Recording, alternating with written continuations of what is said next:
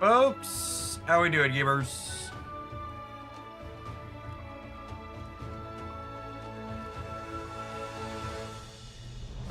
Shout out to A+ for sponsoring today's stream. Check out some more Blue Protocol Star Residents. We've had a little bit of this before. Seemed very reasonable. Very tactile combat. This one's on PC and mobile with crossplay, it looks like. I'm playing on Steam, but I think it looks like it's on Epic Game Store as well if you're into that sort of thing. Looks like it's got relatively native support for my my PlayStation controller. Looks good.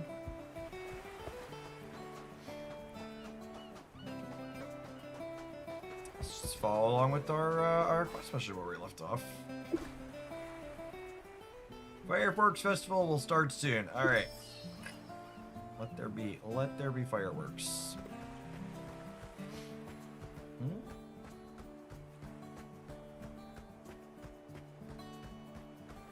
It's got great visuals, absolutely. And I get to wear a bucket on my head, chat. Let's be honest. Bucket on a head is an option. That's a plus side.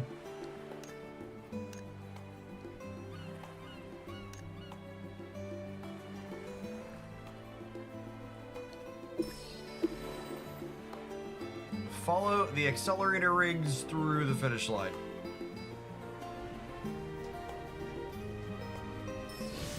I have a surfboard. Excellent. Buckethead's about to kick up the surf. Absolutely.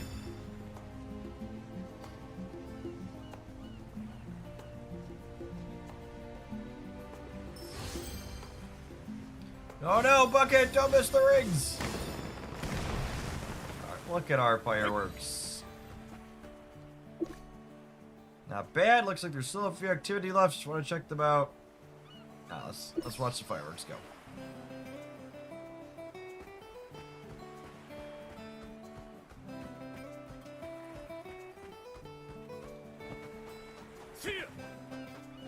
What's the monetization like here? You know, I've played for almost a couple hours out. I don't think I've seen anything ask me for dollars yet. I don't think it's a character pulling game.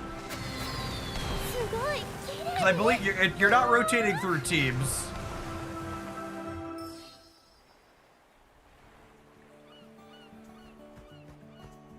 Stroll along the beach some more and tell Ariana when you want to leave. Ooh.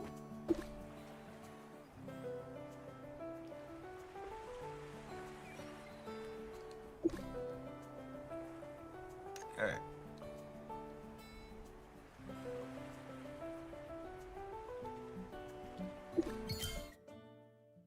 Are we doing Genshin Abyss today? No, I don't think so. I think we'll probably do that next week. Usually I let the Genshin endgame stuff build up and do 2 of them at once. So I'll probably wait to do... We just had a patch, so we'll get what's it called? The Stygian Onslaught in a little bit. So I'll probably wait for Stygian to come up in next week, and we'll do the Abyss plus Stygian all together.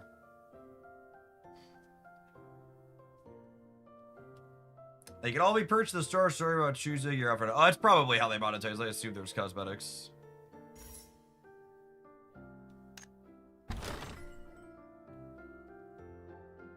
Or are these earrings? I was like, I can't tell. I think they're earrings underneath my bucket head here.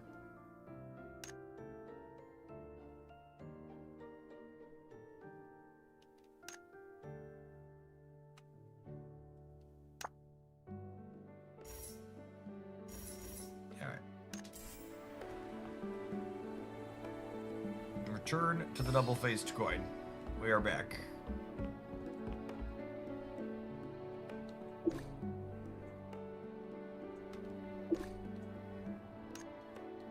There's a gift for you. Don't forget to open it.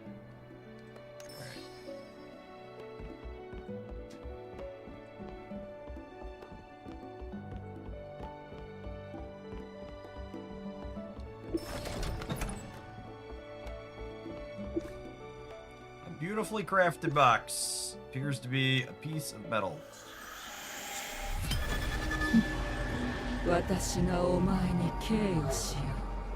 Morning, Walker.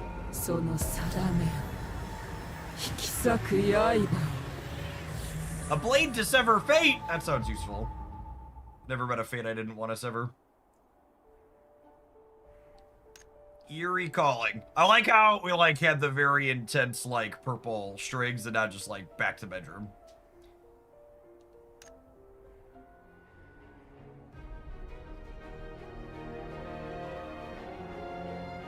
Susume.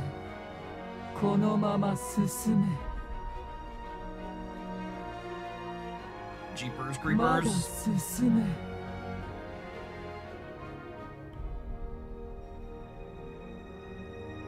Kokoda.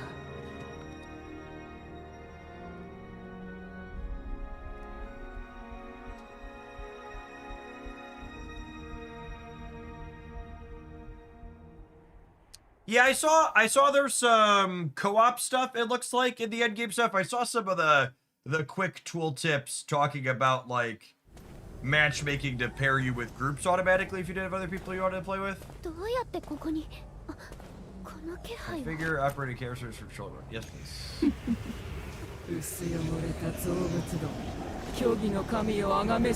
Are we being possessed? It looks like we're being possessed. We have sins to purge. Alright. Hopefully they've purged whatever was in us.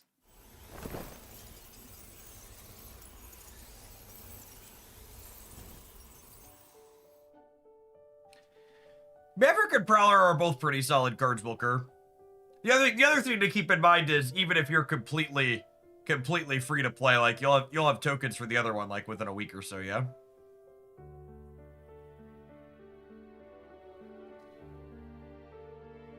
Thanks, party. I'll have to check that today when I'm done streaming.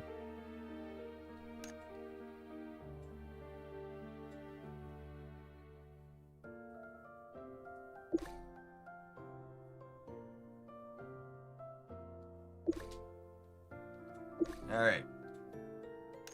They've confirmed we're no longer possessed by whatever that was. Alright. Oh, I can skip. I would like to skip so I can get through to hitting things.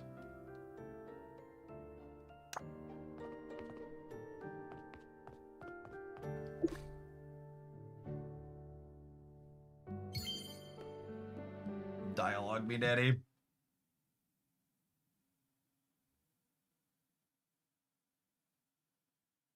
We have a bucket? Of course we have a bucket. That man has a bucket on his head. We have a bucket on our head, okay? Like any good true knight would be.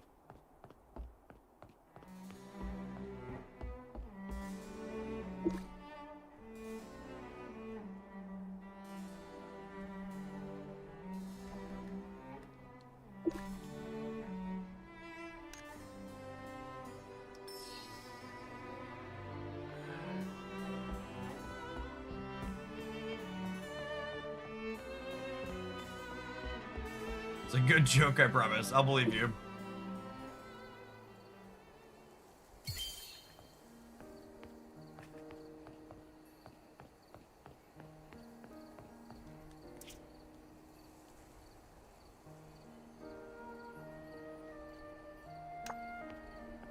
Maybe we should just go explore outside the city.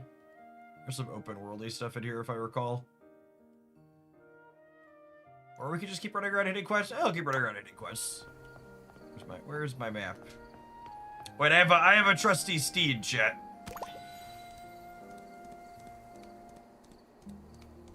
How do we feel about my trusty steed? I think he's excellent, and we don't look at all ridiculous. The Bucket Knight rides the mighty hog. Honestly, the hog is the perfect accompaniment to a Bucket Knight. Really, truly couldn't ask for better. It's better than most horses I've seen in video games, absolutely. And the mounting animation was really clean. Usually watching characters like kick up over them is really clicking. Truly a Hogland game, absolutely.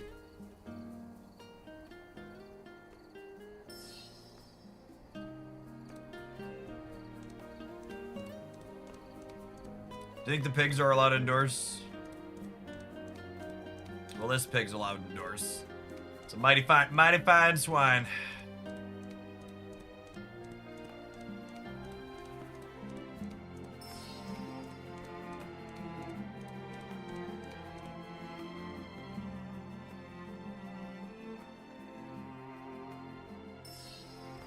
Alright, where to next, boss? Mighty fine swine.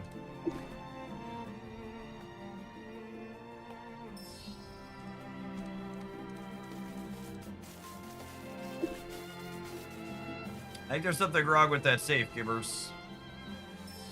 Oh, yeah. The safe appears intact. The lightning protection system is functioning properly. Oh, the lightning's a feature.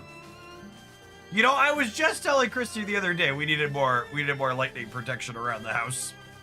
Seems like a fantastic way to make sure unwanted guests stay out.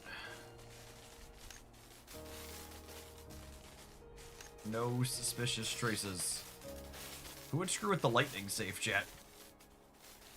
There must not be children allowed in this establishment. I feel like that would go over poorly with them. Knacker, thank you for the 5.5 years of support. I really appreciate that. Welcome back. Good morning, good morning.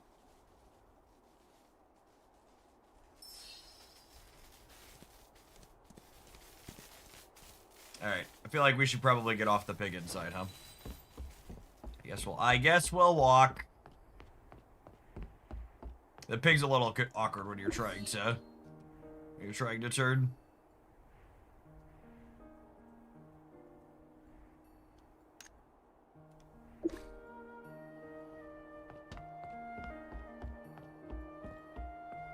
Yes, PC and mobile for this one. I'm currently playing with PS5 controller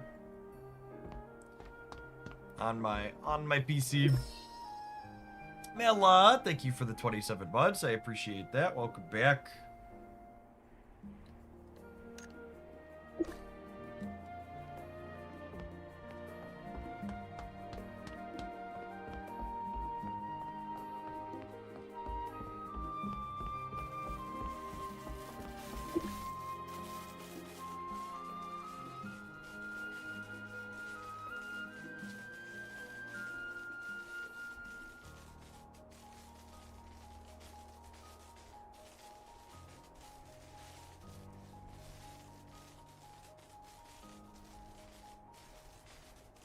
I'm the founder of my synagogue's volunteer security group. Since I wanted to ensure that only responsible people were included, went to get my LTC yesterday and was flabbergasted Texas actually requires a proficiency exam to make sure people can use it. What's an LTC?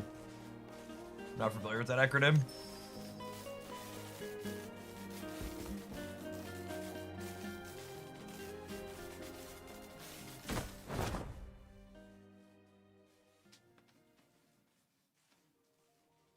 Oh, concealed carry permit. Yeah, proficiency exams are good for that kind of thing. I am a little surprised that Texas requires it though. On gloves, they look like craftsman gear, worn but still damaged. All right. I can skip the reasoning? Oh man. Blueprints for dismantling the lightning core. There are scorch marks on the outside, but the beautiful lantern should be cherished. All 3 items are suspicious, but the most suspicious one indeed. Alright.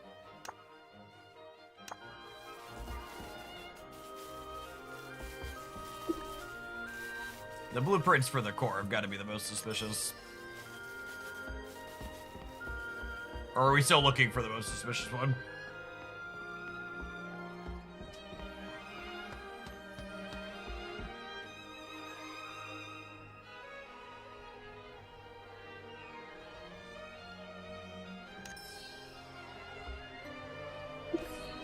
Pry open the box. A confession! I love when my criminals leave confessions. It makes it so much easier.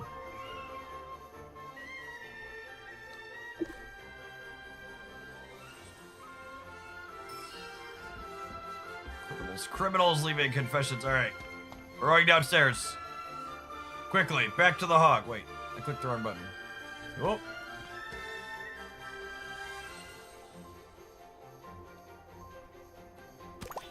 There's the hog. There's the hog.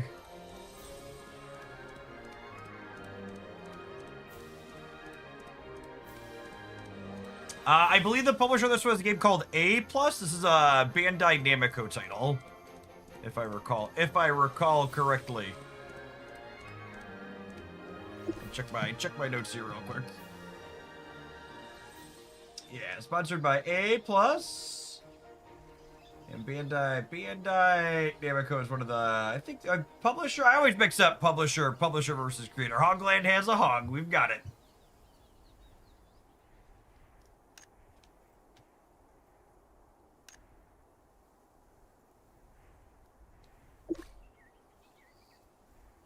All right. Is this the part where we hunt the Legion down?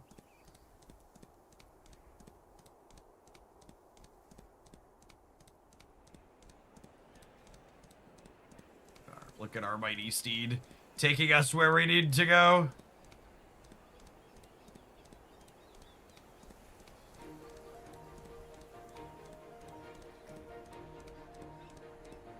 Out into the wilds to do combat.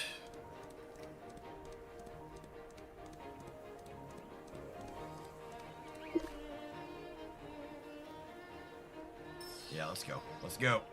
Yee, and I can't emphasize this next part enough, huh?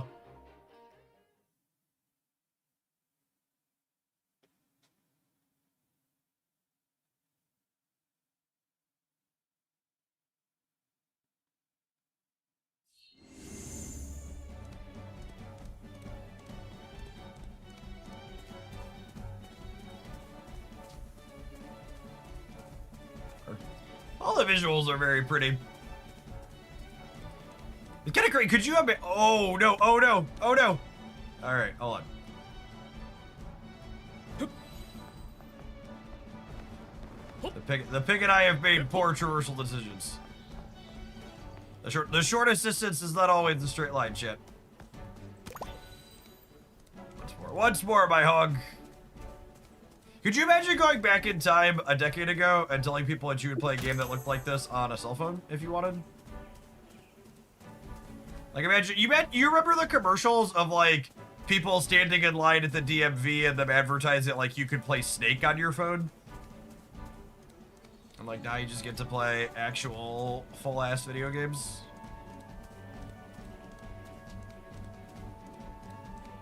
I feel like it's both crazy how fast we got to this point, but also at the same time, it's a little crazy how much technology's plateaued in like the last 5 to 10 years.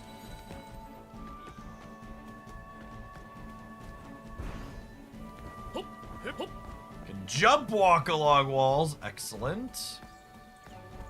This is a cave though, right? I think we did a different quest here. Yeah, that's not, that's inside. I want to go inside. I want to go up and over. Maybe I should have followed the road. A hog and I don't follow the road, chat. We march to the beat of our own drum. Can I not traverse this? I wanted to traverse it! This is the way my drum is beating. Alright, maybe we're following the road. Oh wait, I found a box. Squirrel! Squirrel! Love me a good squirrel, chat. Has it, or is the government hiding alien stuff from us? Asking the real questions.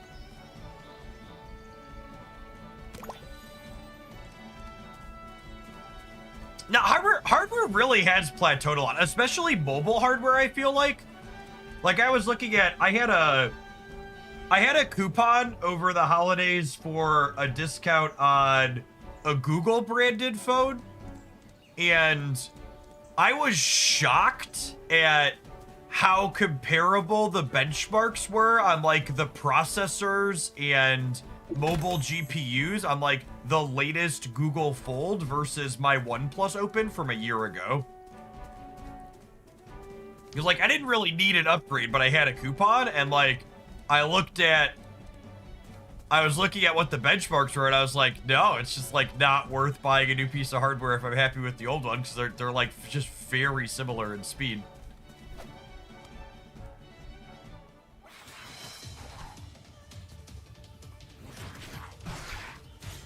Alright, how do I...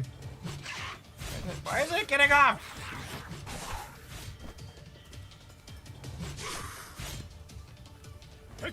Alright, there we go. I wanted to take a break and hit things.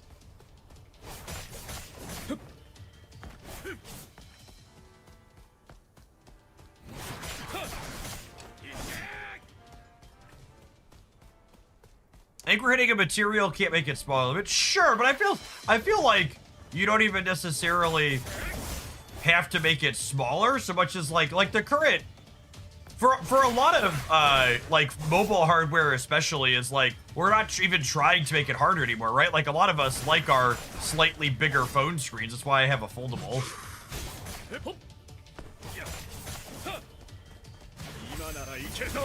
Oh yeah, get him.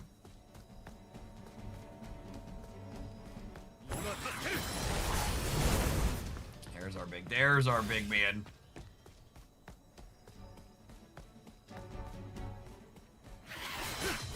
Yeah, I saw the rumors that Nvidia is going to be pausing production on the 5070 and probably the 5060 Ti's just from lack of components.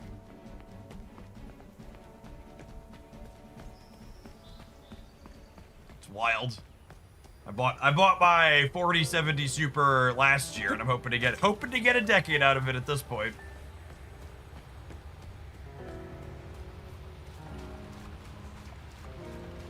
Heat's a consideration on mobile too. They can make more powerful hardware if they need to worry about cooling it. Yeah.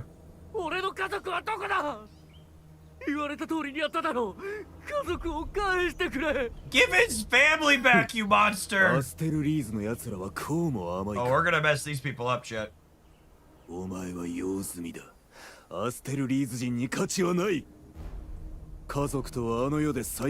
convenient that we walked up at this moment.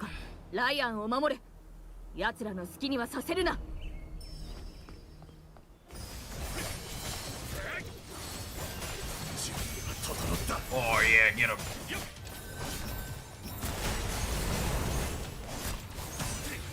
Oh, I see. They're kneeling down. We're not killing them. We're subduing them.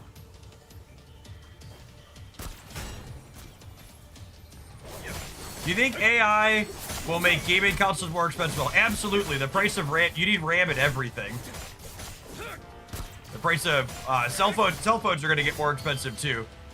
Every computer component uses very similar things for memory, and like, it's the most expensive. The newest types of RAM are the most expensive now, but that's going to have a knock-on effect down the line as like regular people and other pieces of hardware try and move to older types of RAM because the newer ones are more expensive. Then those are going to go up in turn too.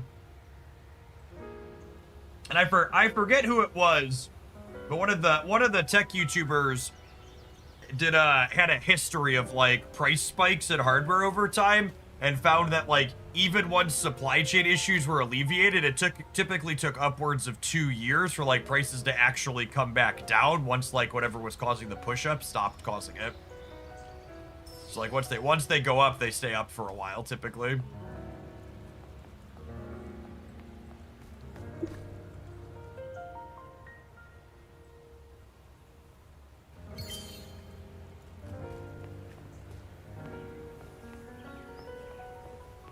Can someone tell me where the AI bubble is? I will take one for the team at Pop It Moon. My hog! To me, hog! This is Blue Protocol Star Residence.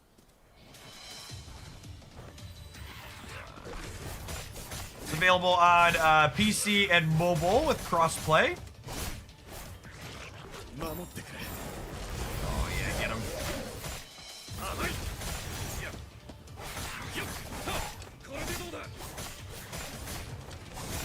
These orcs not attacking me? This guy's attacking me.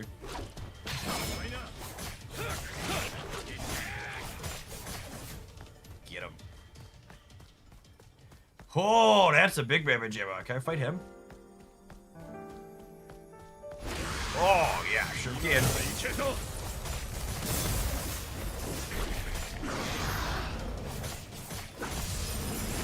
Chat, I think there is a chance I have bitten off more than I can chew. Is this health total not going down? Oh, it is. Very slowly. Our health total is also not going down either, though, so... maybe it's gonna be okay.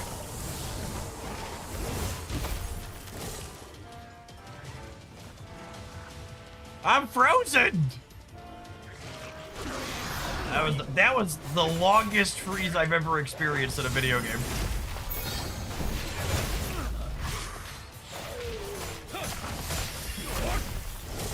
You just walked up to the biggest guy in the yard and punched him in the face. Did that have a 10-second timer on the frozen? Holy.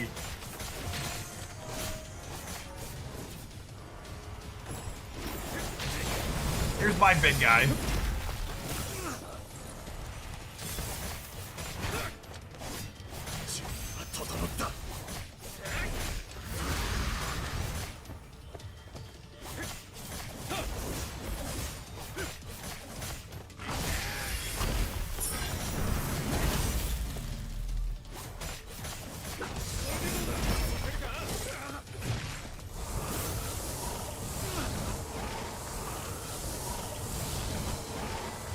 That is an 8-second freeze timer. Okay, he cracks us and then it goes away though.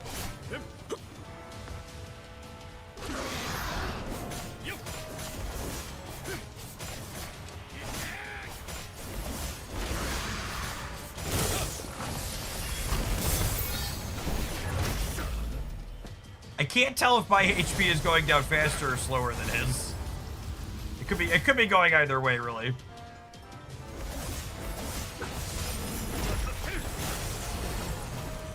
He's got a second little bar underneath him. I wonder if that's like a stagger gauge.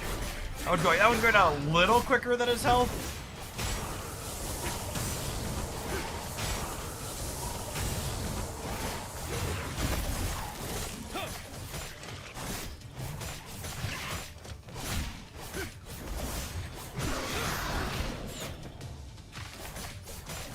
That is the stagger gauge. Okay.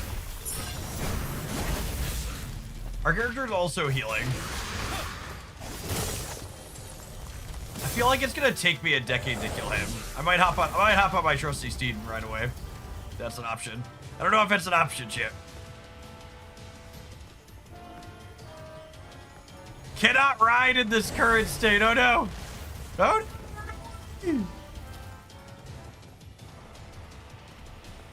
What about this state? Mom! The Frost Ogre's being mean to me, Mom!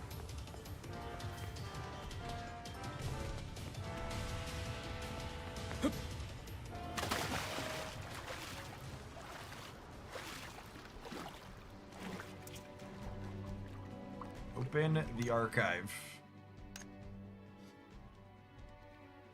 Okay, that's a reminder of what's going on.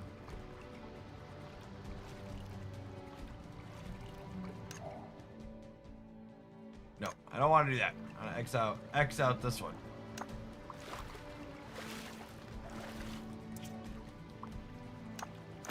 Where is the map? There it is. Can I fast travel to here?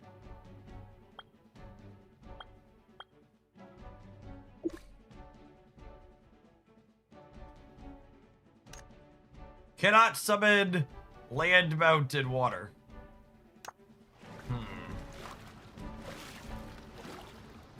How do we think we get back up?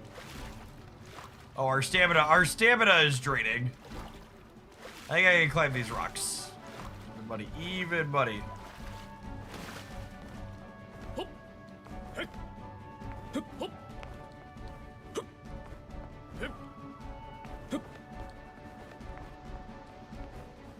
Excellent. Maybe? Oh, yeah. This is how I go rock climbing personally, too, chat. The front flips.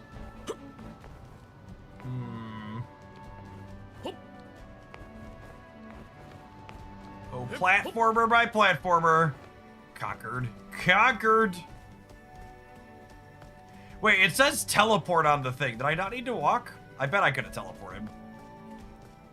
The Skyrim special. Nah, it's fine. I have a hog. I have a hog, chat. When you have a hog, you don't need to fast travel, okay? It's just my hog and I.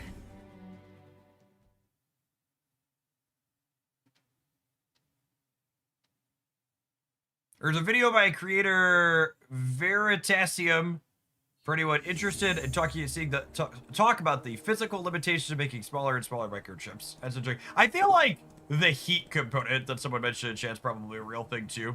It's like, yeah, like smaller doesn't feel super necessary. Same size for faster speed. It's like the dream.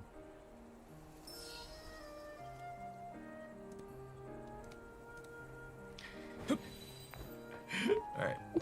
No more hog.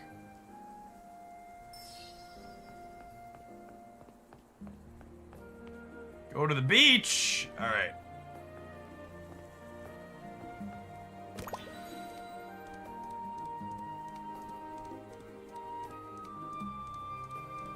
My steed and I shall meet you there. Lickety split.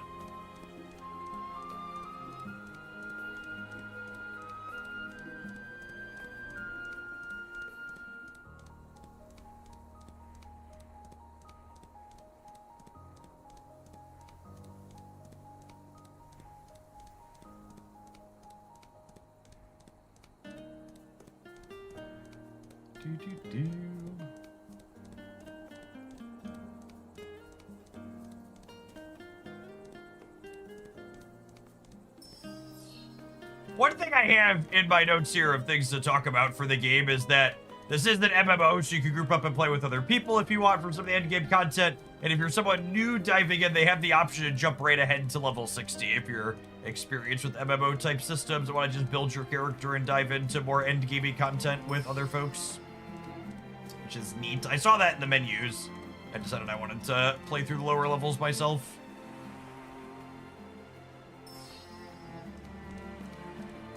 Ooh, the boat's very pretty.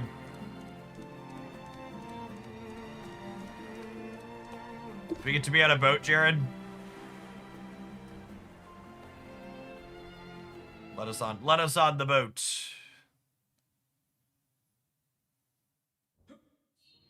Hoot. Wow, they took me off by hogs. It's a pig-free zone. Must be a pig-free zone.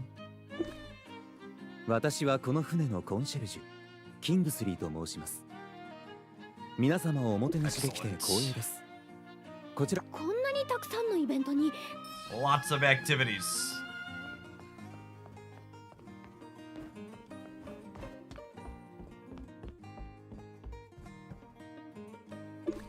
The mischievous child. Excellent. As every good hero should, chat. Bubbles for the children. Bubbles, bubbles, bubbles.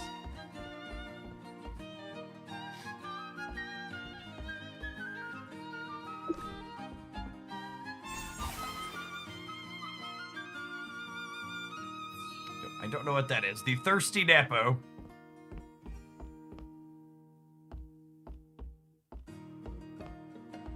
Does the boost to max level cost dollars? I don't think so.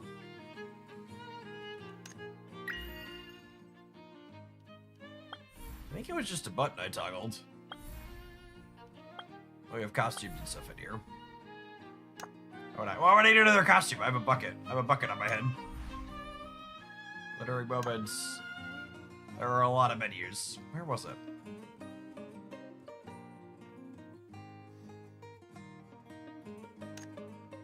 Oh, right. There are a bunch of images in here.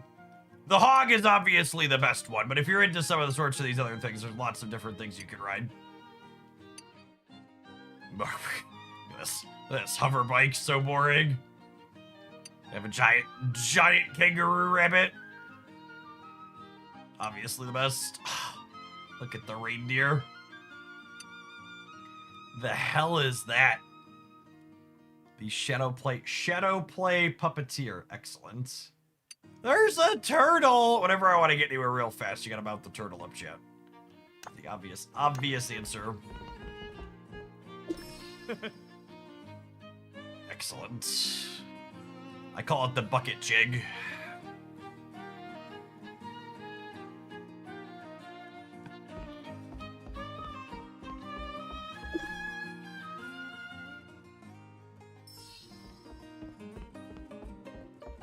Talk to the wealthy person.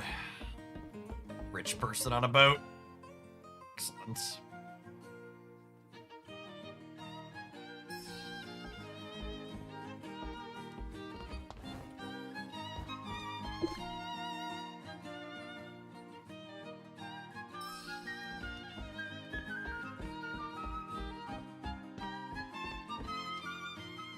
I think we had to go back down to the lower deck to have a powwow. We don't want to let the rich guy in. Let me see the rules, or we're gonna play a game. What are the rules? Surprise card of destiny. There are 3 cards, 2 are blank, 1 is lucky. Choose one of the 3 cards, reveal it to your remaining cards. It'll be a blank one. Now you have a chance to switch your 2 cards. Excellent. It's a good thing. It's a good thing I'm lucky, chat. Obviously the middle one.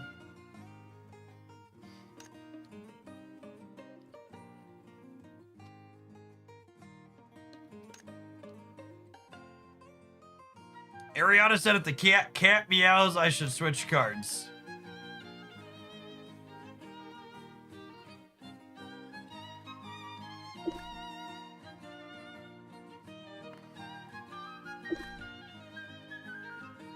You should take your time.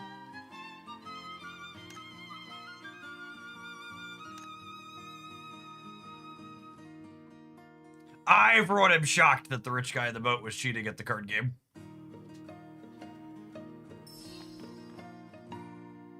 Oh, we do play as other characters sometimes. I haven't had that yet.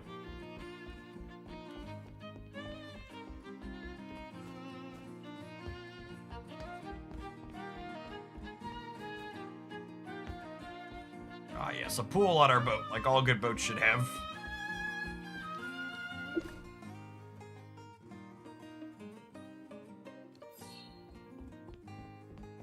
Ooh, food. I hope we actually get paid for this gig. Worrying that the rich guy on the boat is gonna pay you. Chat, this game's getting more and more realistic with every passing dialogue.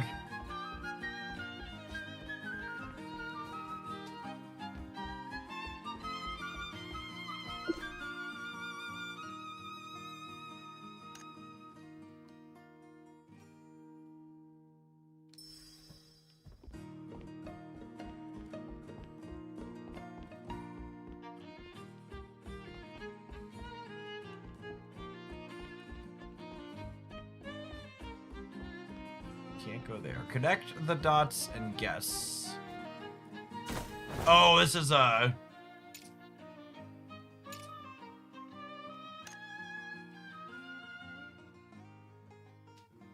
Character feels different from the serious rich guy we talked to earlier. They say the employer still hasn't paid up. There's a black-haired young man poking around the ship.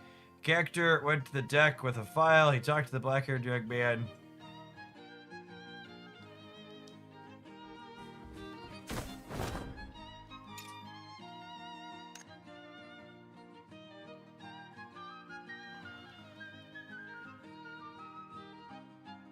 From the words we could know. Am I messing up the interface on the controller? I'm supposed to be able to click on this.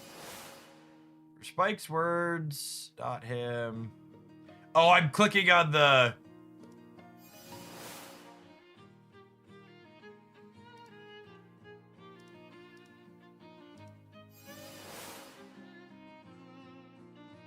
Oh, we're supposed to be clicking on the specific ones. It didn't look like there was an interface over it. From Tito words, we could know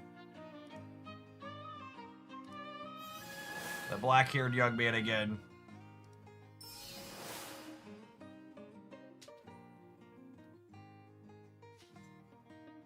All right. Let's expose our impersonator. Or not just yet? So we're going back to Tina.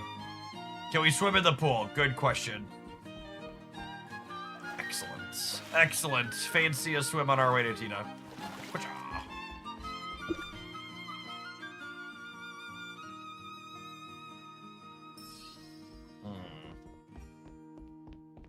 Investigate the deck.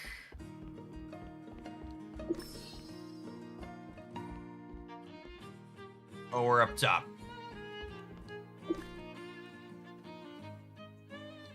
The boss sent me. What's our code name? Obviously, Nightingale.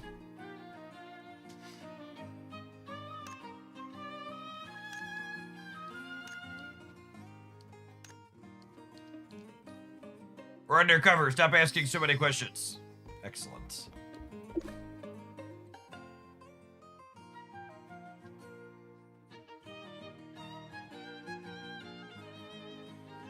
Astro Lead's morals are really declining. You young folks today have no respect. These damn kids, chat. Imagine calling Sir Buckethead a kid. They're very clearly in esteem tonight. Can I punch him in the face? Asking the real questions. Oh, yeah. Listen. We're gonna jack this guy up.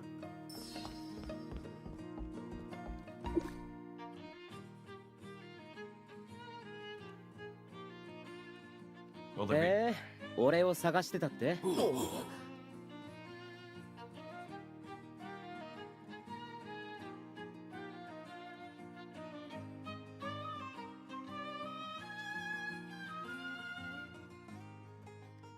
He wasn't supposed to be here. This is supposed to be the actual rich guy.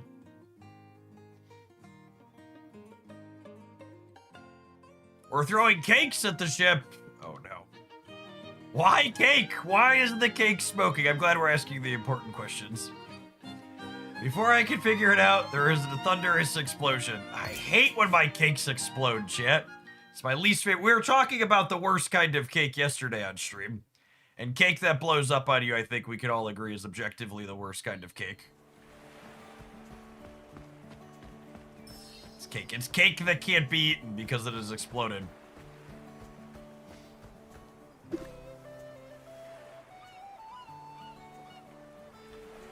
We got him. Excellent. Excellent. Imposter captured.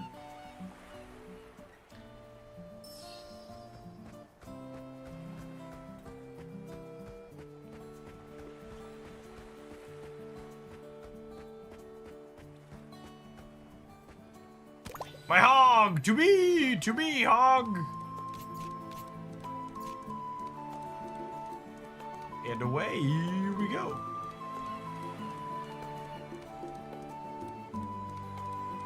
Exploding urinal cake. Alright, yeah, okay, that's the worst kind. At least when regular cake explodes, it probably smells good.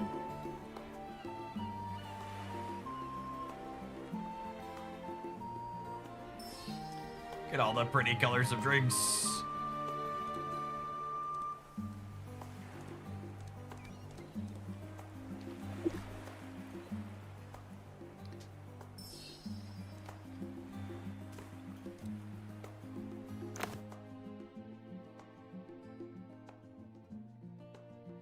Back to the beach. Back to the beach. Oh, our pig can run through the tables, chat. Tables and chairs. Tables and chairs are no match for the trusty pig.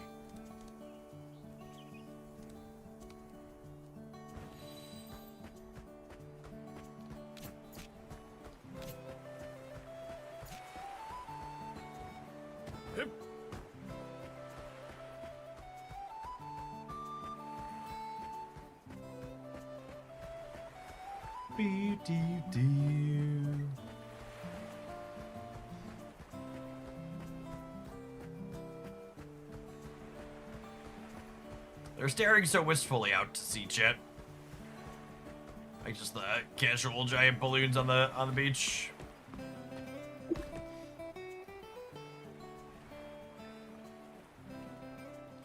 Let there be drinks.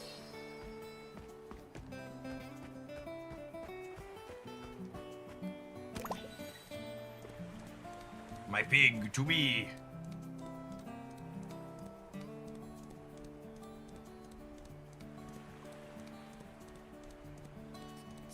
That's quite the view, chat.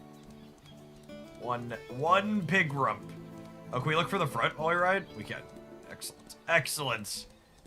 Gaze upon our majestic steed.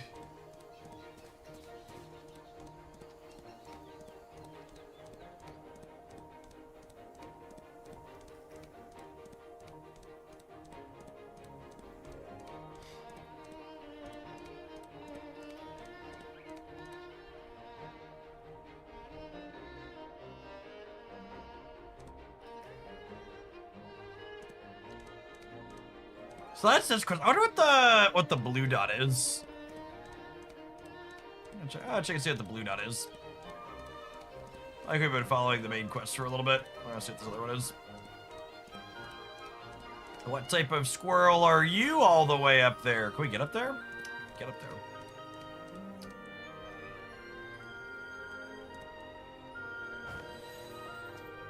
We can scale this.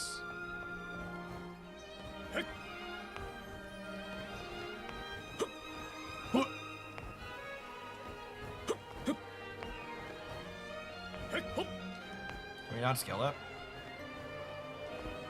I don't know that I fully understand what I'm allowed to double jump and what I'm not. I feel like some of the rocks lets me jump up. The juxtaposition between gorgeous castle town and riding a pig with a bucket on your head is something. It is. You gotta keep yourself grounded, okay? I guess we'll take the stairs instead of. Ooh, squirrel! Squirrel!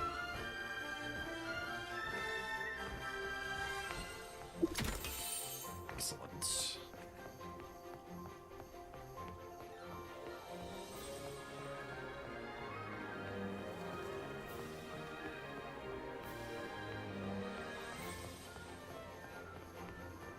And away we go.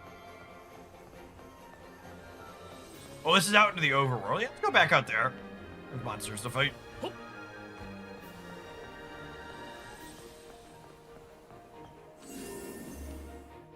Spent enough time loping around in town.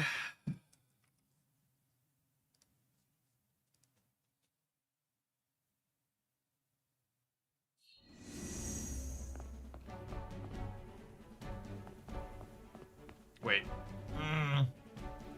It's telling me to go back in. That can't be right. Let's go find something to do with the open world. There's a monster. There's fish. Monster hunt. Defeat the target 10 times. Let's go do that. Track. Navigate. Oh, I told it to navigate and it's taking us there. Oh, baby. Well, that's stellar. Good day, Lilford. Perfect. Look at it. Look at it go. That's a pig. That's a pig with a mission.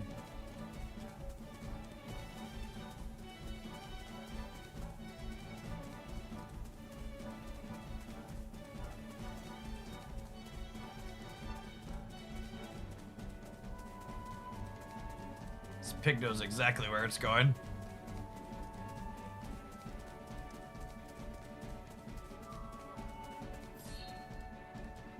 Oh wait, am I supposed to kill these other boars? Is that what that was?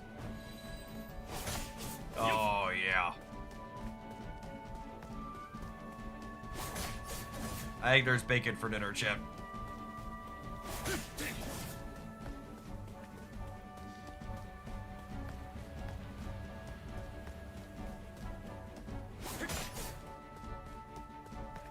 I think it said we needed to farm 10 of them, yeah?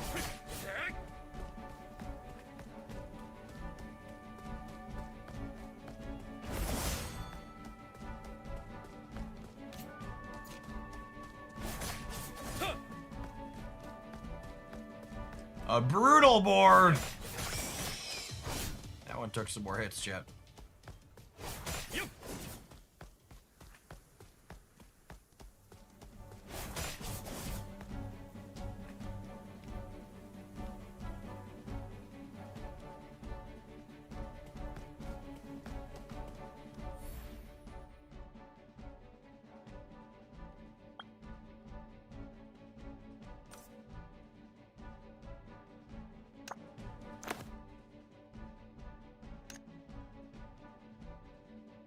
Need one more pig death. All right.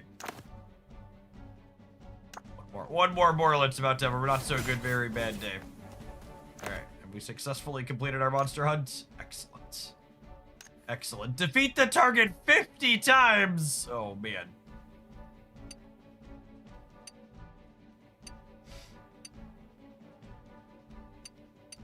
That's so many. All right. What else are we doing? Let's do... Let's right over here and see what this icon is.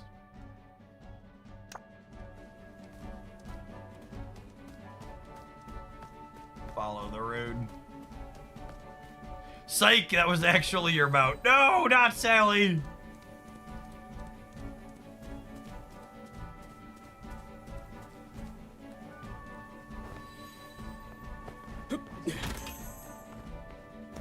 Excellent. I've decided the boar's name is Sally, chat.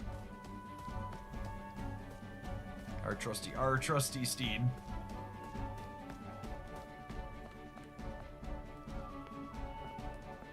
Cause all you gotta do is ride around, Sally.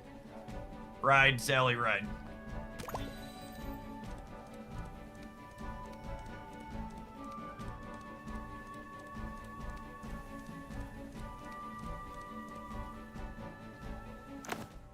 Two roads diverge into yellow woods.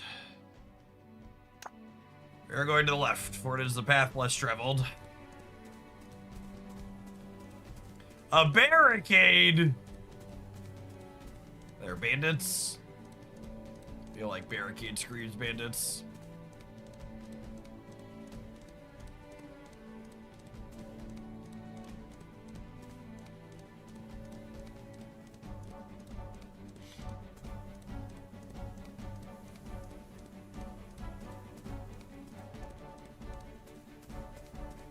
Ooh, I don't know what's going on down here, but it looks neat.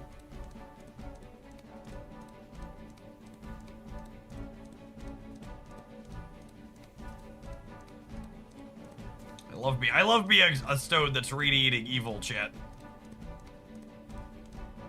What's going on, 2IC? Thank you for the 24 months. Welcome back. You know, I keep forgetting it. Is the sub alert actually going off above my head, or is it broken? I need to run it. I had to click the test button. I keep meaning to look when a sub comes up. Maybe it's broken? 'Cause I feel like I looked quick enough and it wasn't there. Wonder if stream elements. I think it's broken. All right, I'll have to check that when we're done with the sponsored thing.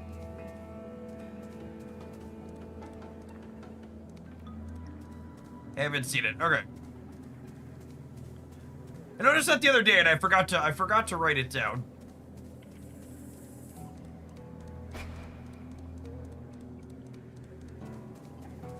I'm surprised there's no monsters down by the evil stones or whatever these are.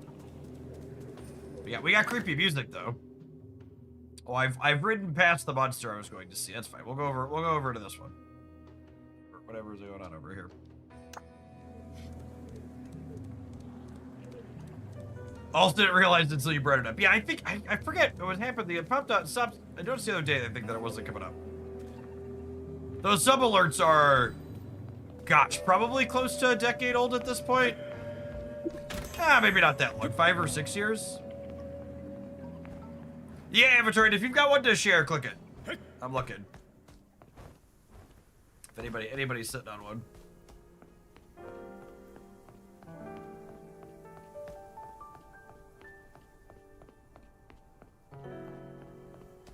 Hops. Yeah, it's totally broken. Well, that sucks. Okay. I will, I'll have to look into that.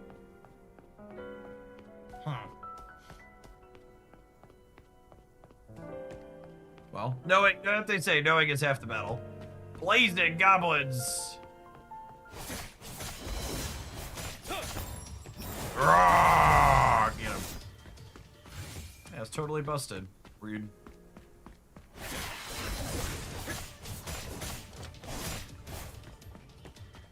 Goblin Elder, excellent. Elders, no match for the Bucket Knight. 90 months, Quarth. Thank you for the 7.5 years. I appreciate that. Welcome back. Good morning, good morning. It's fine.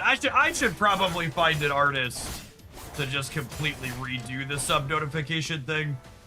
I tried to hire someone to update the existing one that I have at some point. It just did not work out at all. I just had no idea what they're doing. The person who originally did them like half a decade ago is completely AWOL and uncontactable.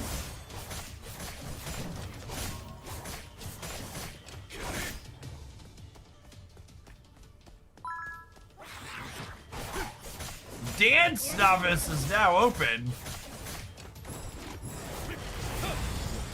I'd like to dance.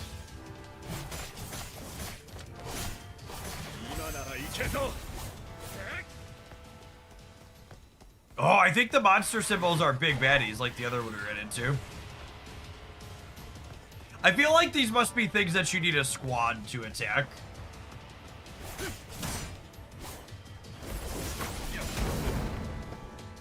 I feel like it'll take us forever to wail on one of these things on our own.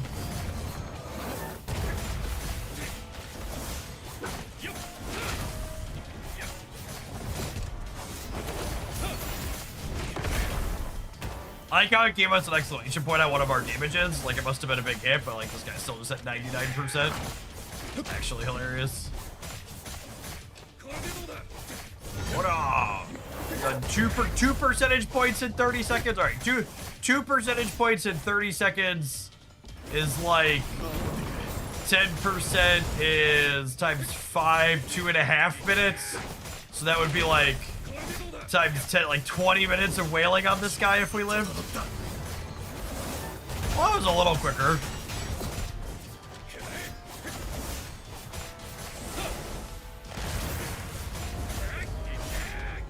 His animations are sweet. I think I'm walking away from it again, Chip. I don't think we're gonna have time to wail on him.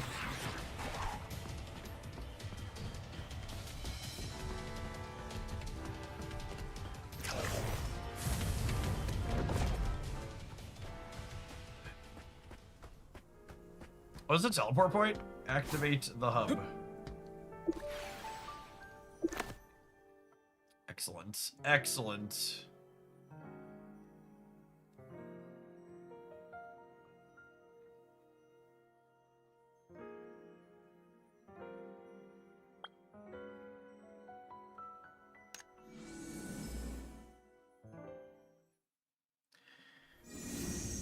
This is an MMO style game that is available on PC and mobile. There are a couple of folks in chat mentioned they played a bit of this and said some of the end game stuff is usually more co-op, fighting bosses and things like that. We're poking around in some of the open world stuff and some of the story quests that they have to start here today. Shout out to A+ for the sponsor this morning. There should be some overlays on the Twitch side to get you to it. I don't have a specific link, or I don't know how that works with the Twitch sponsorship exactly. There's probably should be links around the stream somewhere, I believe, for the hour that we've been playing.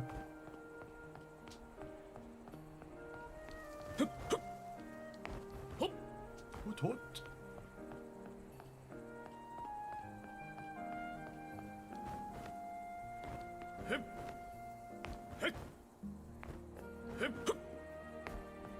I will say, one of the things that I always feel like is worth calling out about free-to-play games is like, I'm like 2.5, 3 hours into this game at this point, and it's never shoved monetization in my face. Like, there were no, I haven't seen, I think there's, what does the store even have in it? We've got cosmetics in here. So I don't think you pull for characters. Yeah, with fashion store, mystery store, colorful things. But it's not like I logged in and there was like a pop-up in my face. Yeah, it looks like there's pretty typical. You could buy currency and get extra for when you buy it or whatever, and then you use this to buy things. But looking what's in here, it looks like it's all cosmetics in here. But again, chat, like I have a bucket on my head. Why would I need it? Why would I need a different cosmetic? All right, that's pretty cool. Look at our ready to drop a fat beat. The campus swimsuit.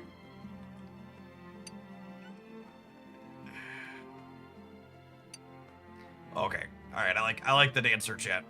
Fancy fluffy white pack. Look at that. Look at that, man. So there's some good ones. Yeah, there's a bunch of different steeds and stuff too, so it looks like it's mostly monetized via cosmetics. If you enjoy MMO styling games, you're gonna check it out on PC or mobile, give it a try. This is Blue Protocol Star Resident. Shout out to them for sponsoring the first hour of the stream today. I'm gonna go ahead and tap an ad roll on Twitch, and then I'm gonna finally remember to turn off the automatic ad rolls on YouTube, and then we're gonna dive on in to some snap data with the new card. There's a frame to download the game on the stream. It says Jeff will go to Blue Star Protocol. Nice, sweet. I should remember to like open up my Twitch page at some point during one of these and look at what it looks like so I can direct people appropriately.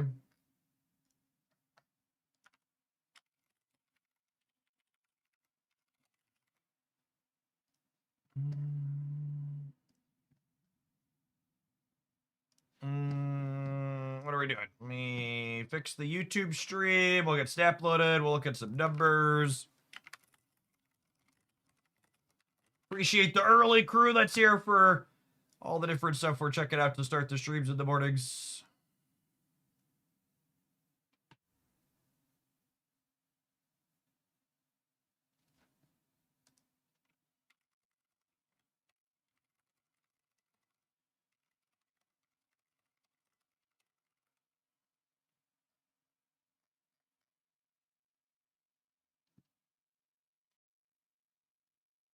Let's get some Marvel snap music in the background.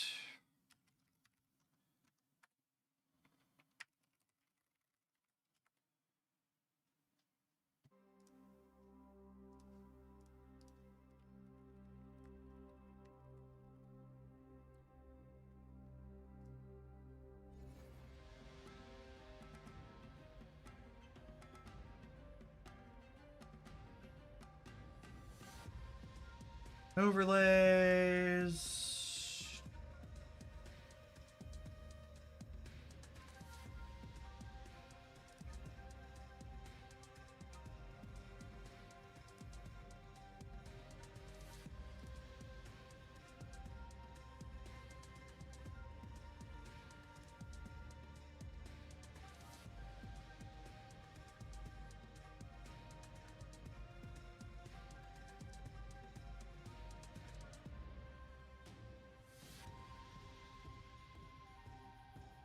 Yeah, weird. The overlay looks like it's completely busted.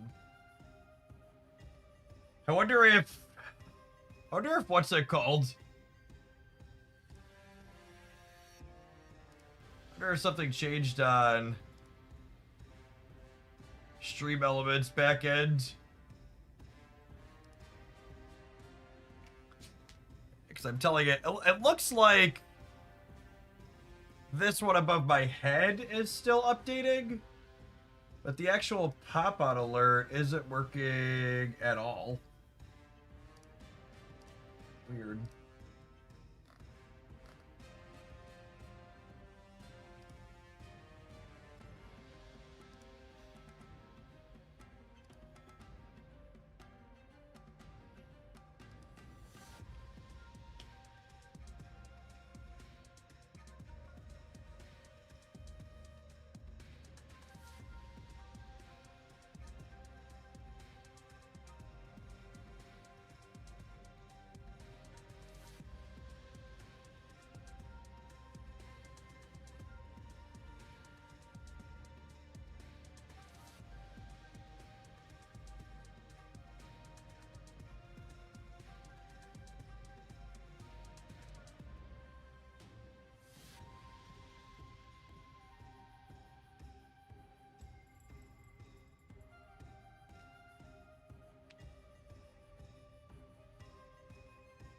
Yeah, I think it's been a little bit since they were working. I half noticed it at one point. I must have missed your message, Dance.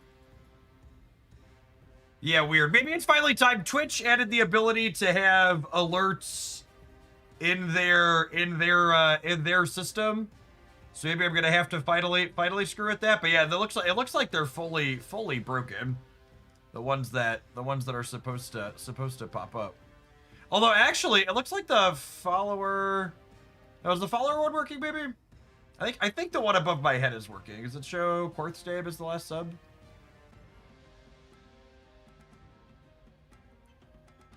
Rotate through.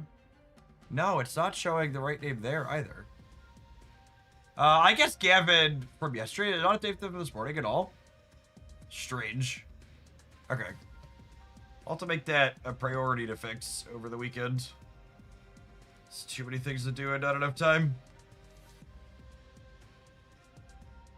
You have to reset it with Stream Elements. No, it's like, it's not,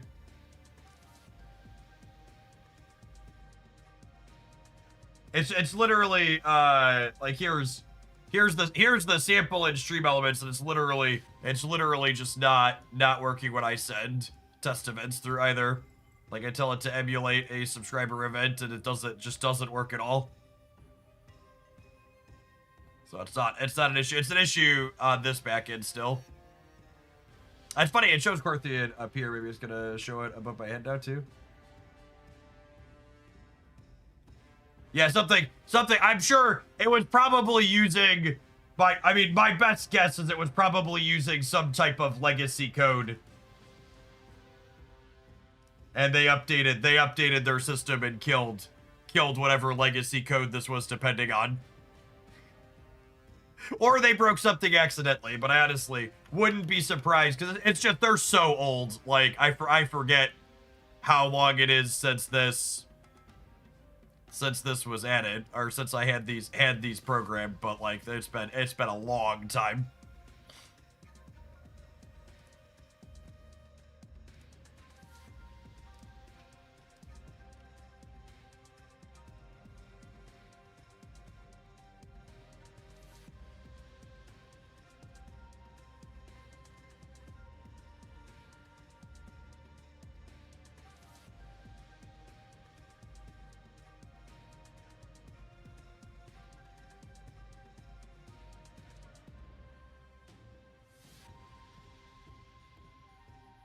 The title of the Stream Elements made me chuckle. Backup copy. Yeah, I was looking, like, normally every time I would make a change, I'd copy it and have a backup or whatever. So that way I could go back if I needed to.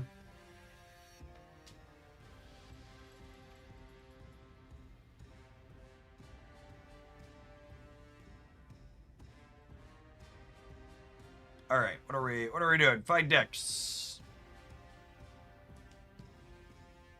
Let's look at some stats here this morning, eh?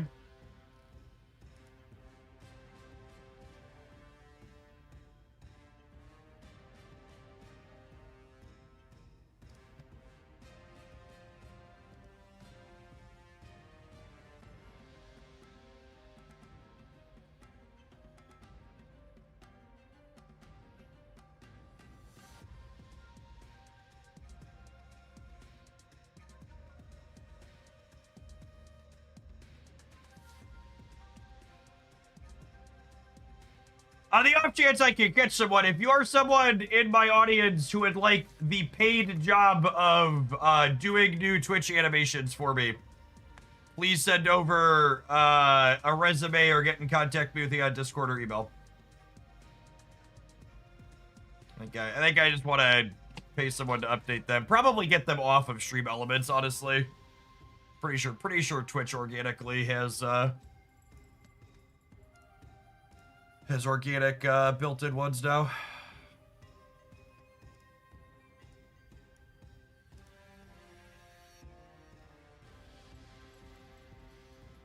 Oh my goodness, chat.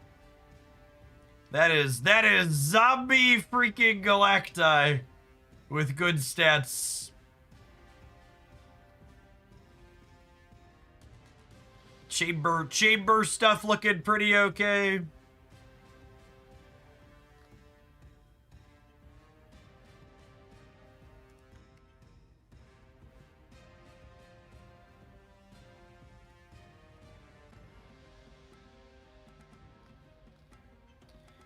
Various Xiaolao stuff. Playing Dormammu just for the Xiao enabler is very funny.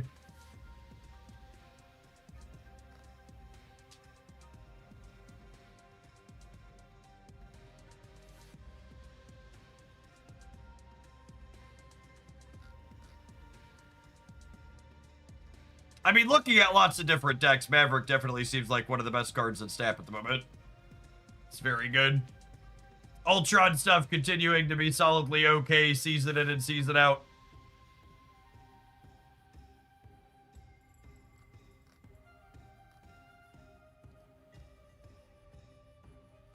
I really can't emphasize enough that I don't like Gambit in these Phantom X decks.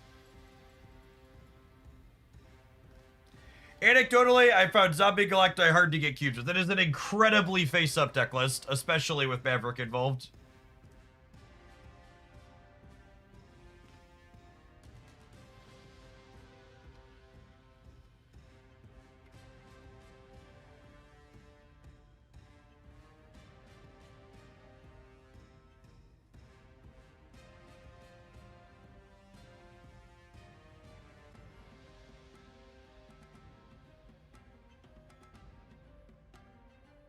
How is Spider Punk looking in the data? That's a very random card to ask about.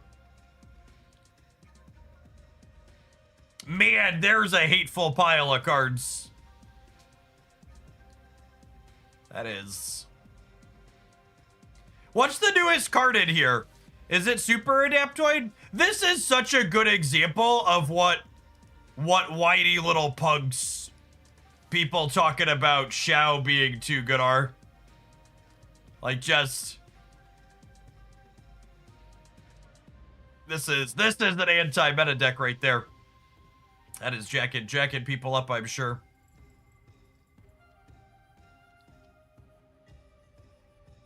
Super Adaptoid's the only one I don't recognize. It's an anti-activate card because Maverick's popular.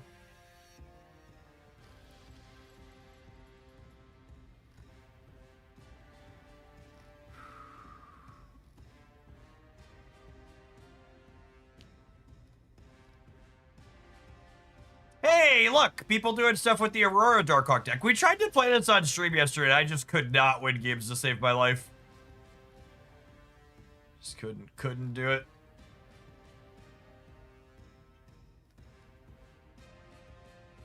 The OTAs come and go, but Wicked Tech Slop is eternal. The Wicked Tech Slop finds a way.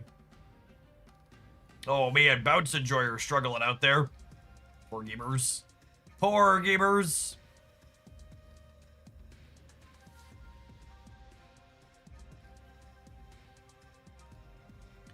Morgan Phantom X. Again, I think it's better without Gambit. He's really awkward. The rest of this looks fine though.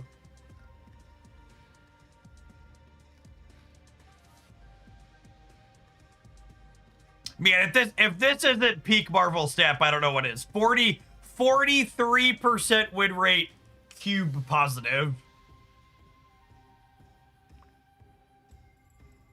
What a metric.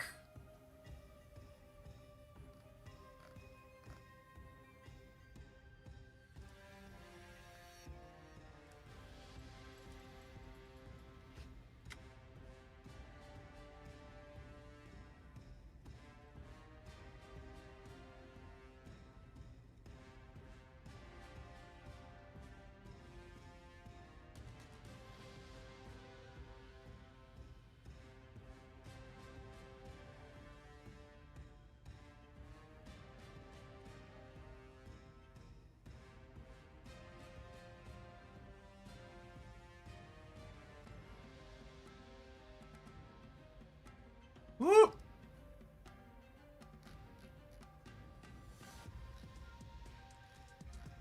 Oh. Dragon of the Moon Copers. Still barely positive. Barely positive.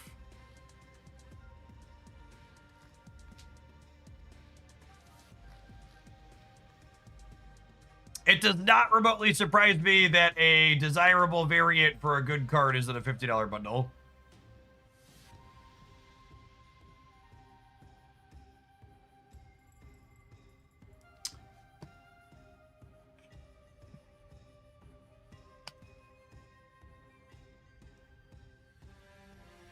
Can you check out the Dragon Lord Hella deck?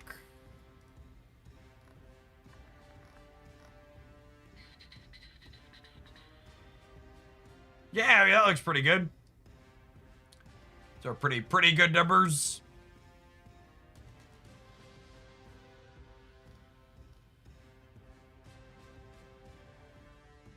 Dragon Lord seeing played a few things. So I was asking about Spider-Punk metrics. This actually looks like a really solid Dragon Lord deck. It's a Red Wing deck too.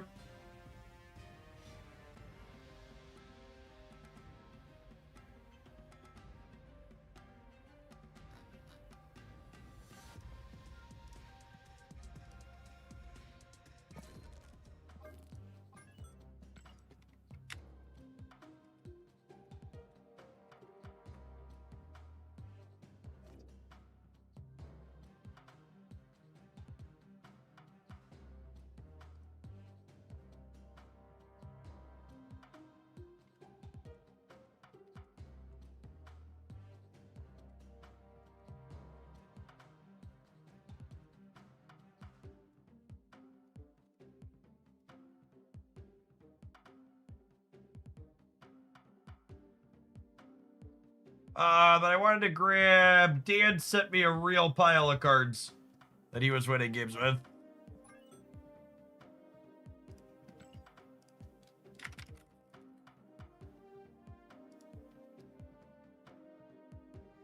Haven't blued Hercules yet, believe it or not.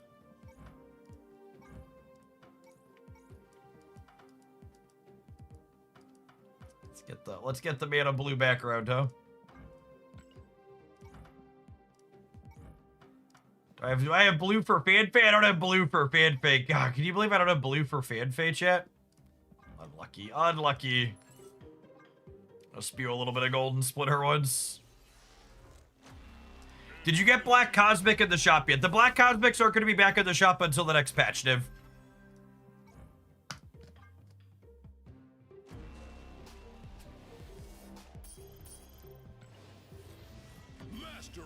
Yeah, nailed it. Nailed it. Easy game.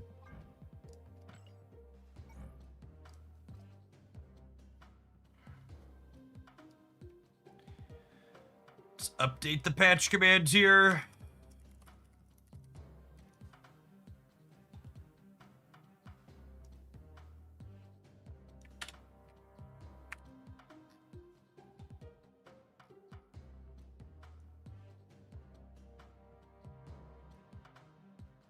We good? We good? Yeah, I don't think I played with much Human Torch since I got this variant either.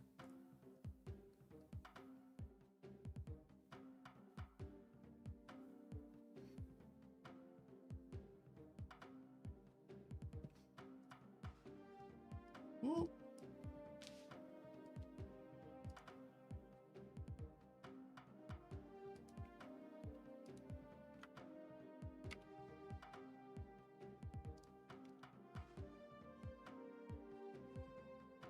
All right, so I do that. I do this. I'm gonna start with the multiple man. And we'll go from there.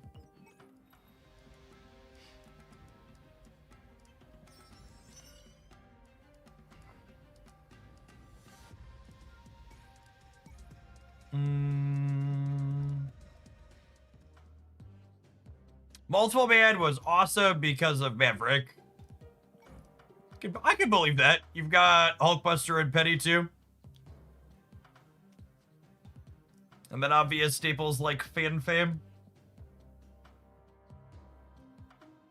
This is clearly the deck Penny Parker was made for. If not this one, what, Rib? That's the TLDR. What were some other... We had multiple man got a buff in the OTA. Were there any other cards? We added a point to Vulture. Or the non-movers, Clea. You could revisit a Clea deck or two.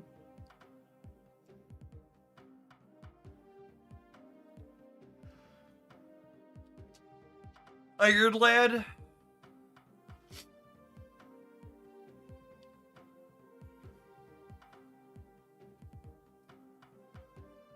Yeah, that's true. How long till New Shag is here? Is he next week or the week after?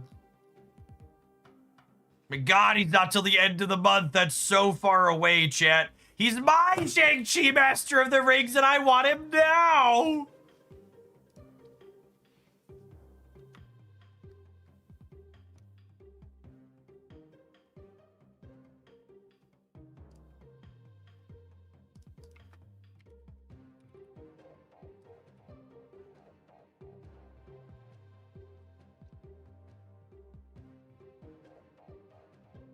Ironland, man, that copes a lot of the cards all together, yes? What's the difference between this one and this one? Maria Hill versus Spider-Ham?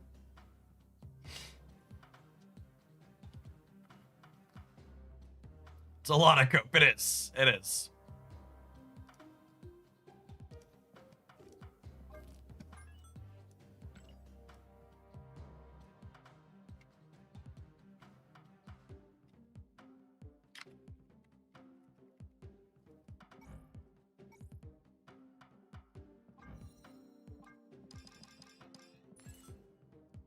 Let's put this one, see if we get a blue on it.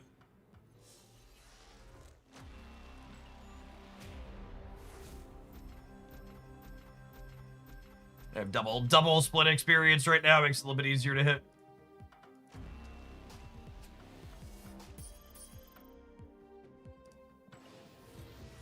Mastery. I deserve that. I deserve that. All right. So we'll do this. We'll do this. And then we'll do this. I think I want to start with the move deck. I guess this one might be the least disappointing of them. Maybe, hopefully. All right, have an advert, gamers. And when we get back, we're going to play this. Don't go anywhere.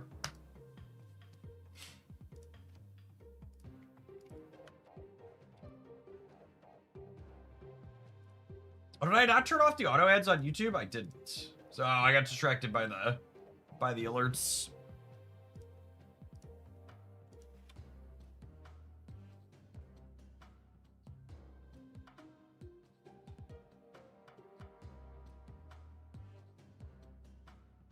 What is happening? Why is everybody typing letters? Did I break something? Oh my god, you're typing bananas. I was like very concerned. I was like, what is going on in chat?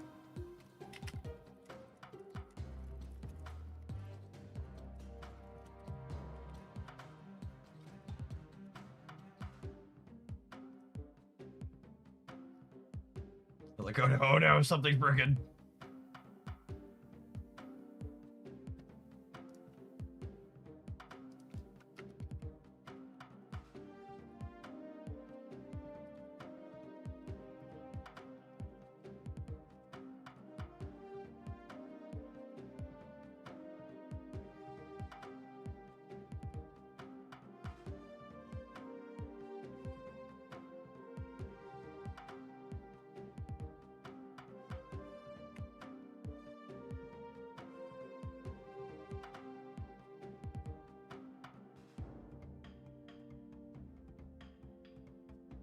I've been at work for 4 hours. I managed to send one email and sigh at another.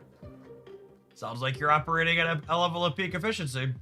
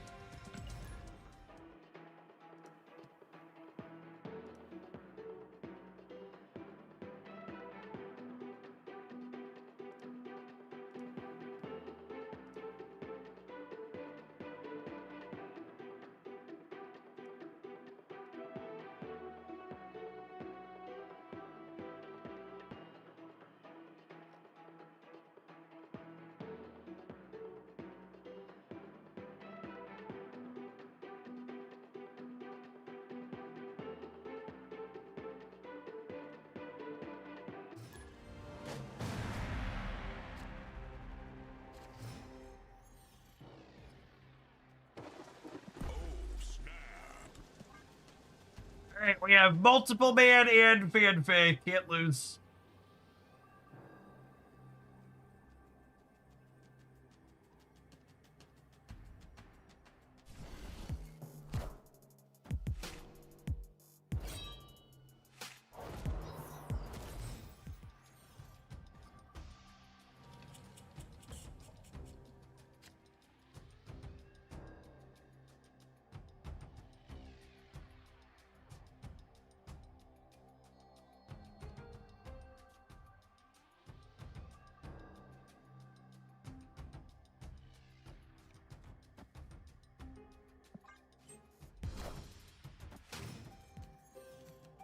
Actually, don't know if we're supposed to play this out in advance. It might be right to play Doggo to start.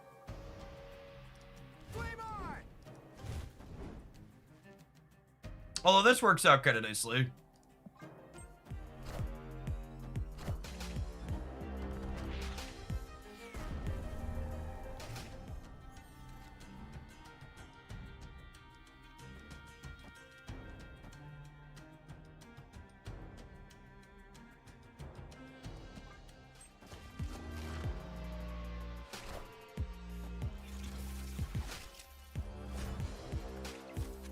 How do I win the non-human torch lane?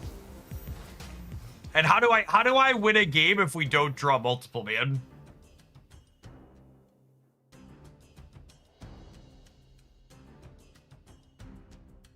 Is the answer to both of those things you don't? With your free Hulk. Yeah, that's probably it. She only moves stuff in her lane, right? She's got to go here.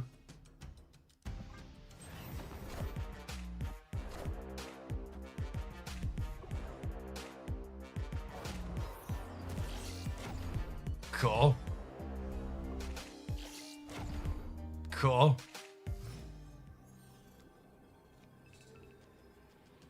Opponent snapped.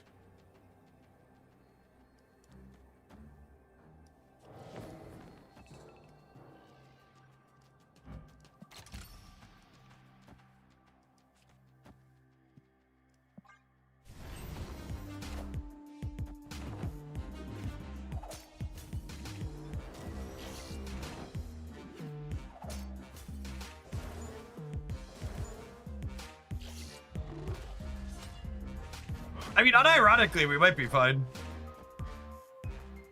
Oh, no. Oh, Doctor Strange can't move multiple man because of Hercules. Okay. Yeah. Cool. Excellent. Okay, well, like, for the record, I guess if I would have done this before Hercules, we would have actually been okay.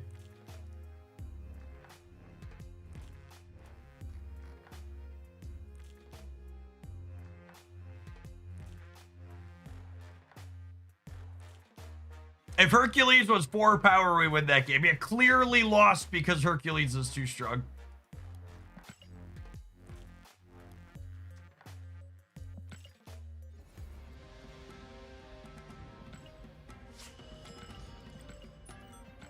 Strange should only look at other lanes. Absolutely.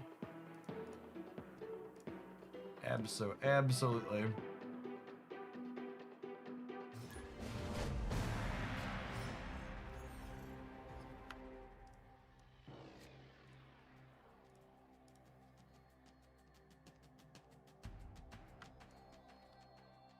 Snap.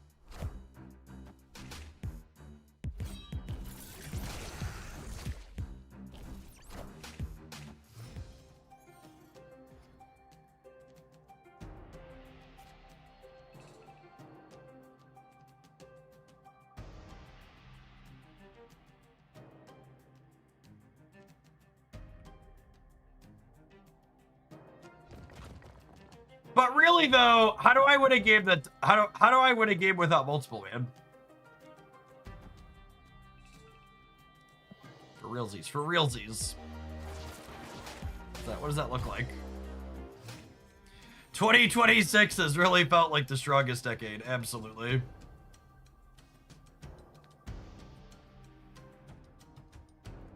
You just get the next sense mood.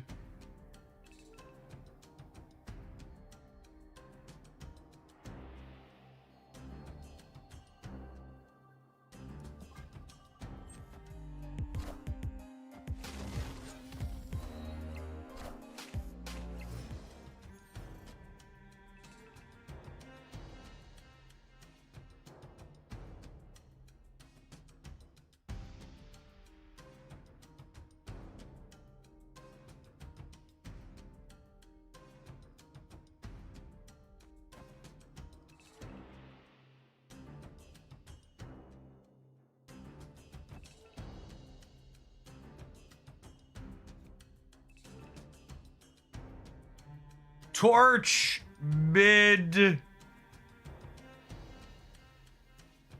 No. I do this.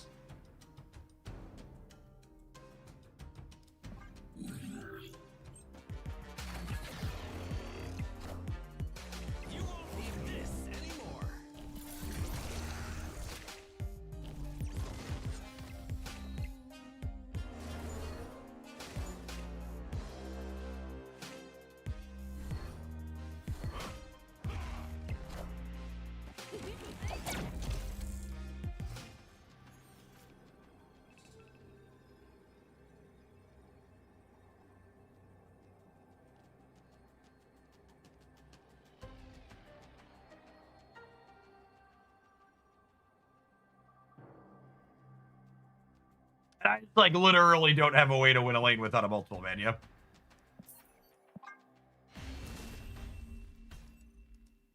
Escaped.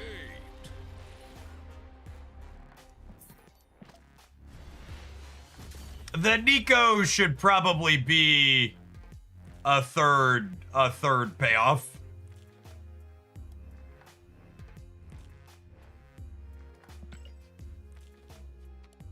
Living Tribunal. I don't know that I have time to play a Living Tribunal out, unfortunately.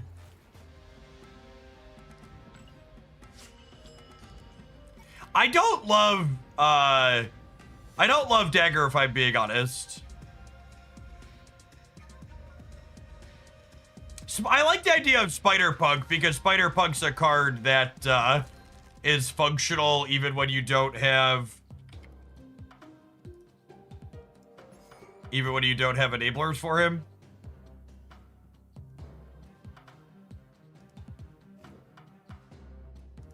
What if we just play a different deck? I'm gonna give you a timeout for being annoying.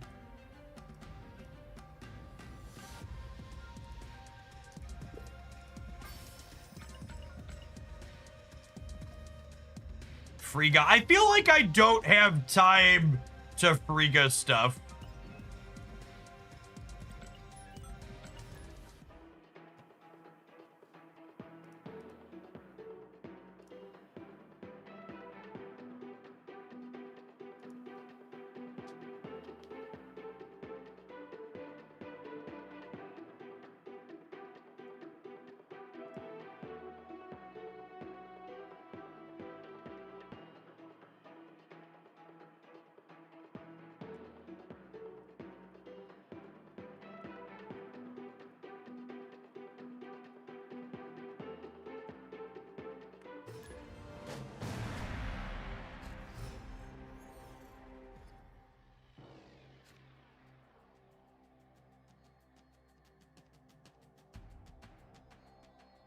Snap.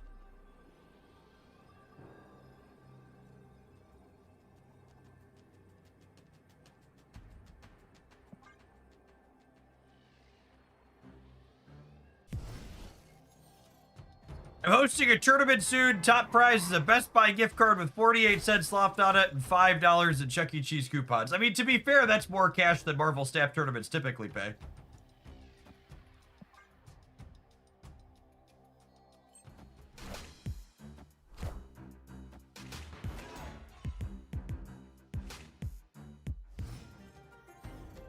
You know, I don't think I've ever played Spider-Punk with Hercules before. It's kind of fun. Like I like these two conceptually together.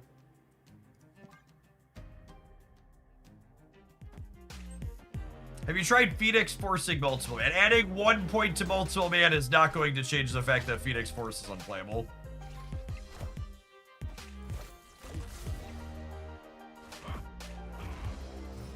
Hopefully Phoenix Force goes down to 3 energy by the end of the year, because it's real bad.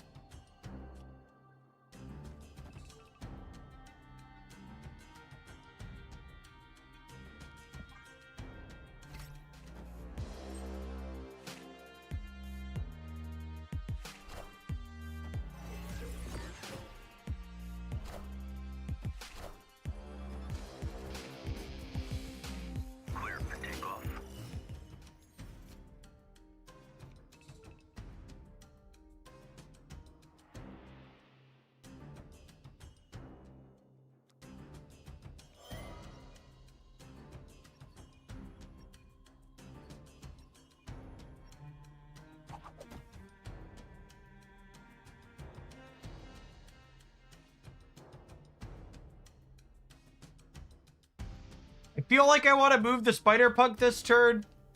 And I also want to Anya this.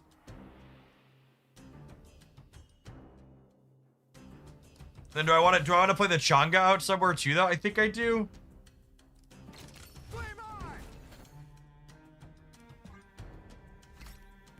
It's close. There's a lot of ways I could sequence my moves this turn. And like minimizing, maximizing Human Torch. I think I don't need more points on the Human Torch is what it comes down to. I think he's gonna be big enough just with a couple of moves he has. And if we want to, we can like move him again with Sparky.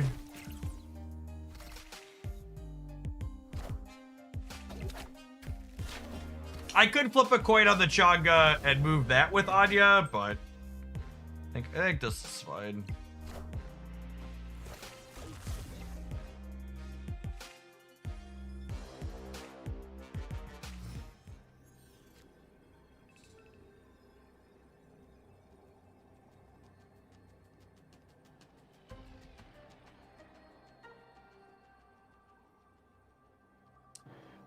So if I do this, and then I can Sparky to move him back into the center, and then I'm probably winning here, because their Batroc is leaving. The Stomper's gonna get some more points, but the Backdrop is leaving.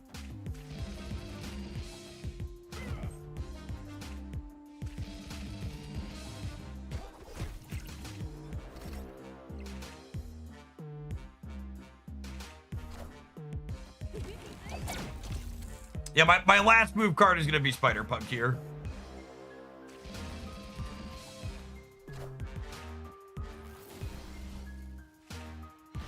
Damn, by 1 point. Definitely needed that extra move payoff, though. The only reason we were remotely playing a competitive game here is because we put another payoff in our deck.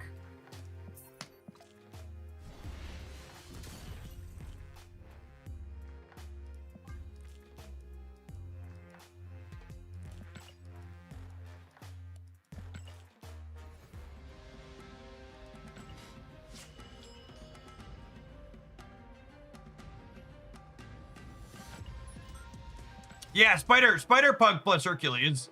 Seems like a good one, too. Hey, Andal. Thanks for keeping me around. I'd love to get your mod sword to go with that subscriber shield. Welcome back.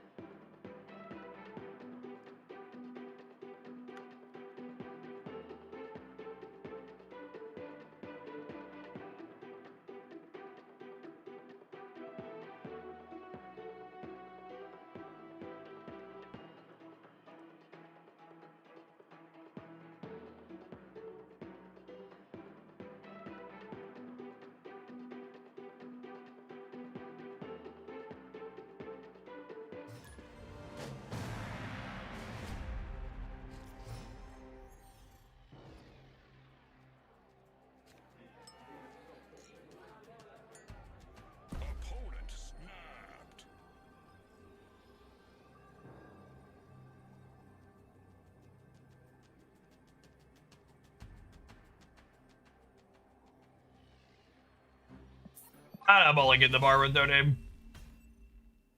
Escaped. Not interested in playing a game with that.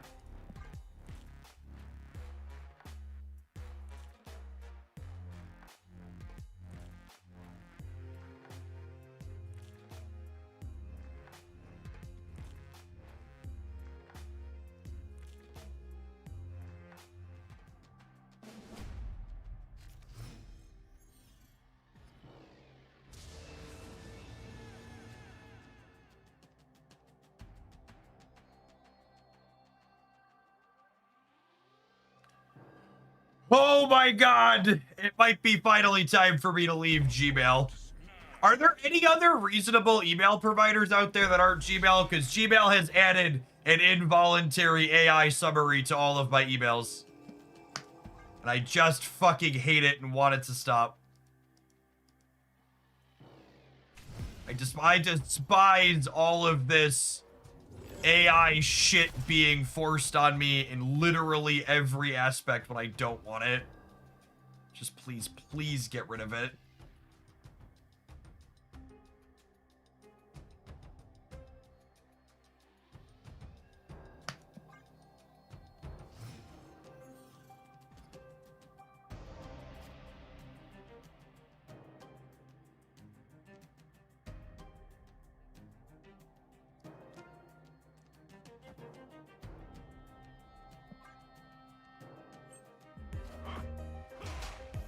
Alright, being a Nexus game, it's probably a Human Torch game, yeah?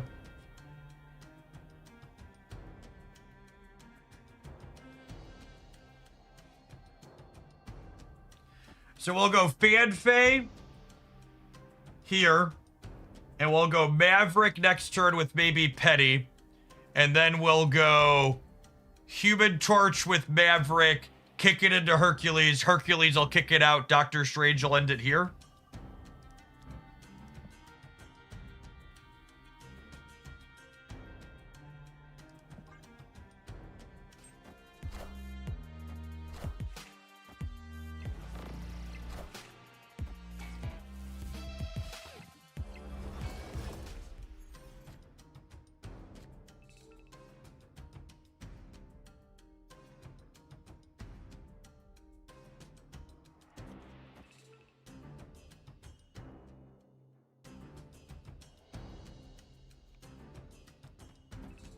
This is fine, right?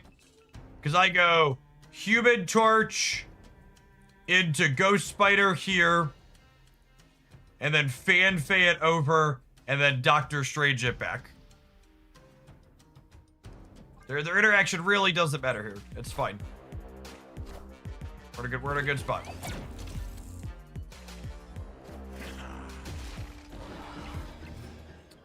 Yeah, if we can dodge an Goliath, we can dodge a ball.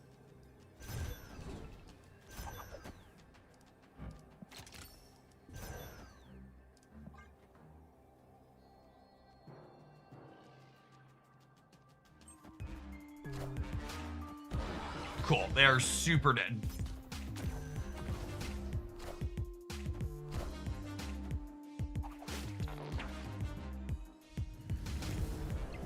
Oh yeah, Juggernaut could have gotten us, that's true.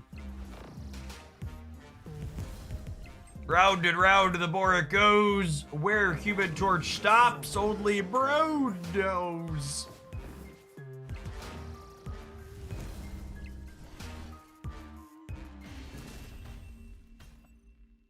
Victory. Casual 44 power. Not bad, it's not the GPG.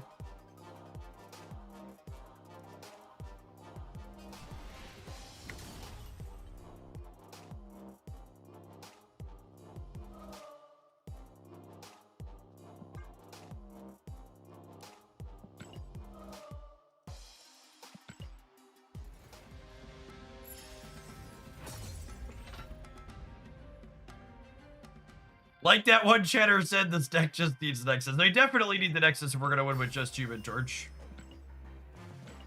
That's definitely the case.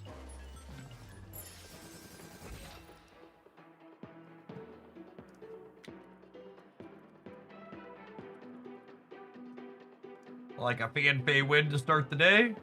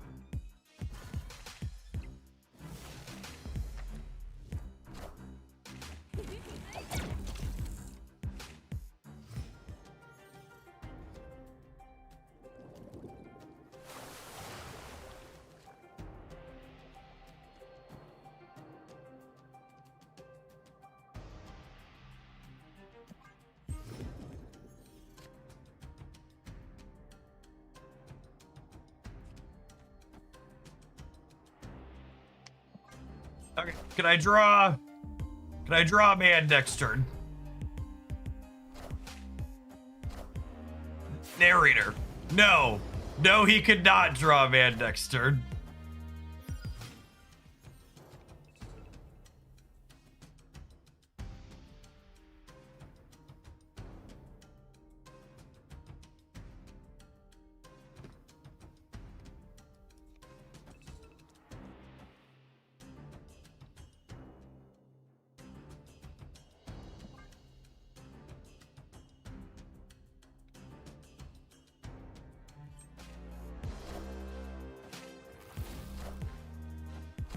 Kept him on his tier and got rewarded for it. Nice.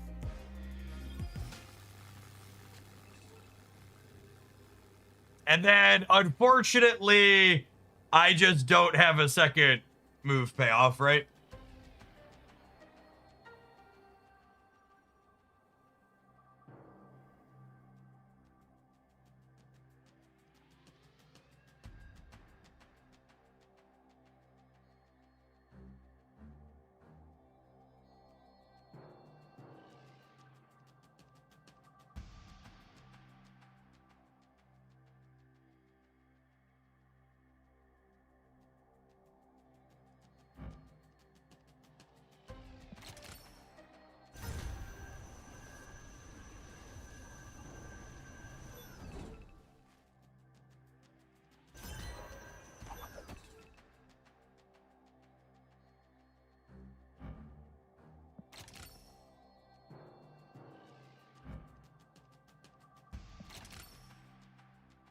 No, that doesn't work.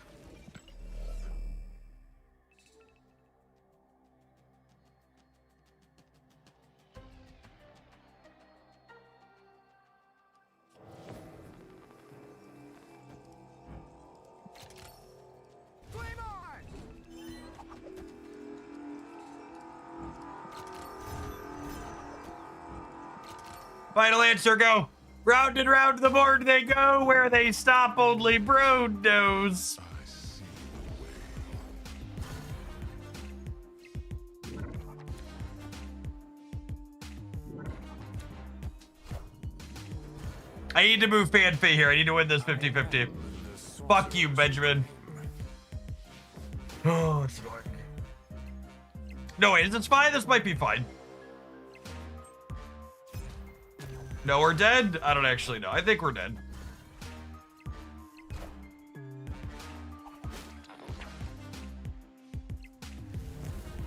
Yeah, we're dead because when this works, Hercules kicks Ghost Spider out. Yeah, not Human Torch. I would have won this game if I would have positioned this so Human Torch got kicked out of here. So someone actually asked me in there, why did I play Ghost Spider and Human Torch in the center here? And I should have actually done that. I went back and forth and I didn't articulate it. But the reason to go Torch into Ghost Spider here was so Human Torch got moved by Hercules and then Ghost Spider ended here, which would have ended up winning me this game. It's also a pretty bad beat that they had an Iron Patriot Heimdall after stealing my multiple man. Like, that doesn't help us at all, but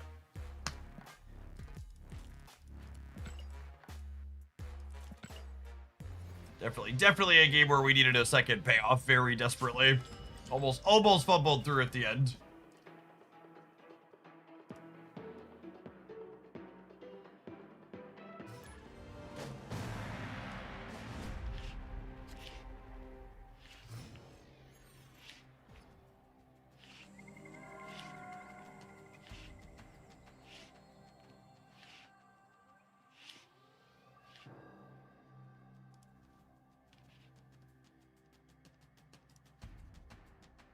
Oh, snap. Opponent snapped. I mean, I assume Not My Dance won with this deck a bunch by just drawing multiple man. Like, this deck seems like it's really good at making multiple man really big and spreading him around the board.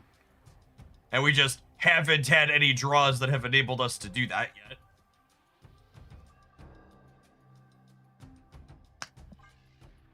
I think adding Spider-Punk as a second payoff so we could have a snowball's chance in hell of, like, winning games without multiple man is definitely correct.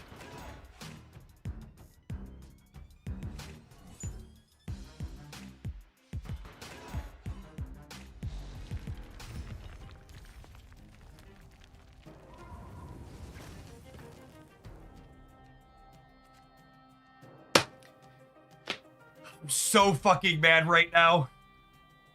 It's hard to put into words how fucking mad I am. God, that's absurd.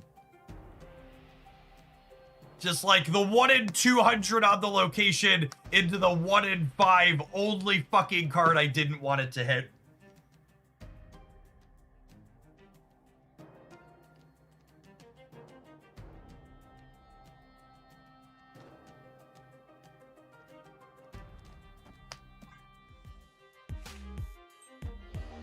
That's fine. I think we're probably going to be too clogged with Sinister London and Eternity Range anyways, but it's just extra frustrating that there's more on top of that.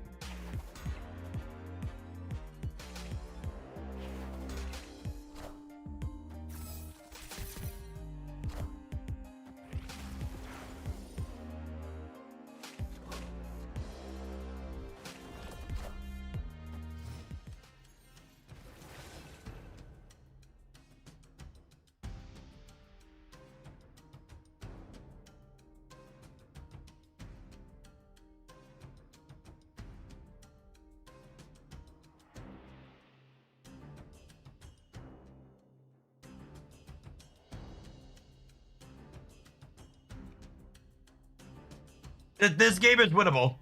Absolutely. Absolutely, this game is winnable.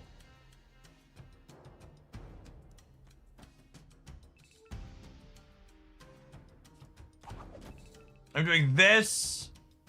And then next turn, I'm going Hulkbuster, Maverick the Multiple Man, Anya it. And then Fanfei, and then the Spider-Punk slide. No, it's fine. It's fine. It's fine. Nobody panic. I'm excited to see what new and interesting ways Ben Brode chooses to rail me with variants. It probably involves Merlin. We do have a hope and a prayer. Chip and a chair. Deafening chord could jack us up. Yeah, that'll do, pig. That'll do. Cool.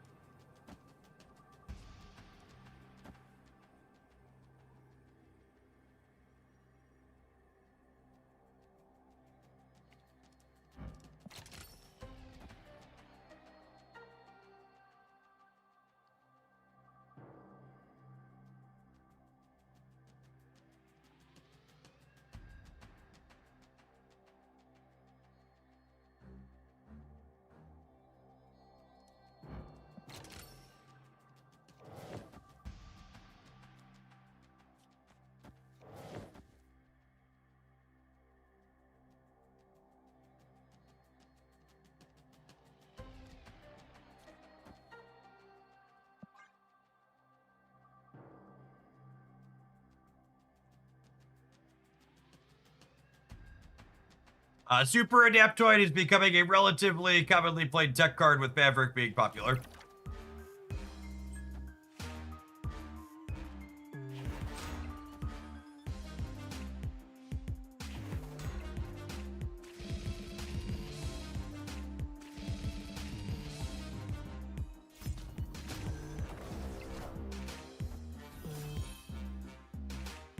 And unfortunately, as I said when the card was initially released, metagames where cards like Super Adaptoid are playable tend to not be particularly fun.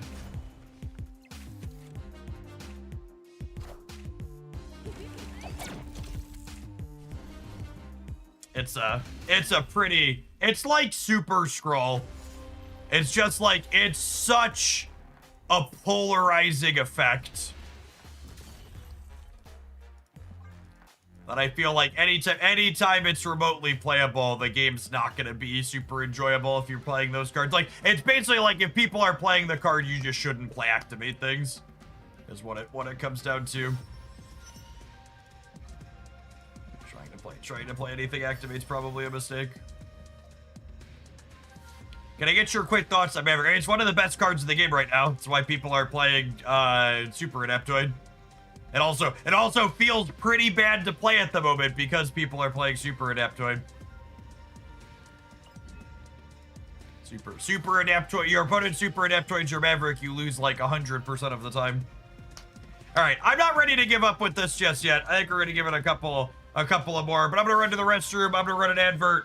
We'll fart around with this some more. But I would expect this is probably not very good. It's the unfortunate reality, and it's worse. It's probably not very good even when everything's working, and when people are super adaptoiding you, it's a really hard sell. Hear me.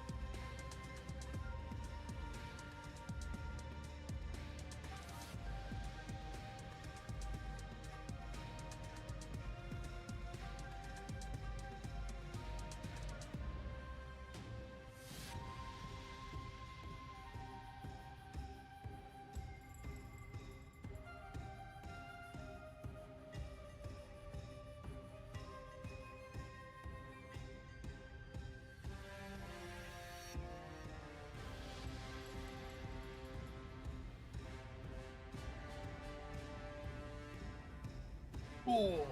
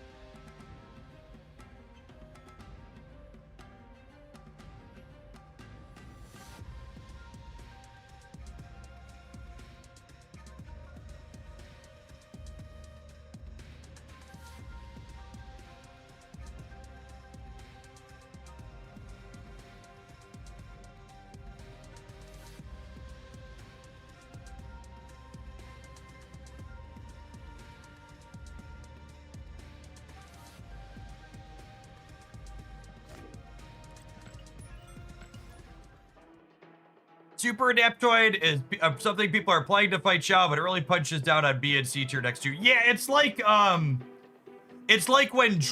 Dredge was a tier 1 deck in Modern. All the B and C tier graveyard decks were unplayable because everybody had a bunch of Rest in Peace in their thing, yeah.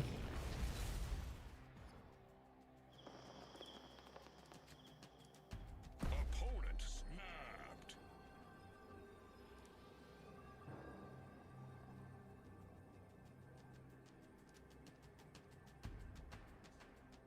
Snap. You never want to be the second best deck leading into a particular type of effect when people are teching against the best deck playing it.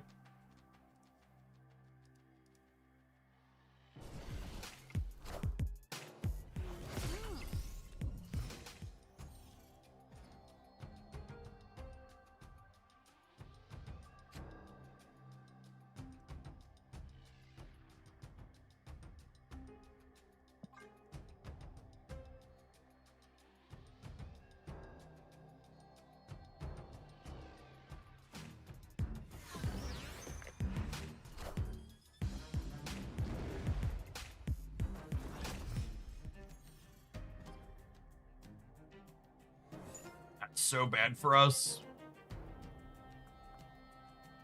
Just get our activates down.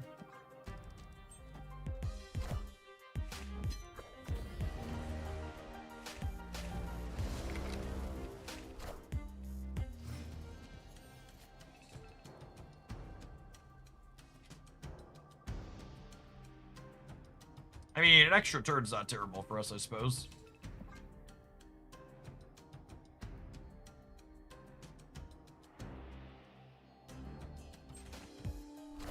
Calling a deck Dredge sounds miserable. Dredge is the mechanic in Magic the Gathering, FYI.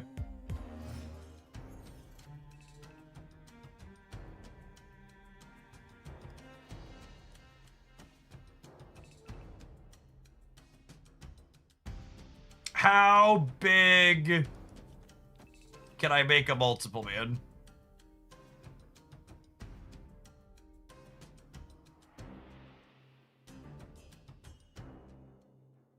Pretty big, probably. The other problem here is I'm like looking at this board, and I'm like, how, even if I find the multiple man, do I have space for the multiple man? Like, do I have space for a multiple man to move around the board?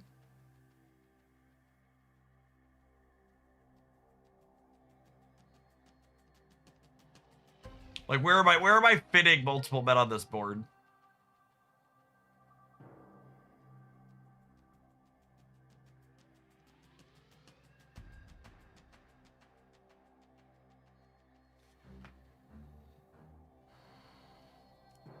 I think I'm doing nothing and just hoping to draw the man.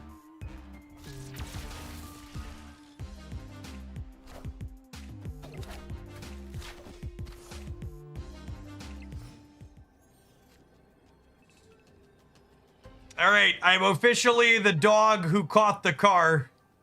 Can I do anything with it?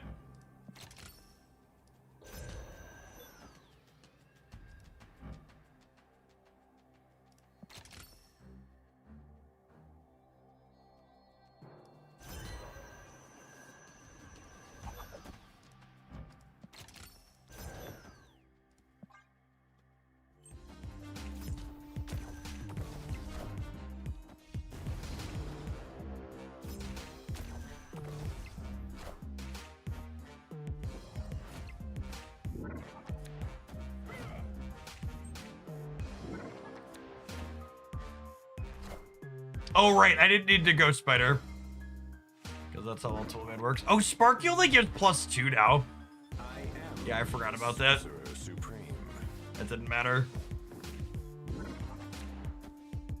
Wait, did it matter? Would I have won the center? I'd have won the center if I hadn't Ghost Spidered, yeah? This would have been a 10 instead of a 3. Is that right?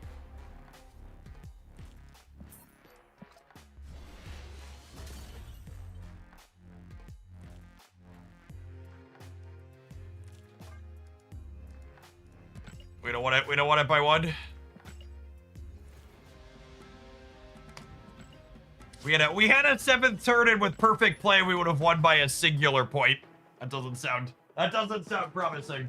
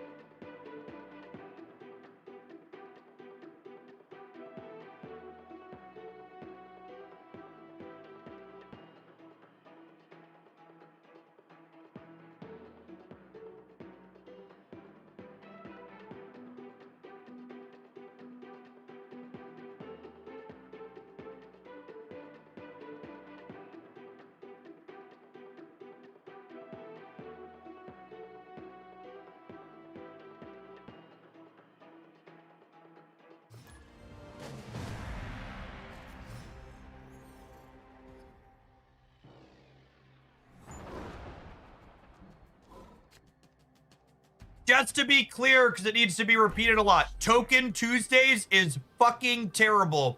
If you have spent gold on Token Tuesdays since the Marvel Snap economy change, you done fucked up. Stop buying them.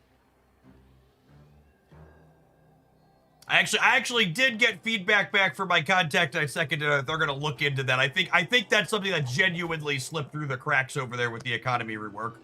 That those are not worth buying and are actively bad. Do not buy Token Tuesdays. They were once upon a time the best thing to spend your gold on. That has not been true since the economy was reworked at the beginning of 25.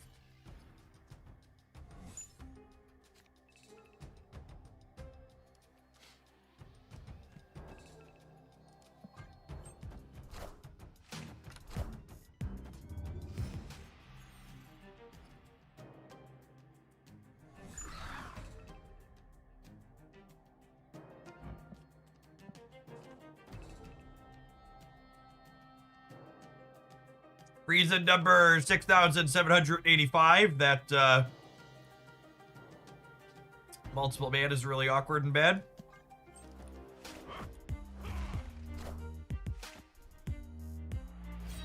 I am reborn.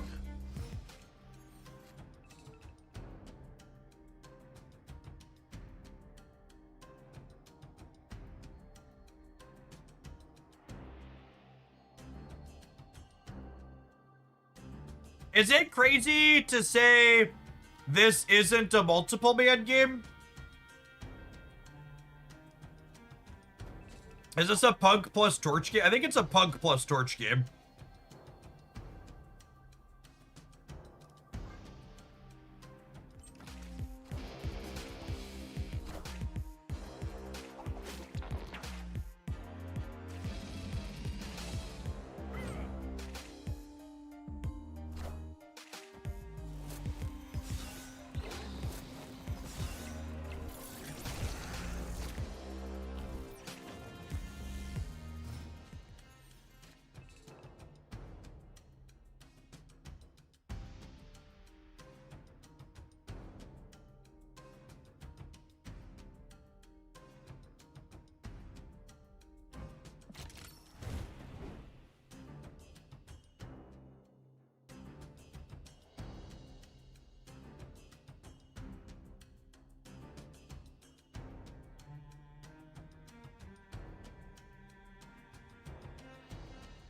I think I want to do this.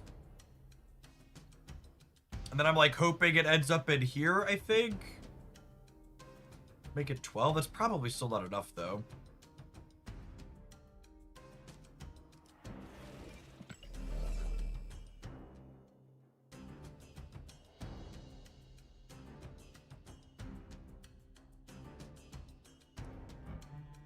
Opponents snapped.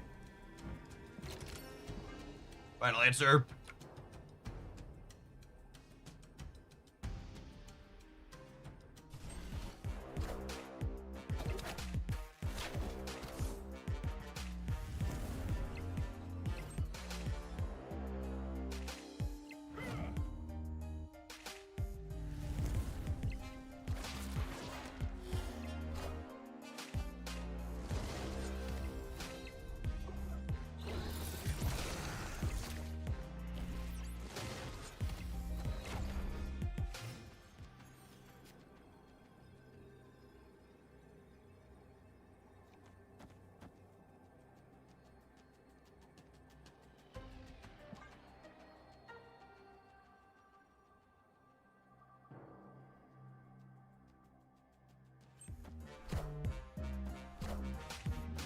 I hate him so much.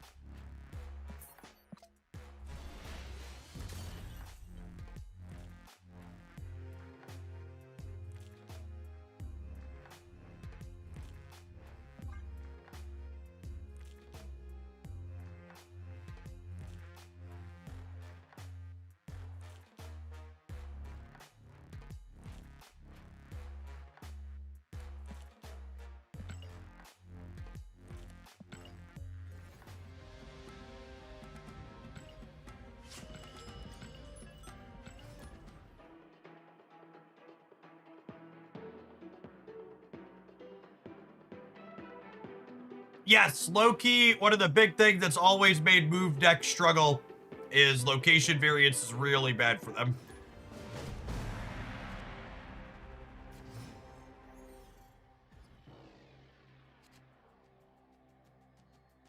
Snap.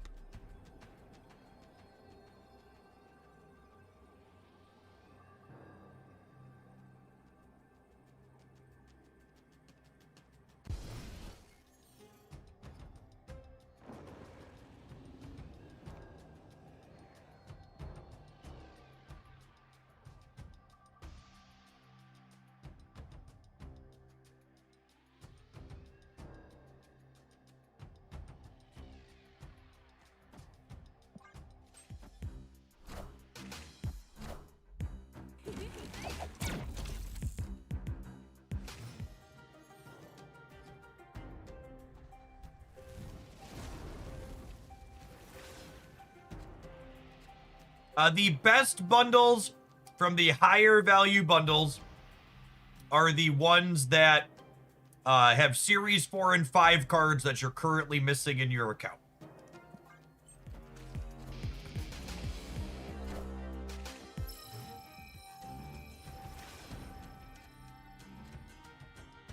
I'm actually going to have a video I plan to post up this weekend talking about how to evaluate bundles so you can do the math yourself on the various ones that come out.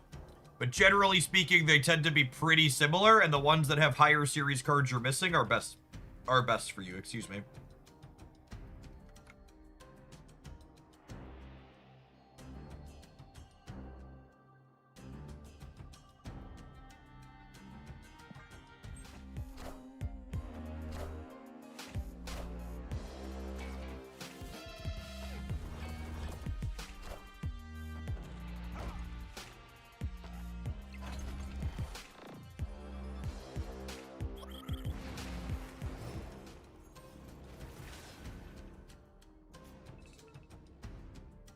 Is there a resource to see what bundles are coming out? So, in theory, you could look at bundles on a website like snap.fan. However, they are data mines that are not final.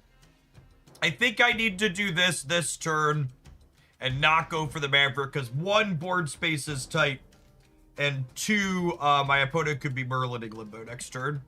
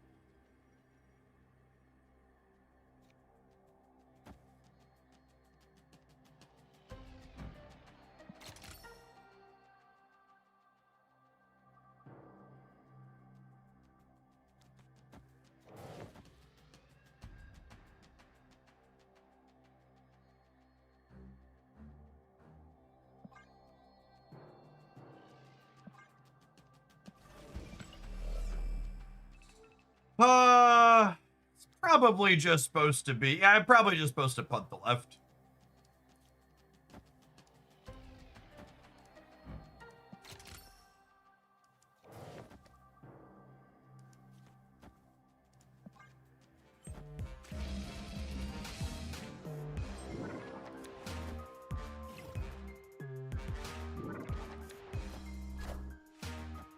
I am the Sorcerer Supreme.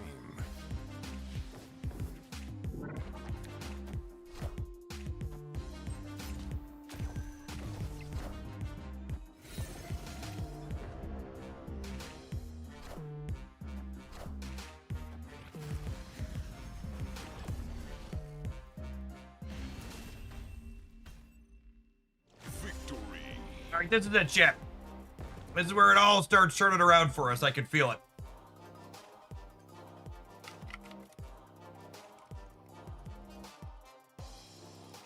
It's all downhill from here. We're gonna be cruising.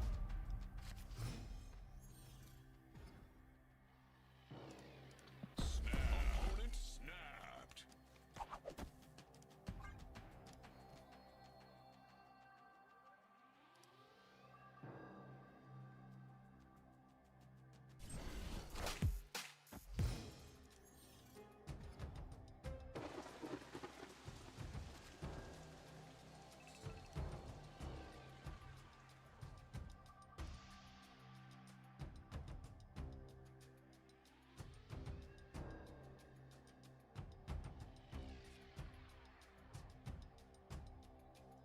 Peek, I'm gonna let us collect the points here.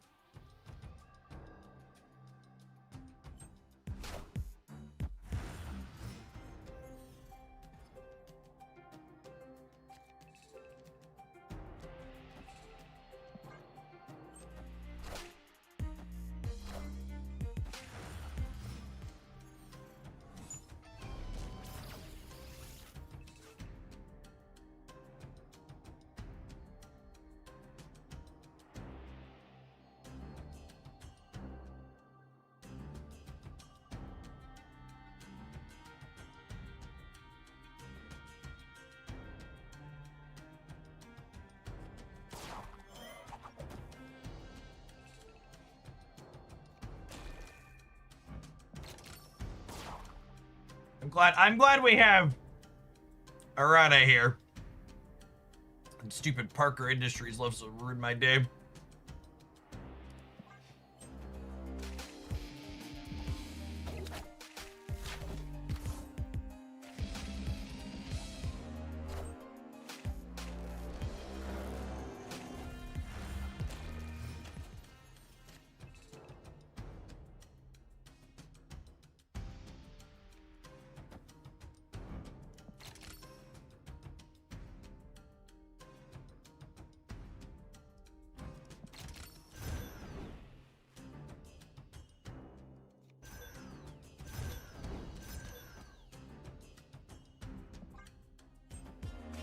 Hey, diddle diddle. The spider punk and the fiddle.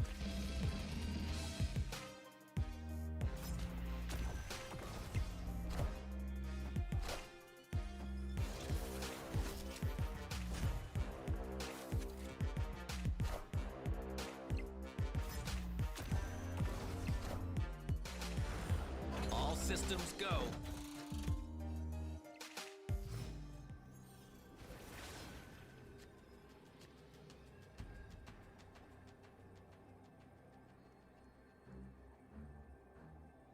I already used the move on this. That's sad.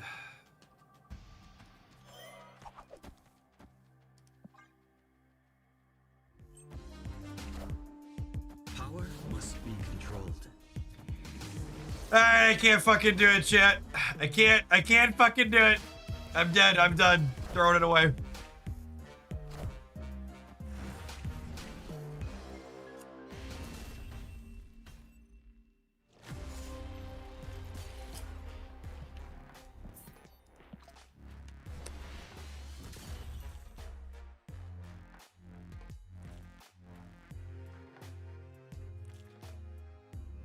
We gave it the old college try and we failed horribly.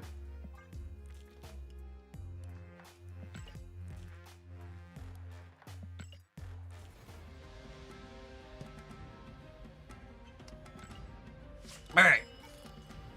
That one was appropriately named. Assuredly, rodent dragon of the moon. Can't do worse than that, right?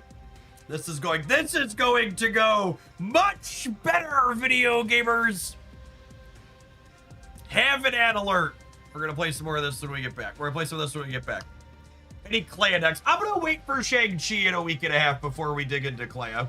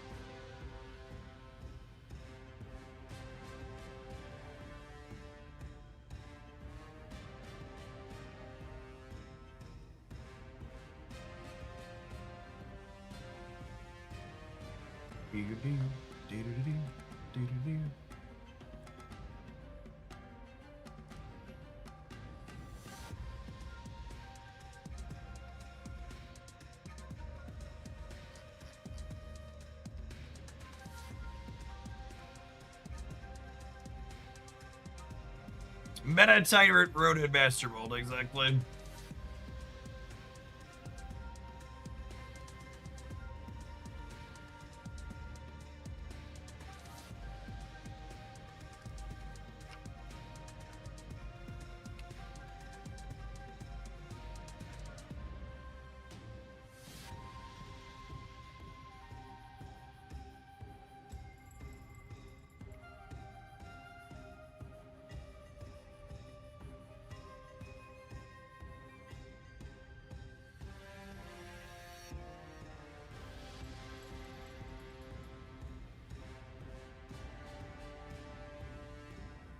It's a sweet Master Mold variant, it really is. And it's fitting to get to play the Jackano, Darkhawk, and Master Mold together.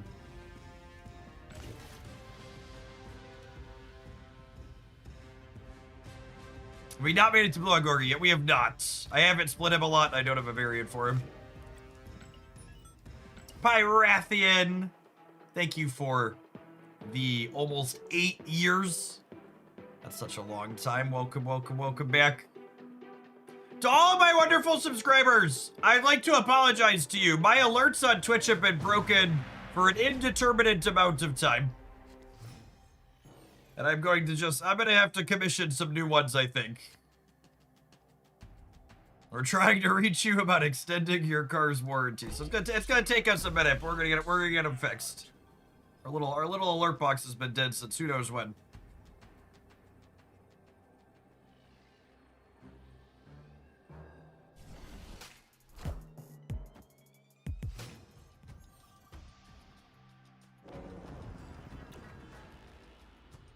Any of my onesies, twosies? None of my onesie, twosies.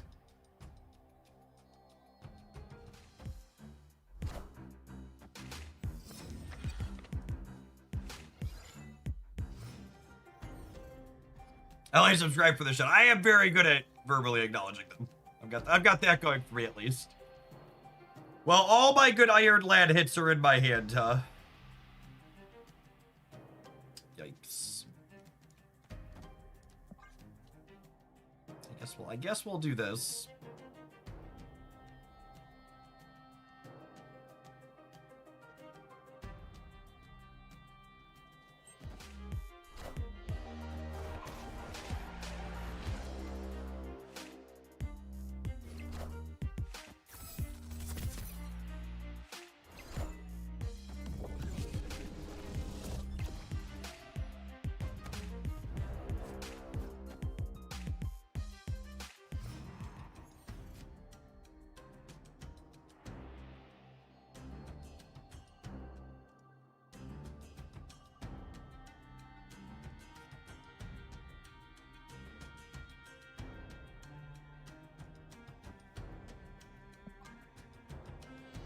I guess we'll do this.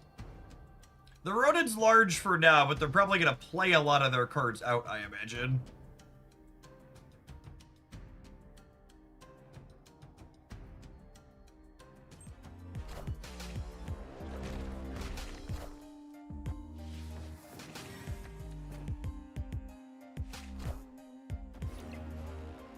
Clear for takeoff.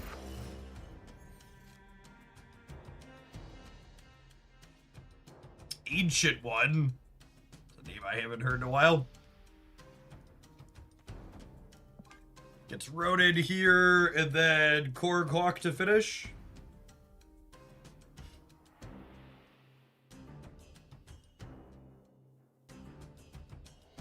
I assume they're going to have a lot of Victoria hands next turn.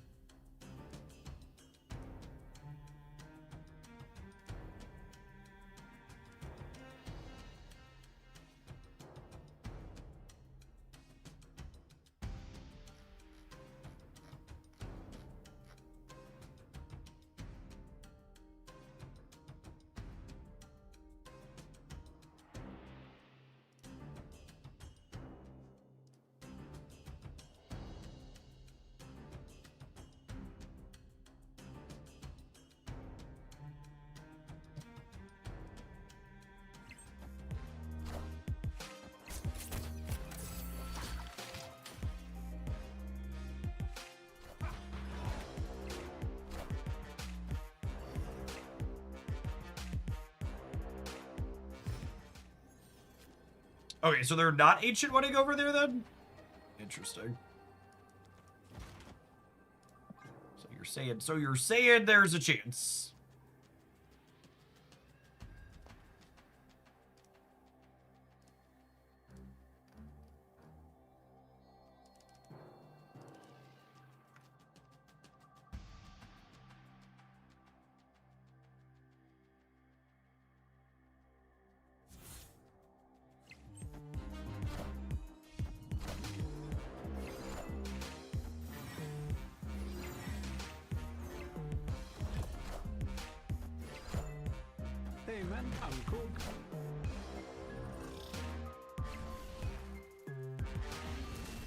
Oh, I missed that Nico was on copy mode. There was, in fact, never a chance.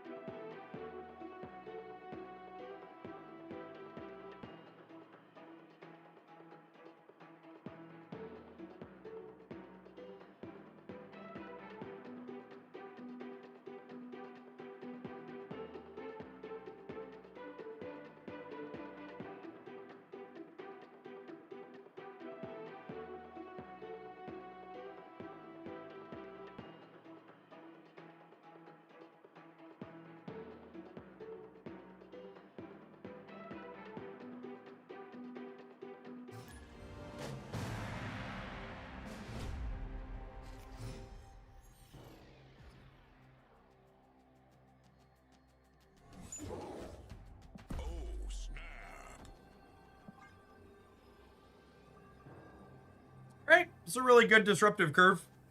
Ham into Mold, into Widow, into Rockslide. Zappa, thank you for always tuning in. Good morning, good morning. I'm gonna wait. I was gonna say I'm gonna wait to Spider Ham, but I actually want to Spider Ham before I Master Mold them, so that's a lie. If I wasn't Master Molding, I would want to wait to Spider Ham until turn 3 to try and catch their Wicked.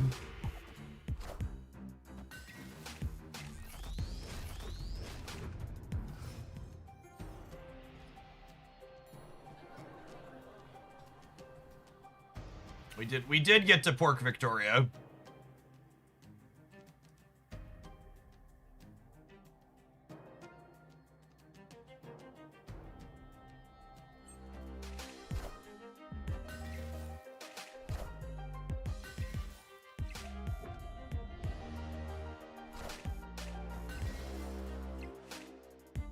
Look at our Ronin licking his lips at those Sentinels. He's so excited to be here.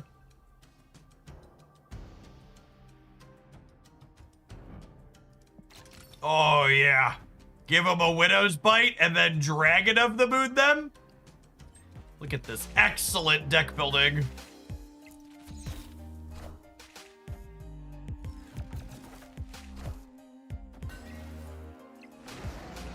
It's huge, chat. You wish your stat line was as big as this. 3-9. It's correct.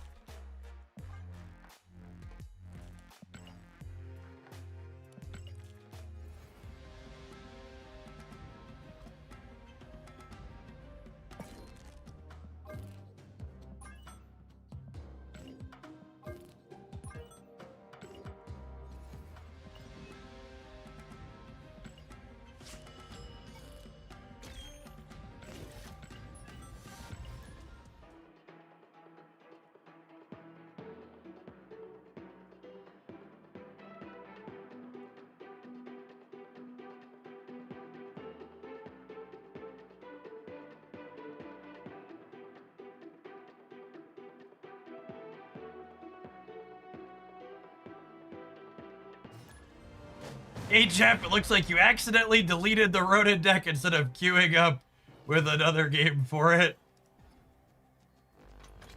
Yeah, something like accidentally.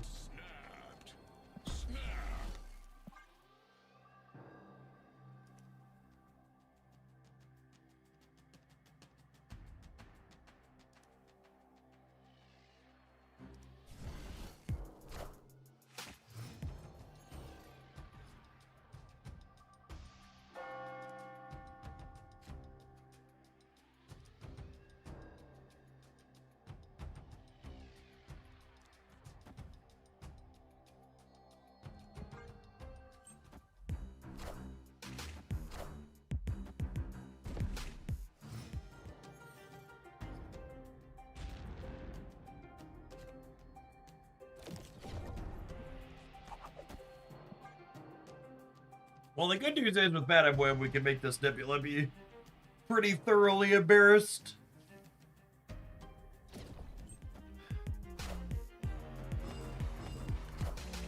Hi, Evo Shocker! There's a name I haven't heard in a long time. Holy.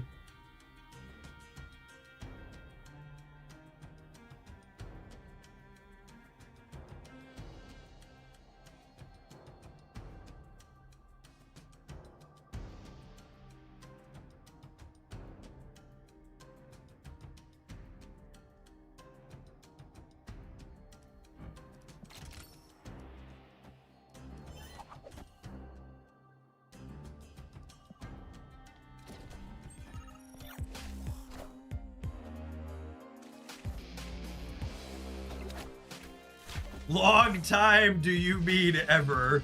Wow. I'm not saying you're wrong, but you're not supposed to say it out loud.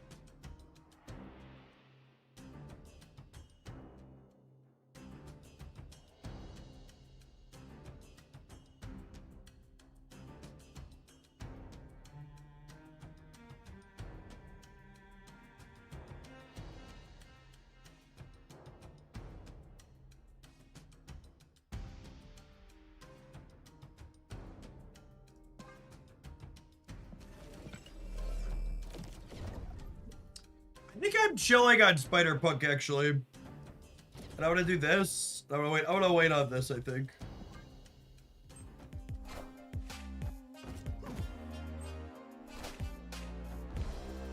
And if I don't draw Giganto here, Blink turns this into Giganto.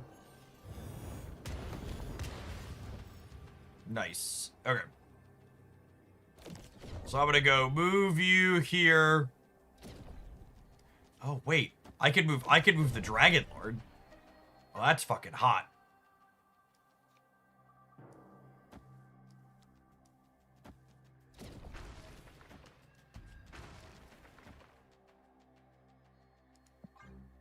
Yeah, yeah, yeah. Oh baby, oh baby, oh baby.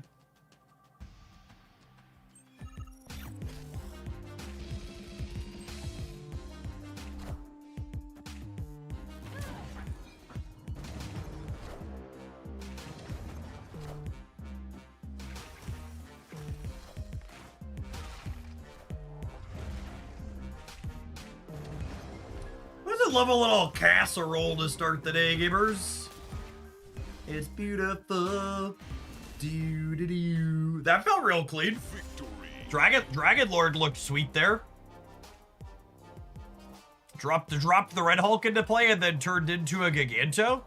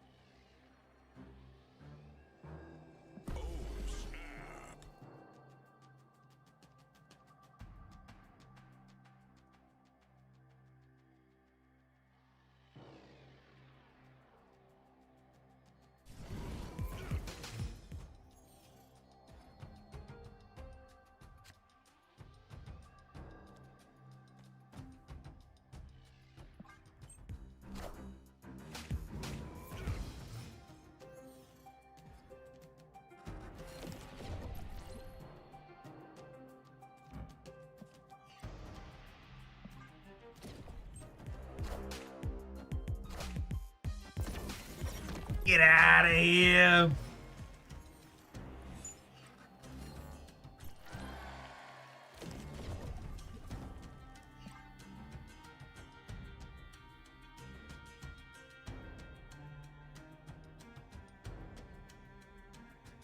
I feel like Double Mojo World probably isn't great for us. I guess Dragon Lord is 2 bodies. Oh, we enabled their Prowler. That's awkward.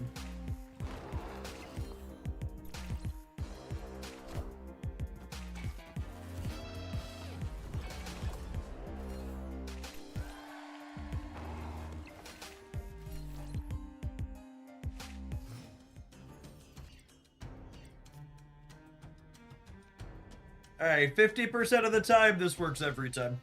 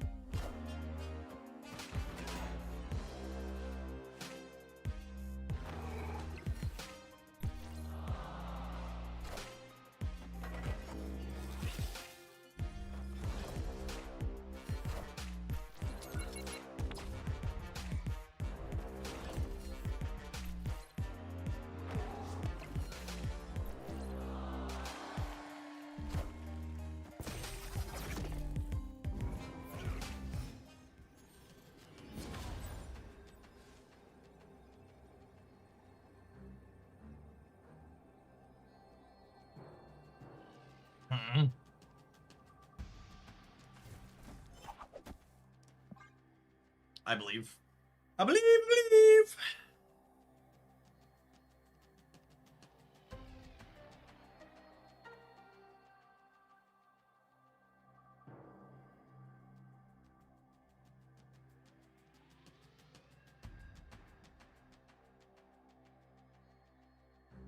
Tricky part here is if they could fill the right, which is possible. I guess Batroc plus shield.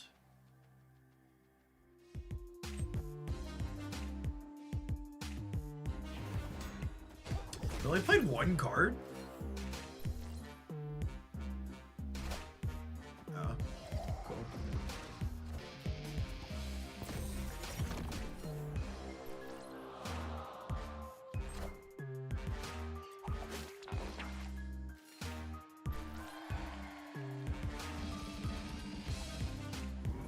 Man, it's really funny. If we would have played Spider-Punk left and then Ghost Spider right, we'd have actually won this game. Quite hilarious. Mojo World's just a tough one for us. We're not putting a lot of cards into play, much less 2 of them. Not great location variance there.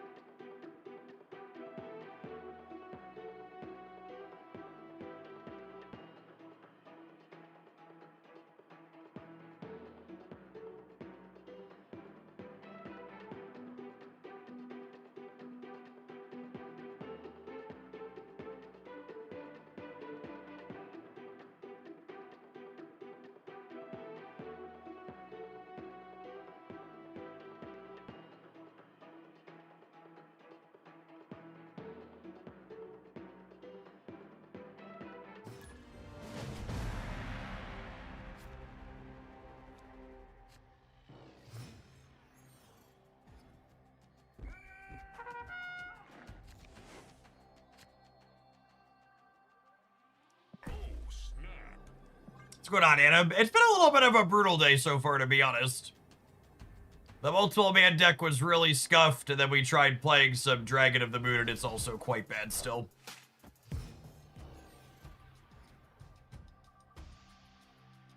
This one looks promising so far. We'll see. That's a good bit of location variance after last game being tough.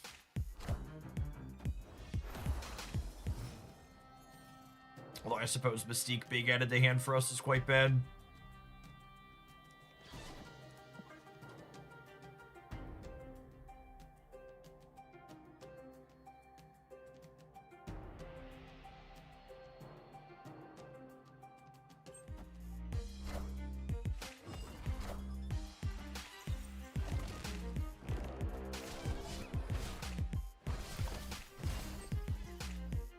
Quite bad.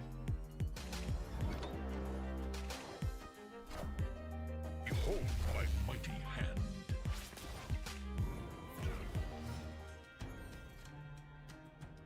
Well, I mean...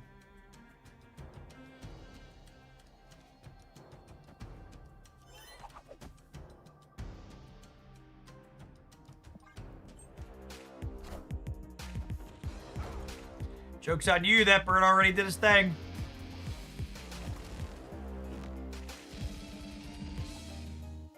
We had an onslaught in our Mystique path. That's pretty lucky. Pretty lucky. Can I get a Dragon Lord? Excellent. This is really good, says local man, about to lose a 3 out of 4.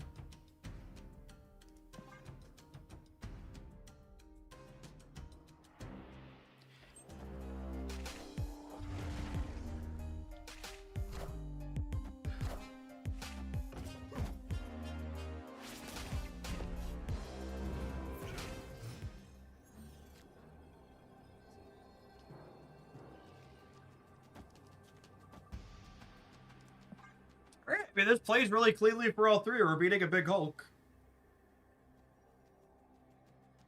We're allowed to win coin flips. You're better than a flip there. Thank you very much.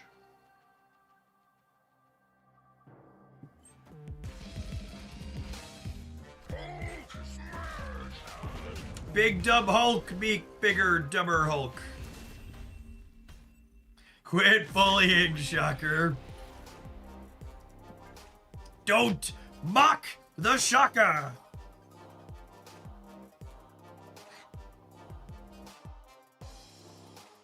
Poor Shucks, poor Shucks.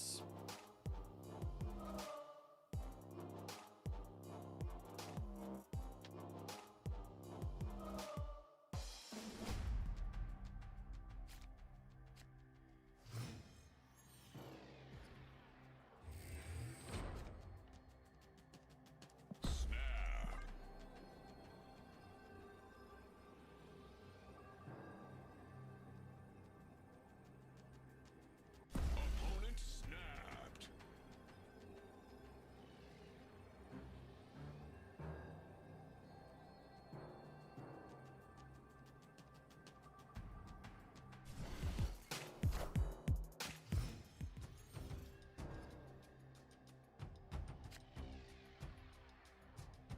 Zorn is lovely.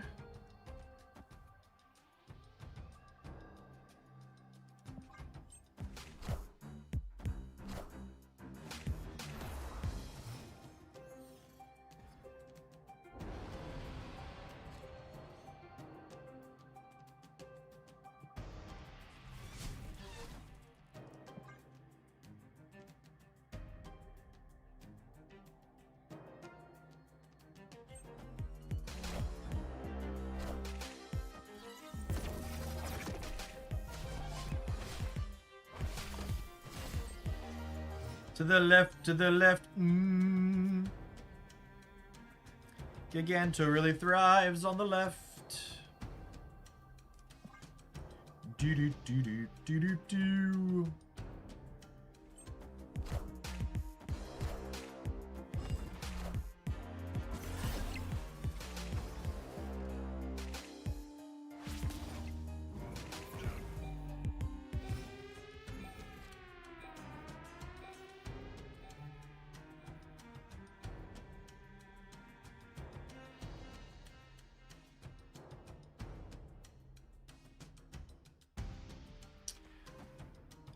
beat Blink on the left here? And Dracula's either Dragon Lord or Infinite?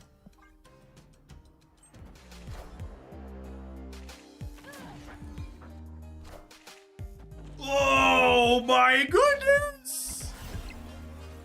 Shiggity Shrek, get fucking wrecked, gamer.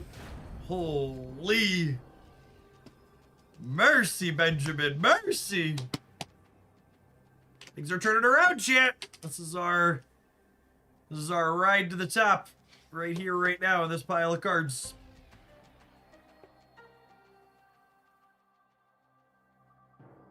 Here there be dragons.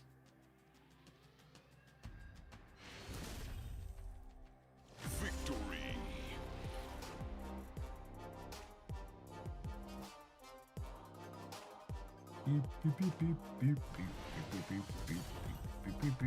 Dog it. Thank you for the over 4 years of support. I appreciate that. Welcome back.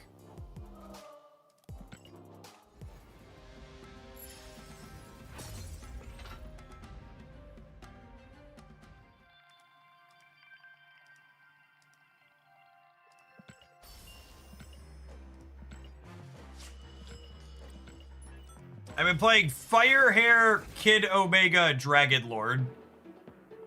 That seems like you have so many enablers, you'd have a hard time having a good density of Dragon Lord hits. Like that's a lot of setup cards.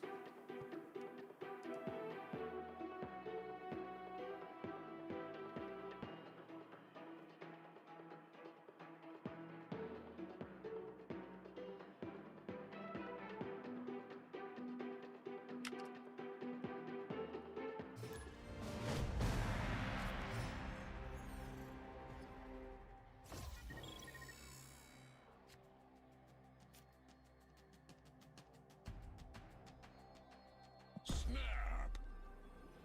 Opponent snapped.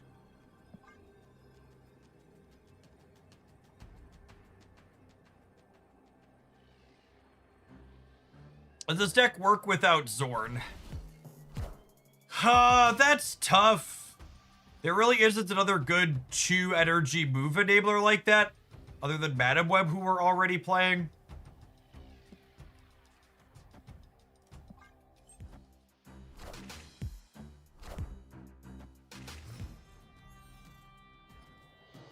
Insert Spider-Man meme here.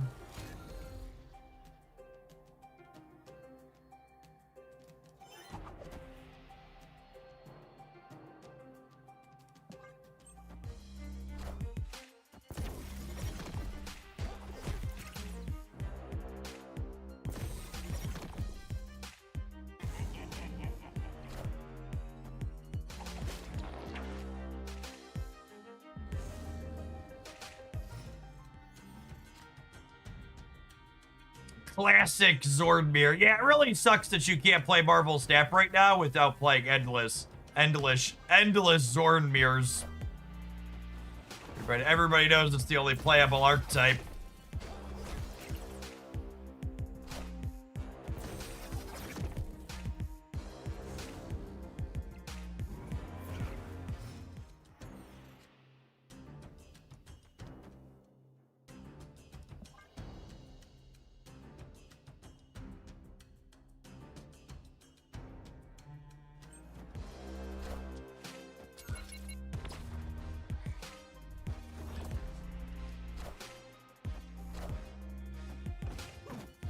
Oh, come on! You've gotta be forking shirting me. Seriously, game?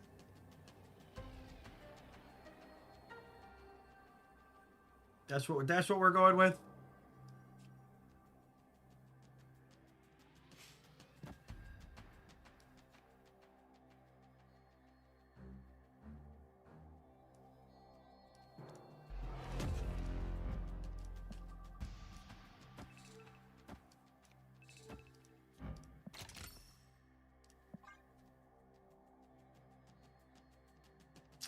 So they can move Spider-Man 2099 middle, but they could also drag him left. And I can't insulate Dracula on the left, so I think it's this. Ready for my Dracula to discard Spider-Punk, though.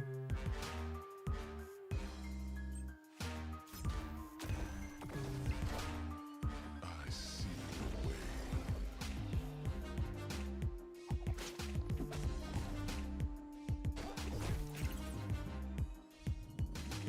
Oh man, we're 0%. That sucks. Flipped head, should have flipped tails.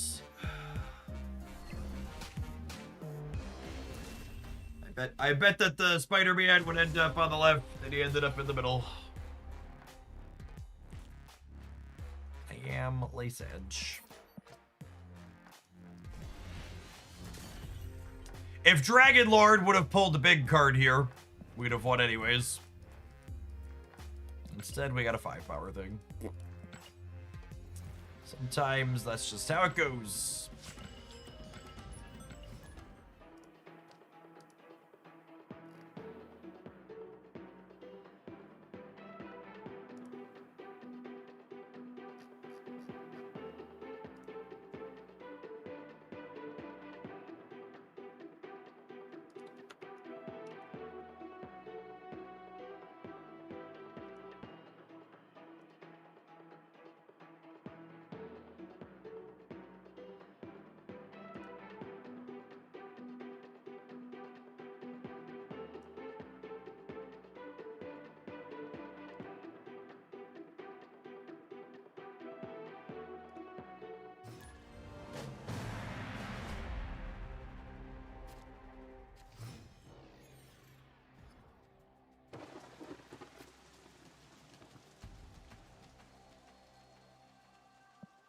Oh, snap.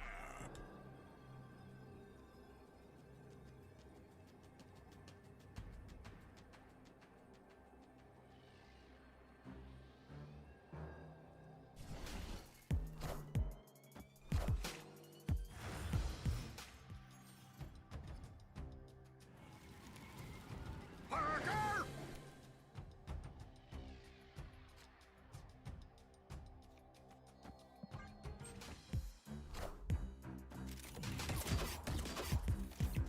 Man, another high Evo deck. Quite a few of this today.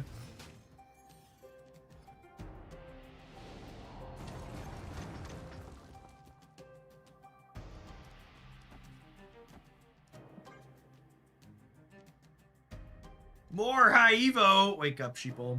Wake up! Brood's about to put on a little makeup.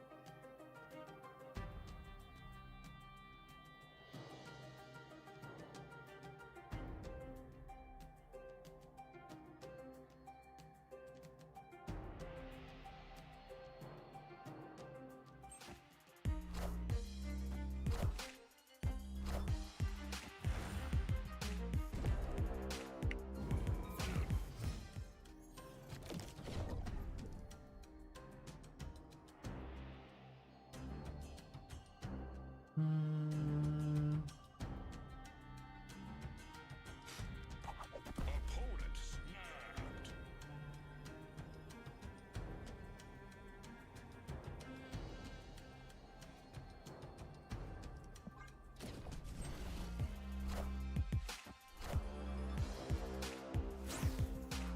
Woo! That was a good 50-50 to win. Enjoy your vibranium.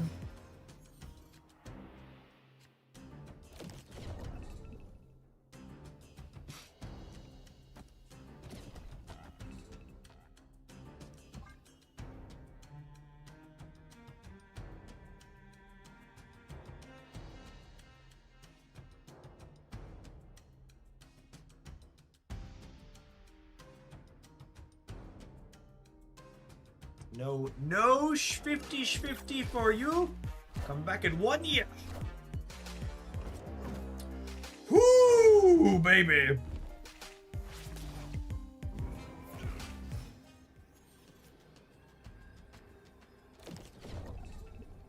It's a shame all the 6s are in my hand.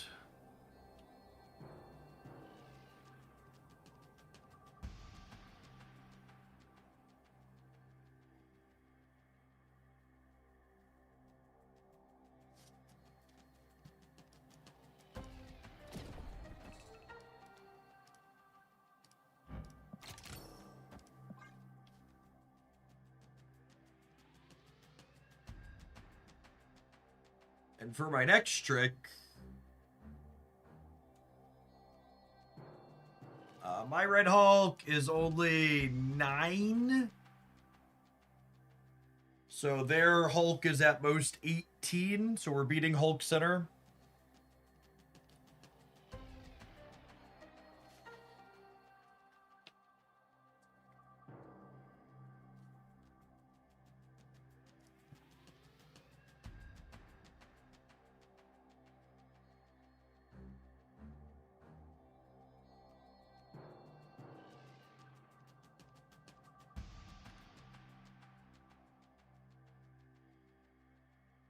This is a good example of how these companies are going to hit AI KPIs by forcing their crap on everyone. Get help with your tasks. Try now and got it. No, thank you. No, please turn this off. Just, it's here. Don't you want to use it? No, absolutely fucking not. Please stop.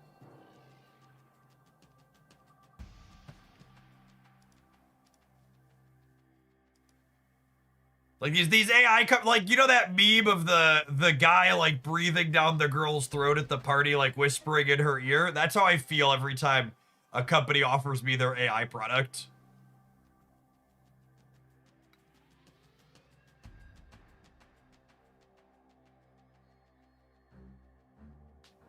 Jarvis, pull out the fax machines, yeah.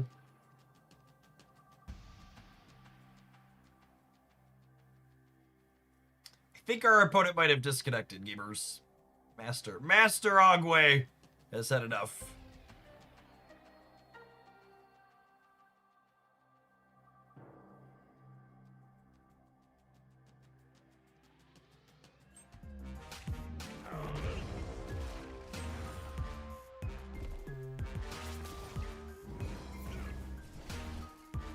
Gemini, where do I play my Hulk? Sony actually filed a patent on an AI that will play your video games for you.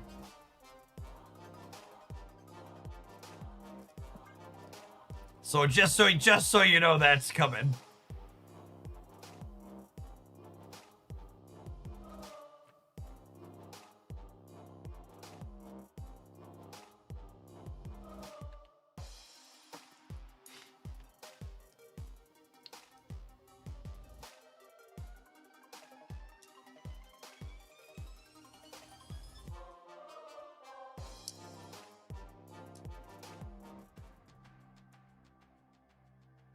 Jeff plays my games for me. I don't need AI. Yeah, they're trying to replace me, chat. They're trying to replace me. Darius, thank you for the over 2 years. Welcome back. All right, it's time for an ad roll. I'm gonna start that while his opponent finishes timing out. Thanks for hanging out. We're gonna do some more of this one when we get back, gamers. If you're watching on the YouTube side, do you enjoy the content and haven't replaced me with an AI bot just yet? Be sure to tap the like button on the stream. You know, it's funny. I actually had a lawyer for an AI company reach out to me. God, it was probably last year or the year before at this point. And they wanted the license, the rights to all of my video content to train their AI model on it. And honestly, part of me almost wanted to say yes and take their money just because, like, they're probably doing it anyways. I didn't. I was a good boy. I told them to go away. But yeah, I was surprised they asked, if I'm being honest. Me too. I almost wanted to. Hi, Born. Thank you for the 3/4 of a year. And then they sent the contract over because I was entertaining the idea of doing it because they're probably just stealing it anyways. And the contract they sent over was like 50 pages, and I was like, oh, I'm not hiring a lawyer to find out how many different ways this screws me. I told them no. Well, this is not for the amount of money you are offering me. I'm not paying a lawyer.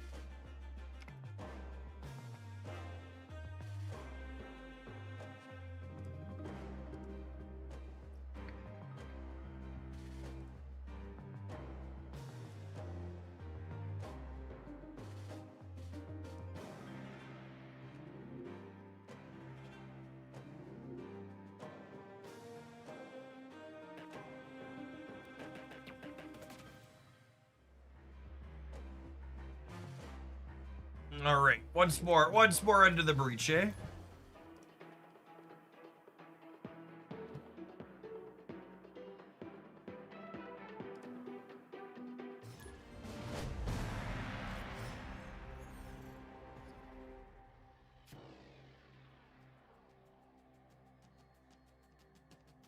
Oh, snap.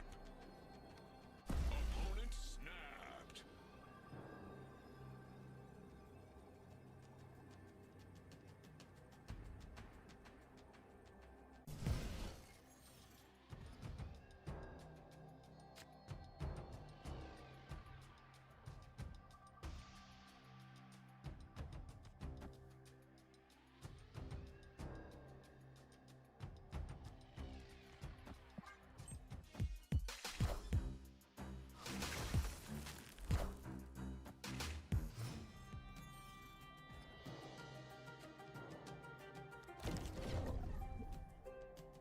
I accept. Humbly and graciously.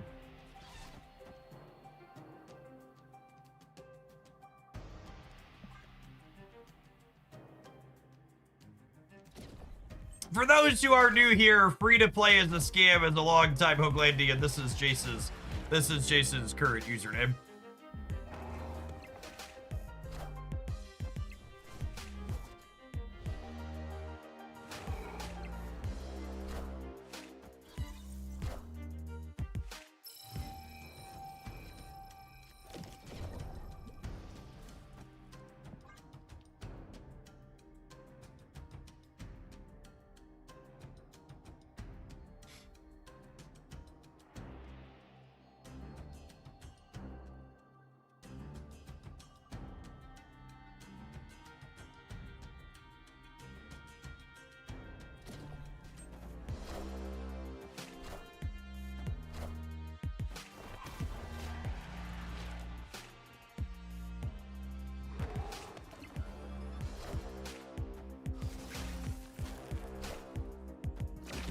They toxined their werewolf. That's an interesting choice. I guess with Elysium, it doesn't really matter. I think we're blinking Dracula, yeah? If I hit the 1 and 3 to get Dragon Lord, I'm a little bit sad.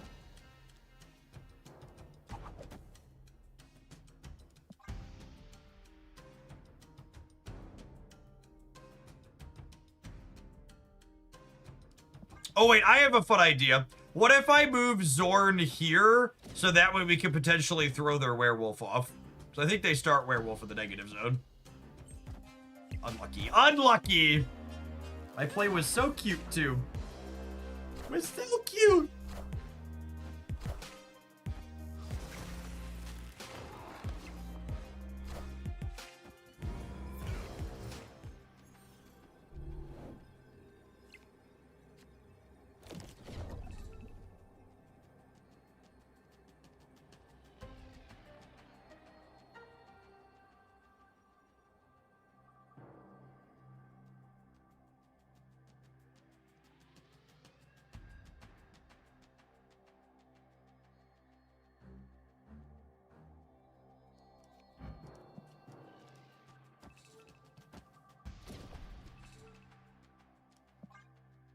This is fine.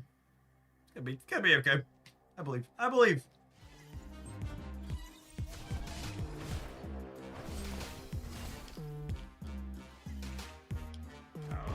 That's fine. It didn't matter what we drew, chat. We were putting the Dracula into play anyways.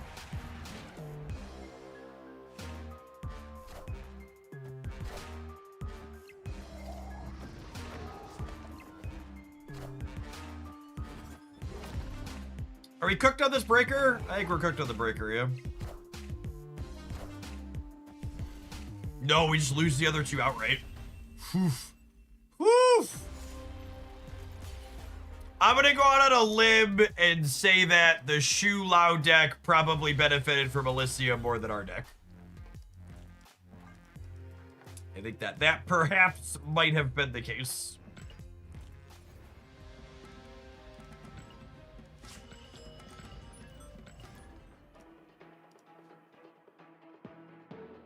Just a bit.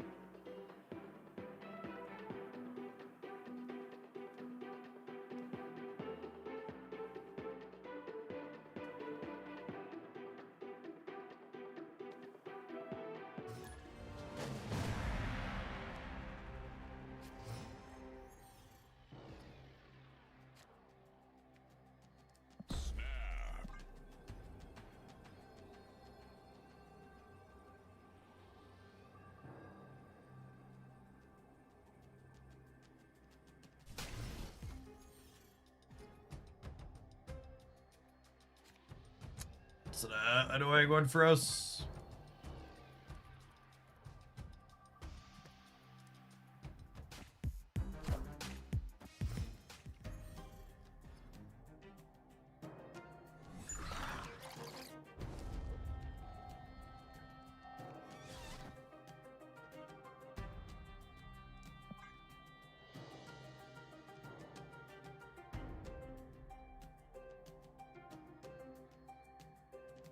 As an interesting data point, because I just remembered I could go look at it here.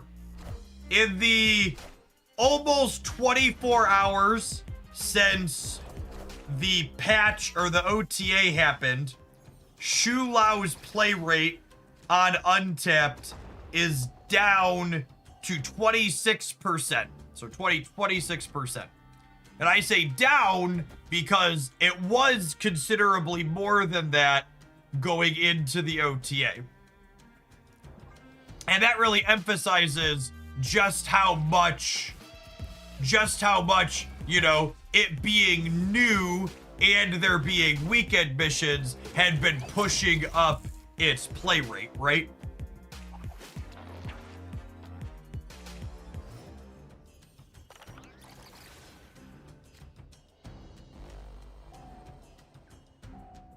I left the Hooglandia Discord server a while back. Is there a way to get back into it? Yeah, if you go into your Discord settings, there is a related button.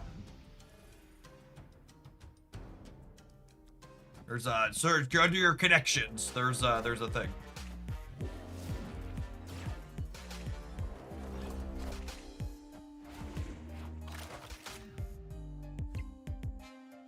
It's a new fun card. Knockshocked is getting tons of play. Yep. And just because Hooglandians are so smart, chat. Steric had such a great comparison in our Discord server the other day. And I can't believe I didn't think about this. Does anybody remember Agamotto season? Anyone remember that? Agamotto season? Escaped. Because I pretty vividly remember people clamoring for Agamotto to be nerfed and gutted. Yeah? Like there were a lot of people that thought that card was too good. And it was really popular because it was super novel and different. But like that card hasn't been touched, and very clearly over the test of time, like it's not busted. And a lot of the perception of power level around a card has to do with the fact that it's popular more so than pure power level.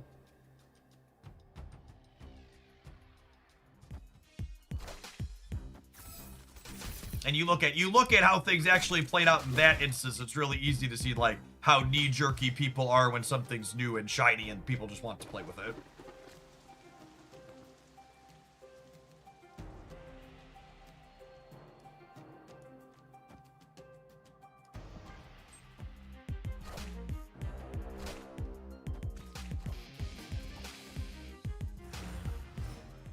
I'm not sure that's a fair comparison because 6 cards in that deck got nerfed. I don't know how much time you spent in the data, Derek, during that season, but FYI, that deck getting a bunch of cards nerfed had nothing to fucking do with Agamotto, and that same deck without Agamotto had better stats for most of that season because Agamotto was making that deck worse by making it less consistent. And it's actually a testament to what right now some of Xiao's play rate is exactly that. Like, Xiao's a good card, don't get me wrong, but it's 25 to 40% play rate we've seen 100% has people shoving it into deck lists where it abso-fucking-lutely does not belong. I think the best and most clean example of this is people are playing it inside of that Cable Annihilus Werewolf deck.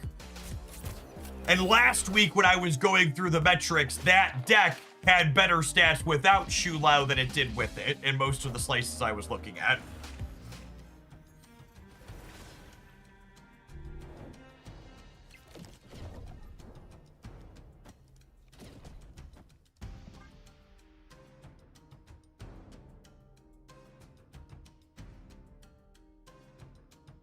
That's an example of where, like, the deck is strong enough to carry a card that doesn't belong in it because the rest of the deck is good.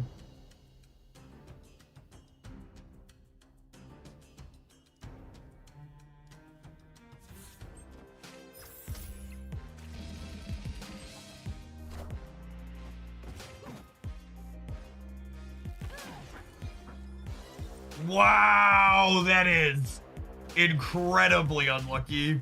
Shit.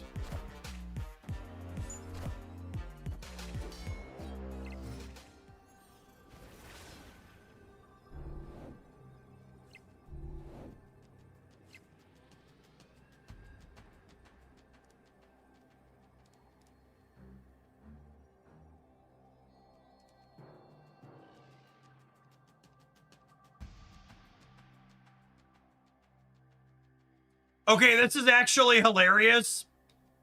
Apparently there's a button to randomly pause alerts on the channel.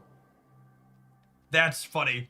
In the Twitch, the Stream Elements dashboard that I had, that must have gotten bumped at some point.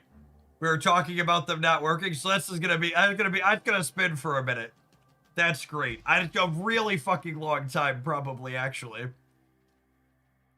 I feel like if that's a button you're gonna have, they really need to make it really apparent when it's paused.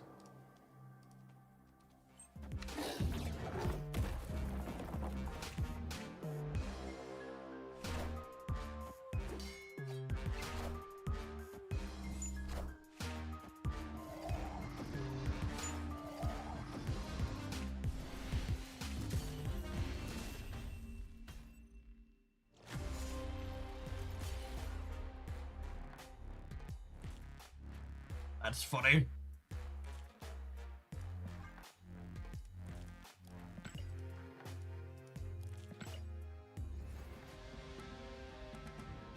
I wonder, and apparently when you unpause it, it plays the backlog. All right, maybe I'm just gonna hide this for a minute. I'm gonna hide this for a minute.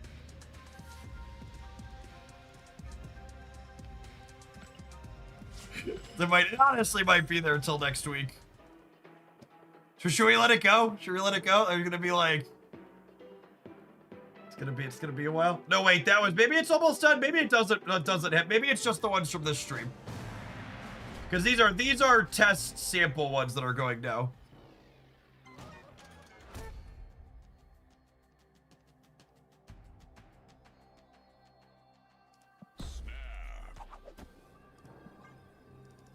It's funny. I think I still want to commission new ones, maybe. Now I have to decide, do I want to pay a few $100 to get new ones done? Since these are still working, God bless.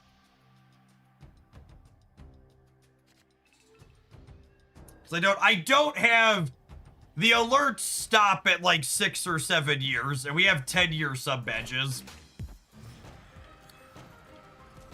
I'll have to, yeah.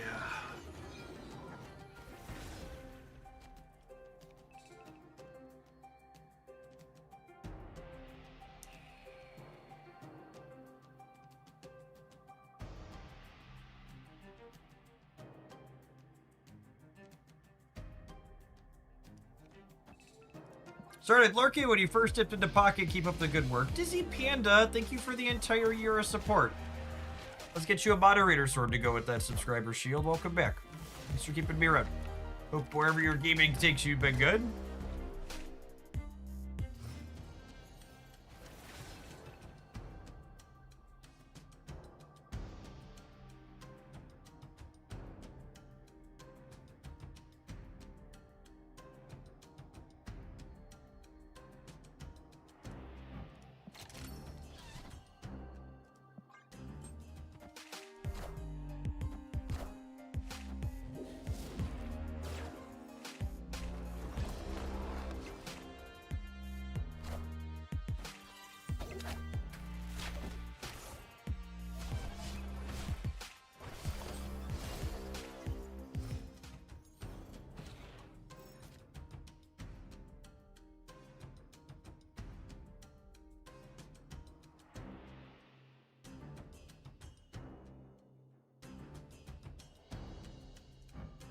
This is guaranteed to be Dracula, yeah?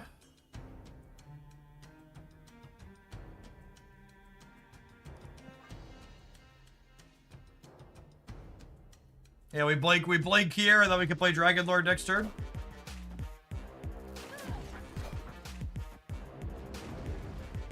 Oh. This motherfucker.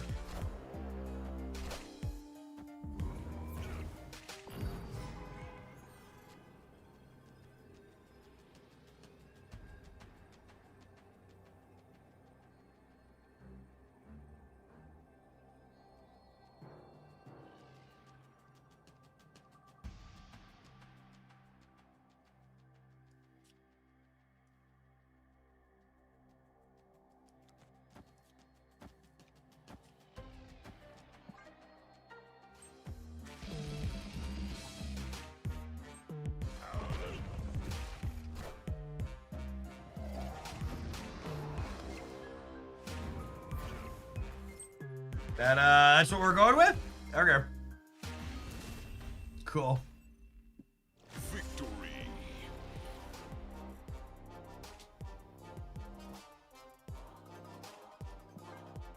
All right, the alert box looks like it's done. Anybody hanging out in chat have a subscriber alert you're hanging on to because you don't like sending it? Send it through. Let's make sure it works with the current ones.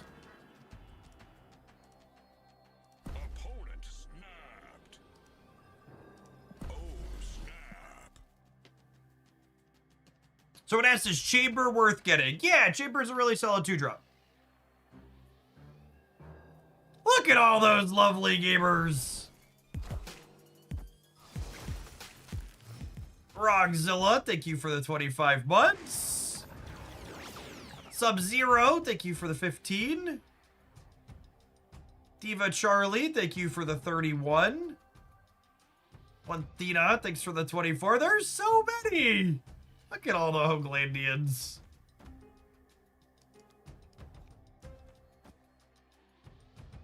Hoaglandian's not a thirsty for attention kind of group.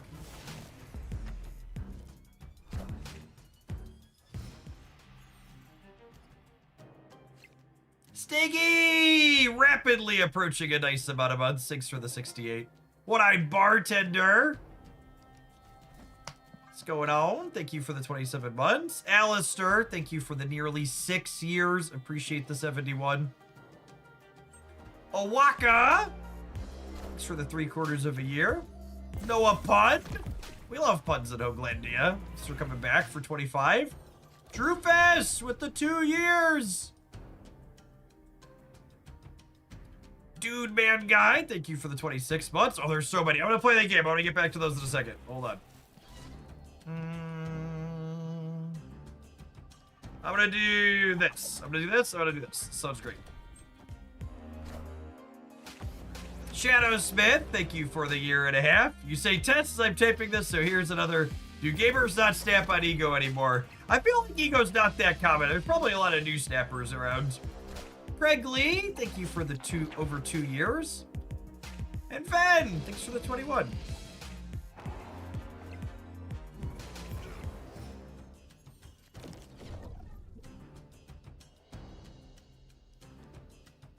All right, I'm doing this. I'm doing this. I'm doing this.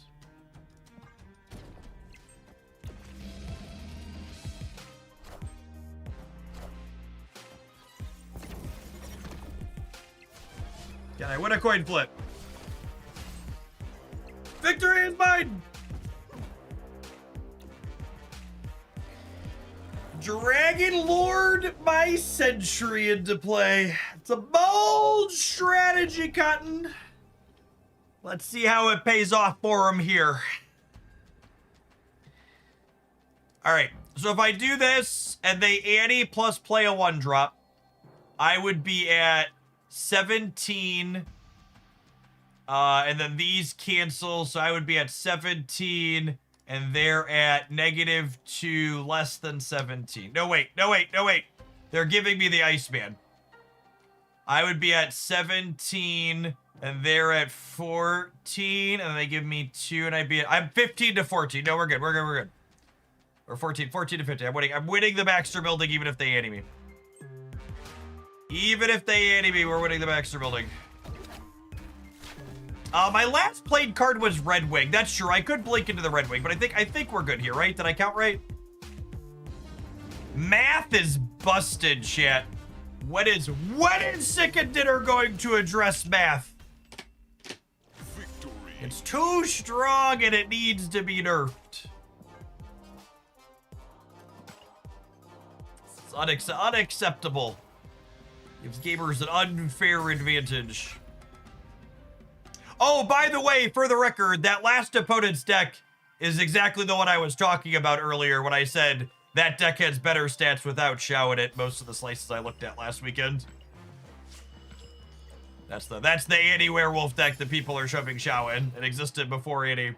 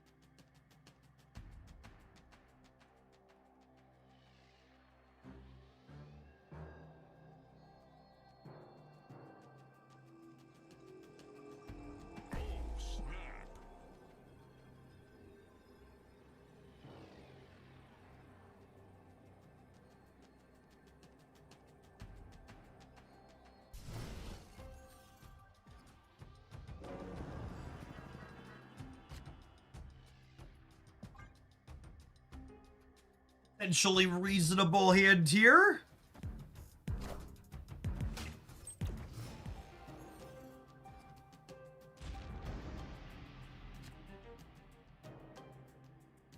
I think I'm gonna Zord. I think I'm gonna Zord.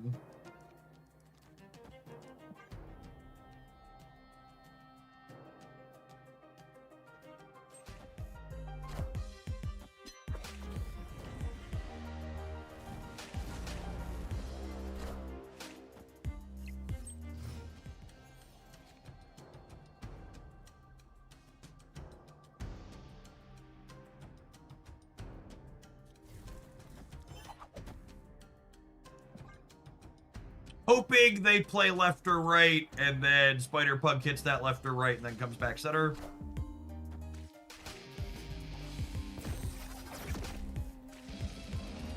I am so smart. SMRT.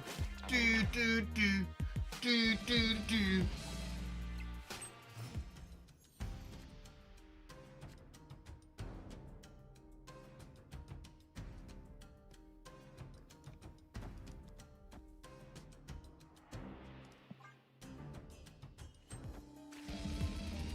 Hey, tickle, tickle. So want to get Symbiote Spider-Man as small as possible.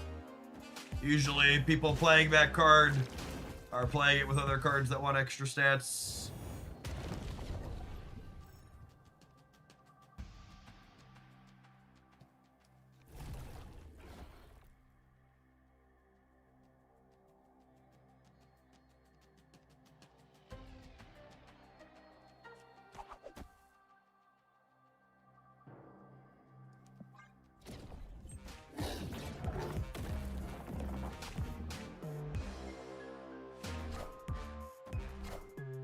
Cut off one head, two more shall take its place.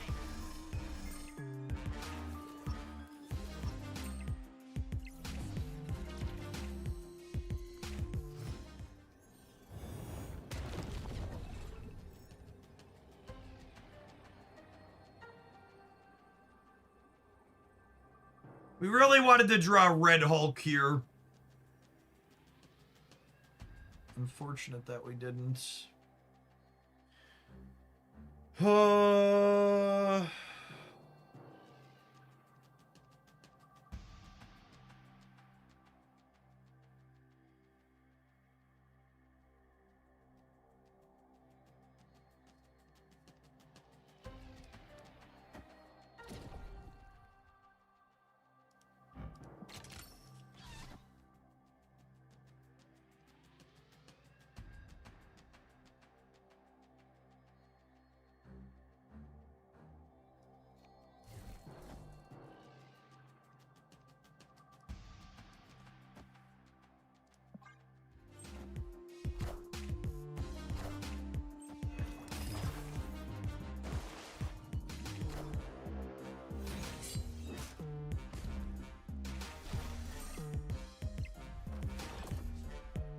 Are we good? I think we're good, yeah?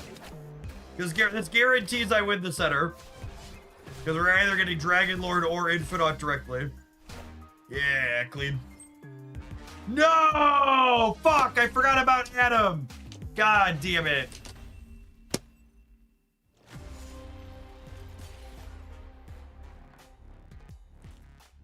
I forgot about Adam.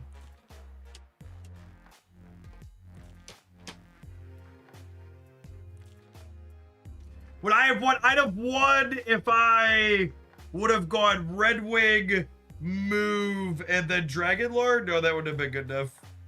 I forgot to count him. I counted the 23. I just didn't know they were at 23.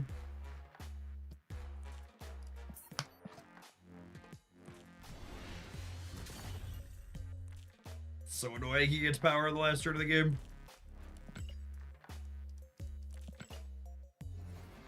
They were playing so well too up until that point.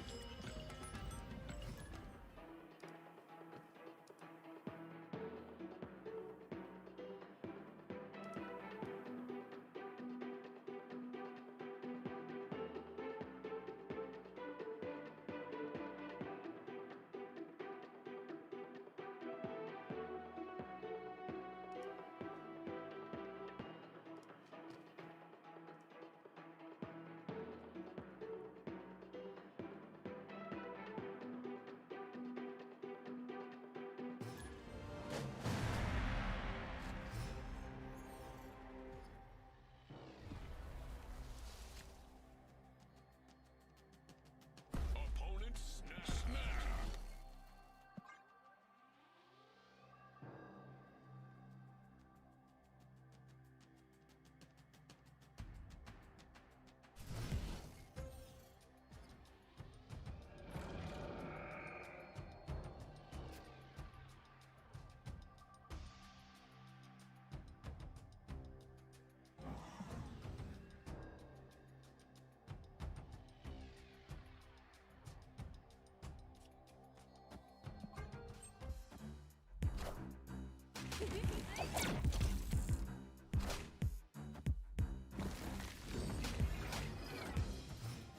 Flint.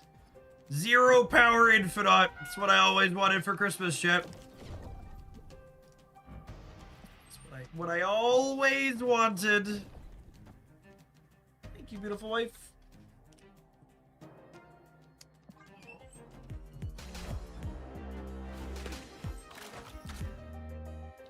She got takeout for lunch, gamers.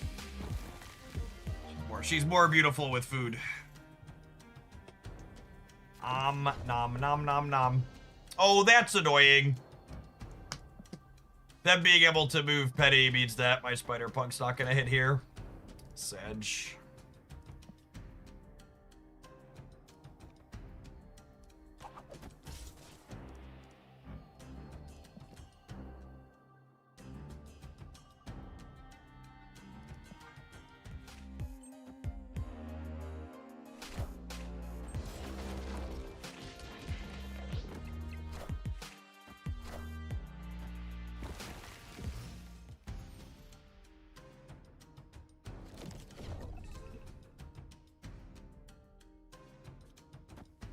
Unfortunately, we're basically cooked here. If they have a remotely reasonable draw, our deck just doesn't make a big enough number to keep up with what they're doing, and we don't interact with them.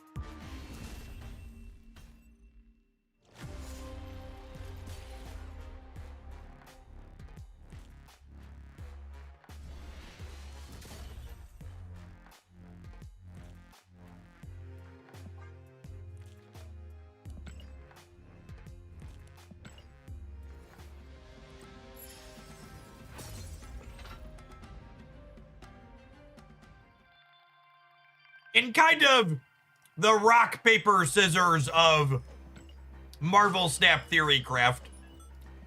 Our deck is nice from the perspective of it's resilient into a lot of the interaction people are running right now, with Shadow King being one of the most noteworthy among them. But the flip side is we're not playing sandcastle kickers ourselves, meaning when someone's not trying to interact with us, they're just making a really big number go over the top, something like Man Spider or like Mr. Negative. Our deck really can't keep up with those types of things. Oh, snap.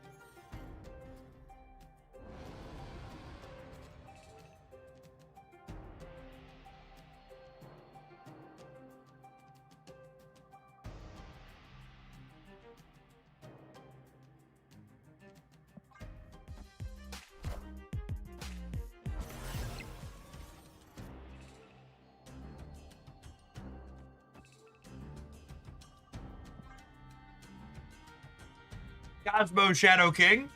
Opponent must be fun at parties. Oh, I should have moved this because I should not play this here because this is happening. Mistakes were made.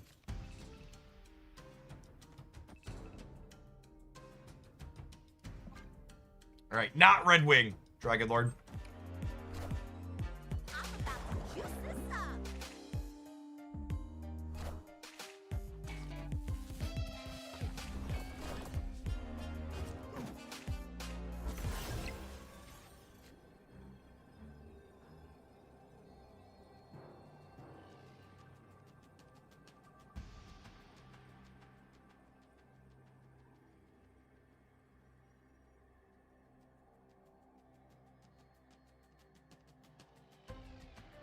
So I don't think they can win here.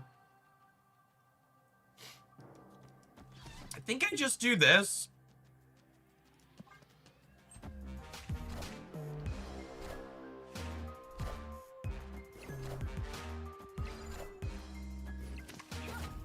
Rip.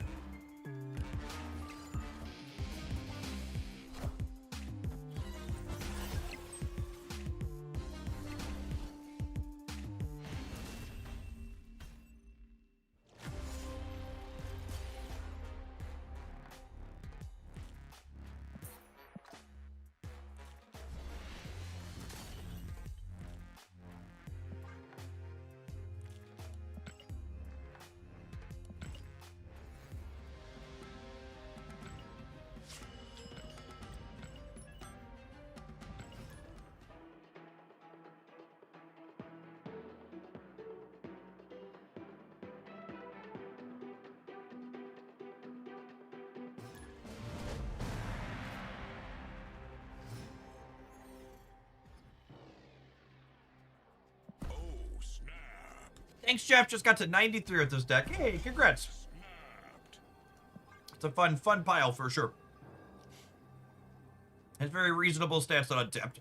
I think the matchup table's a little on the polarized side, but that's gonna be that way with B and C tier decks sometimes.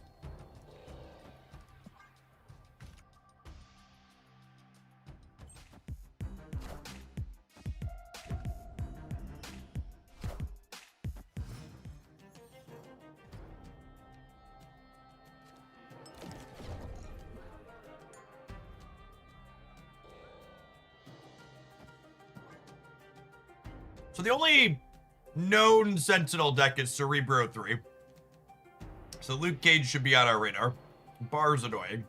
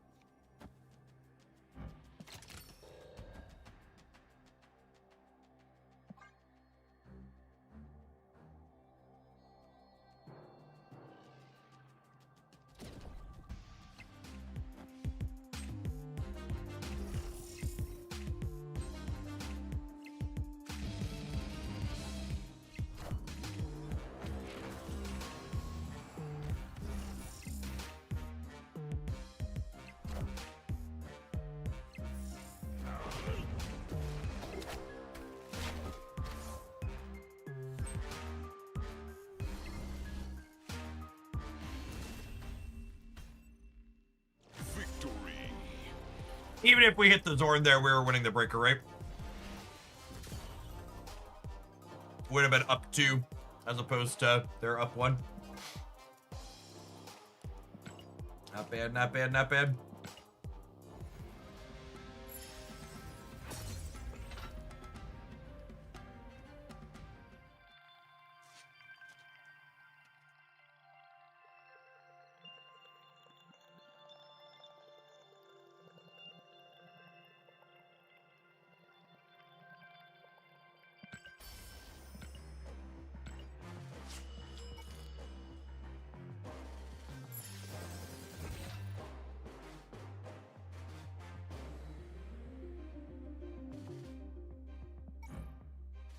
I feel like Dragon Lord might end up being one of the more solid releases this month.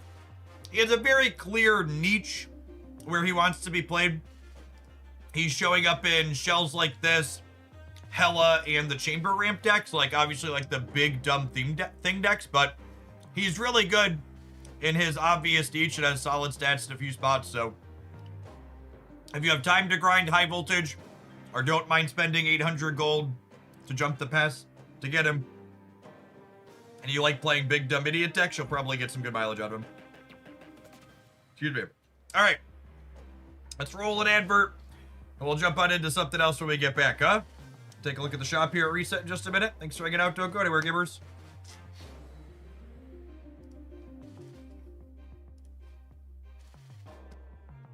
He obviously fits in C5. That was the first thing we tried with him. It was real bad, believe it or not.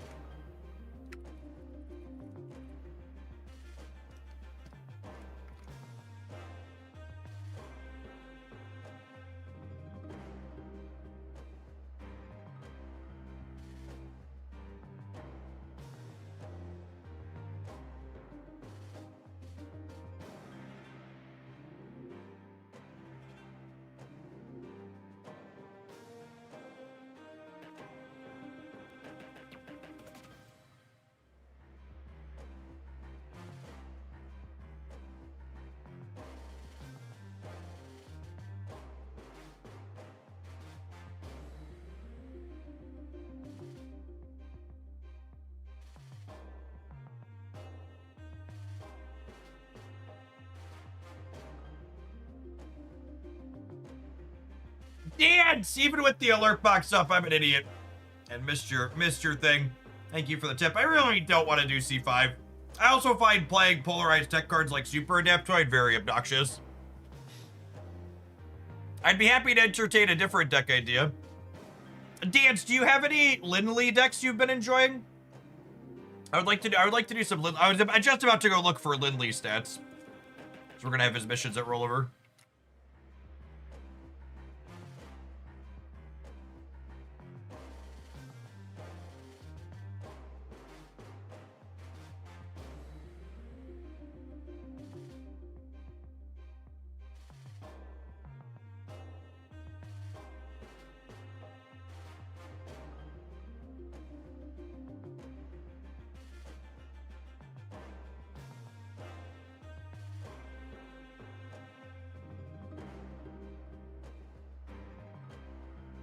Is Dragon of the Moon still not great? Dragon of the Moon is still not great, unfortunately.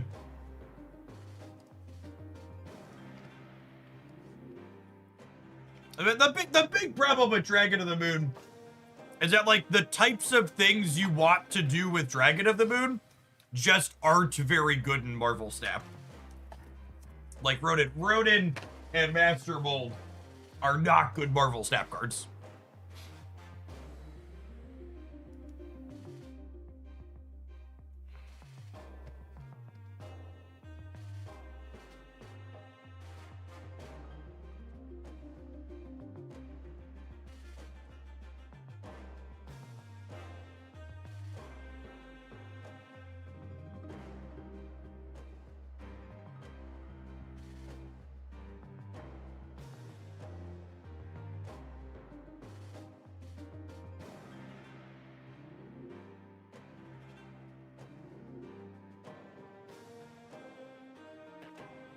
The Aurora build we posted a highlight with this morning.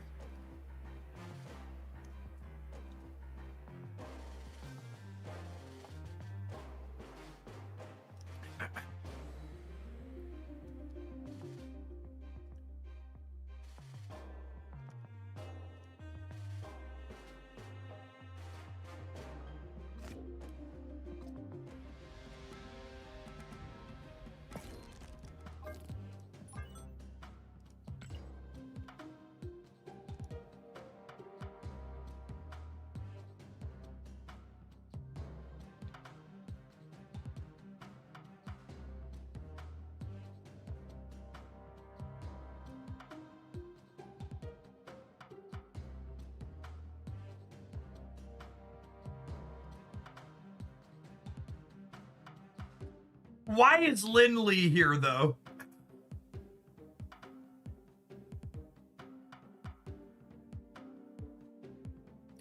Like, Thor Aurora seems fine. I don't know why. I don't know why Lindley is here.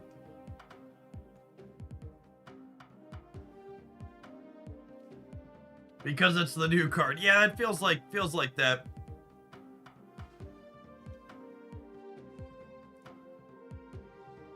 I also think this probably has too many odd reveals in it for a rare.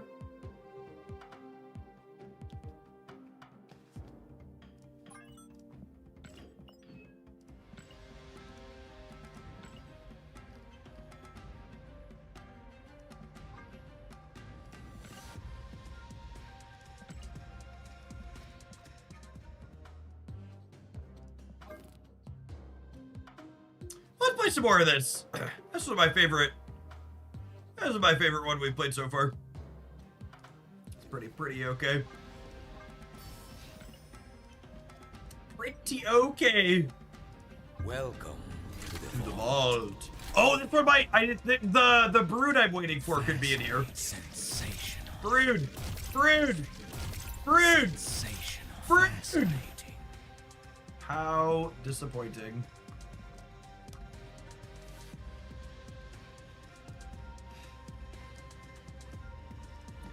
If you are missing Ravona Renslayer in your collection, these are the types of bundles that are the best bundles to purchase with your gold. They have a series 4 or 5 card that you are missing and currency.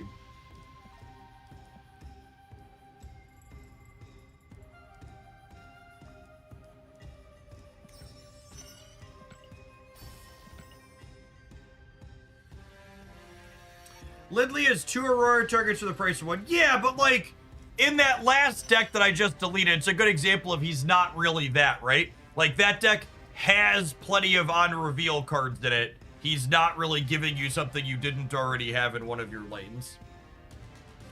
If you don't care about the skin, is the gold to token ratio good? I don't think so. I'd have to check. I don't know offhand. Do math. Don't make me do the math for you.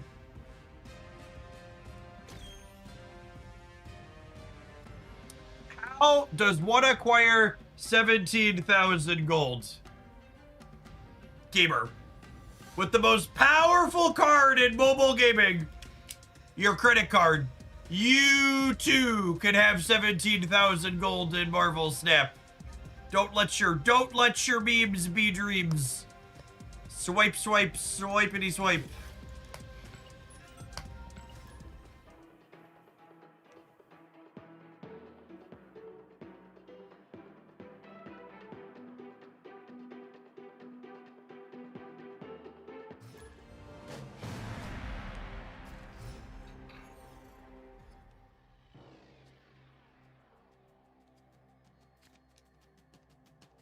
Another wallet plant in the chat, absolutely.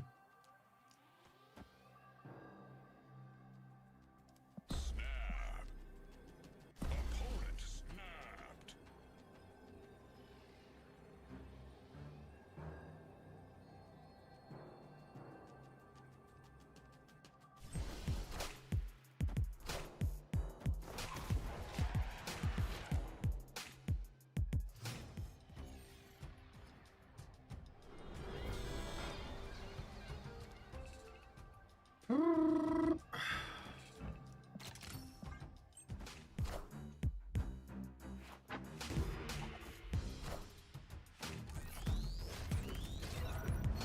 When's your next wallet sponsorship? I actually don't have them on the books.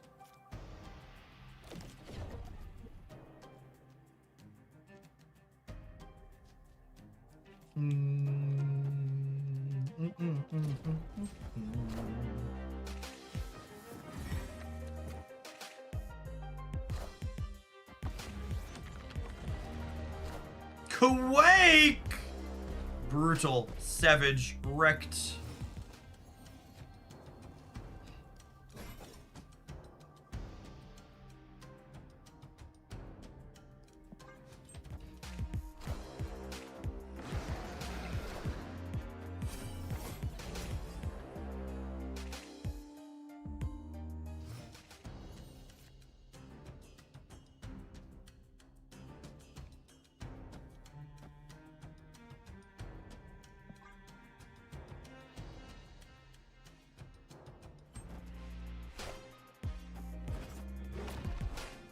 They bounced their moon dragon! So hot. So hot!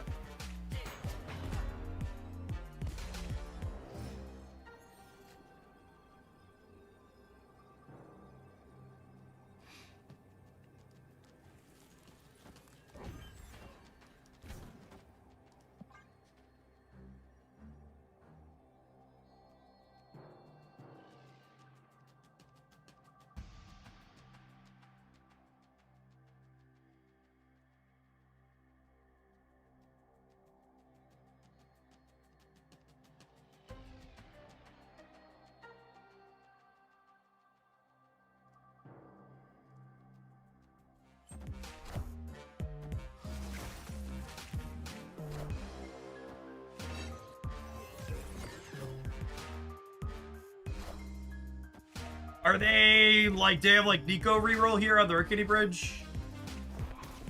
Are they just making sure it clears?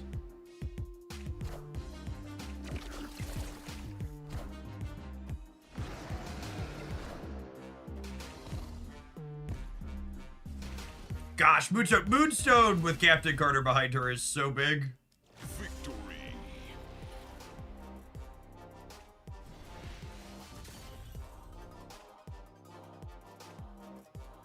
Whoa, is this real? Not my dance?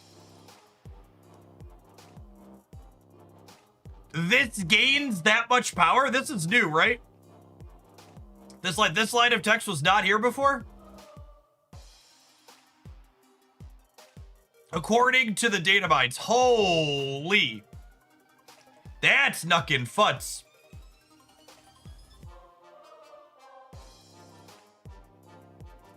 So that's what? You skip on 1 and then you have an unspent on 2, 3, 4. You play him on 5. And then he's a 4/10. That gives you 5 extra energy on turn 6. Yeah, this is data mine to be the season pass card for February.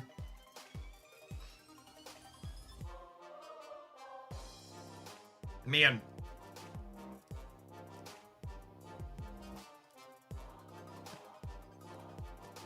Looks like Drax got a buff too. End of turn, +3 power if your opponent played a card with greater power this turn. Move to that card if you'd be winning its location. This is a weird one. So this is like a 3/7, sometimes 3/10.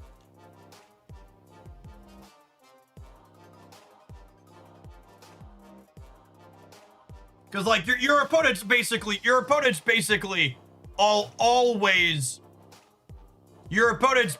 always going to play something that's 5 or more. They might not always play something that's 7 or more.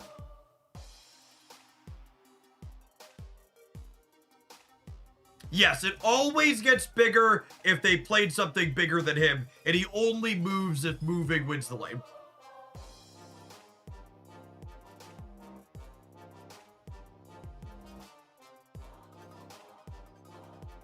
Neat.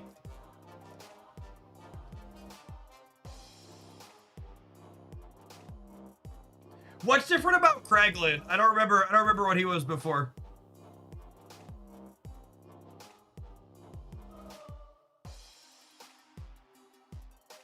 What's different here?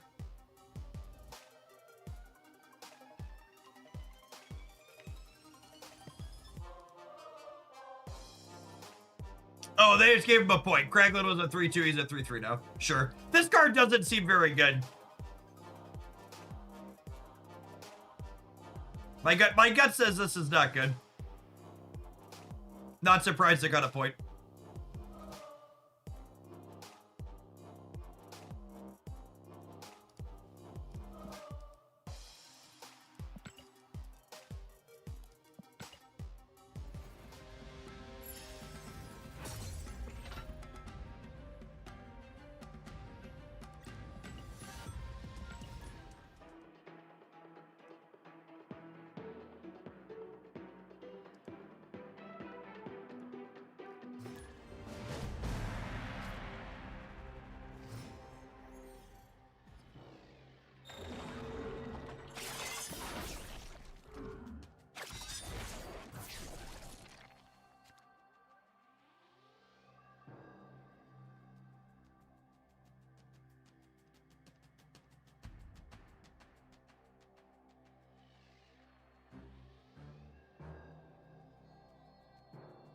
Would we lose? Ghost Spider? Rude.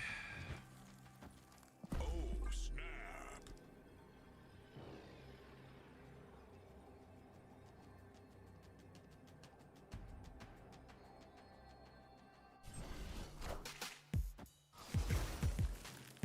Stardust Kitty. Rude.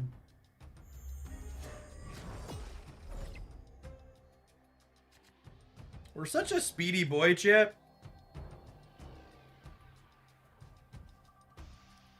Sad we don't have another one or two.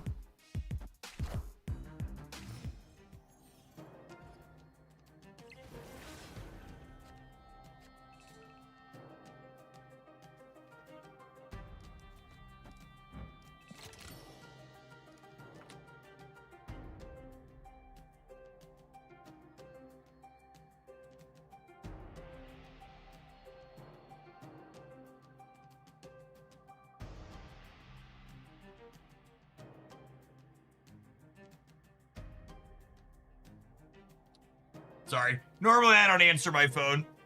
It was a local number, and sometimes those are things involving children. And then in typical fashion, there was no one on the other line, and then they hung up.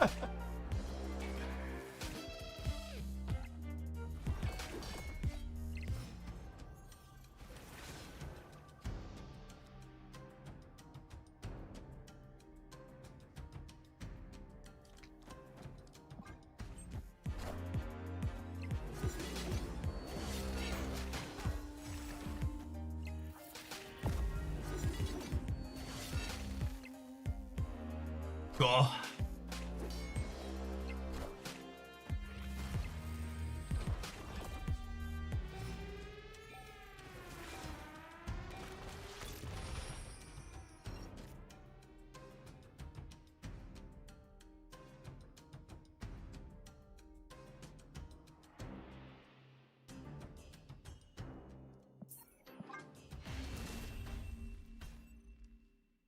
Escaped.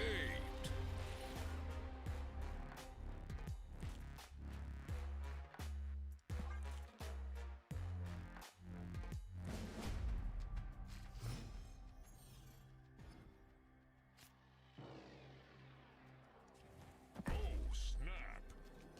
Actually, I'm gonna put Iceman and Madam Web in the same path here because they're a deafening chord deck.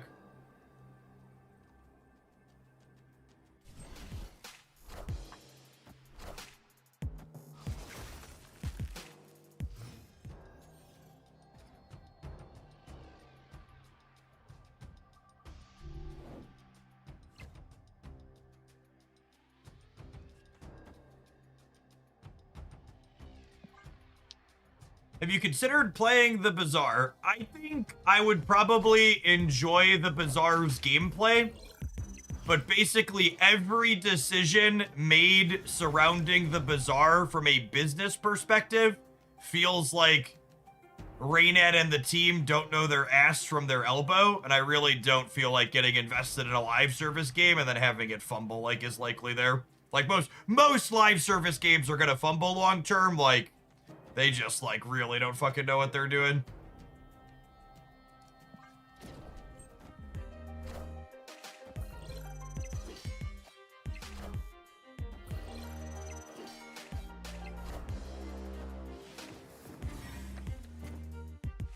Which game are you talking about? The auto battler from Ray Noodle, the Bazaar.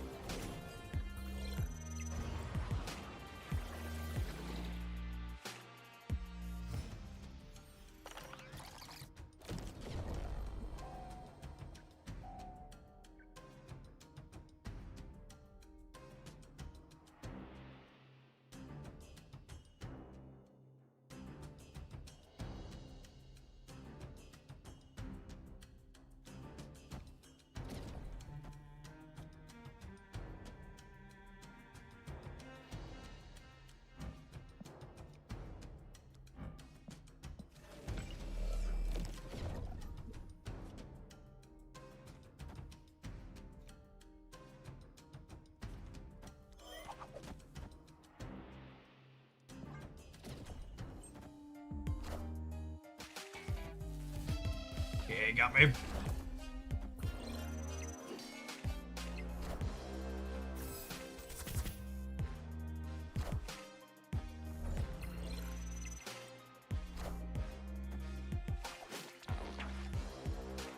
Pal World is making a TCG as well. Surely they'll have a digital client. I actually don't think it's a given that new card games will have a digital client.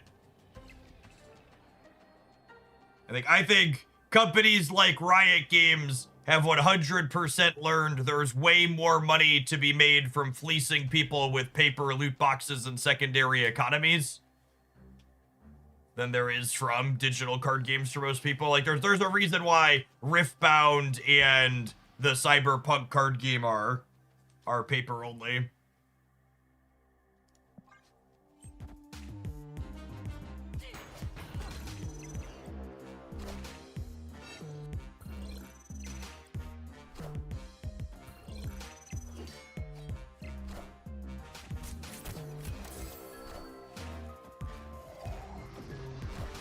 Oh my goodness!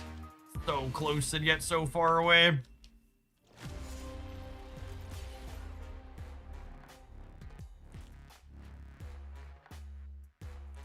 I saw a quote from someone high up at Riftbound that digital is when, not if. Can you please give me a source on that?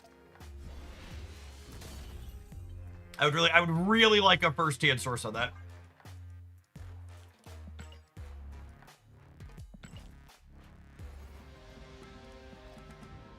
That shit genuinely makes me happy to hear, but it's also surprising. But I guess Riot also just has Dosh to burn, so like... My god, could you imagine a Riftbound digital client with like Runeterra level production that used the Pokemon TCG Live economy model? That would go hard as shit. That would be so good. Would be insane. And for those not familiar, no, don't, your wallet won't shutter. For those who aren't familiar, chat, you don't know a Pokemon TCG Live model. You literally cannot spend money in the Pokemon TCG Live client. You can't buy packs or cards. The way you get cards faster in Pokemon TCG Live is with code cards that come in physical booster packs.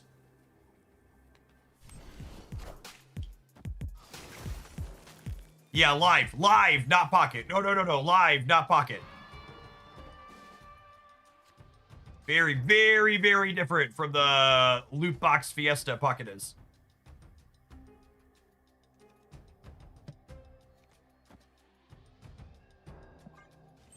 First hand quote, yep, thank you. Right now, we're really focused on in-person experience, but I would say it's a question of not if, but when and how for what we're gonna do with Digital Riftbound. Sick. God, their art's so good. I'm gonna save that one for reference. I appreciate it.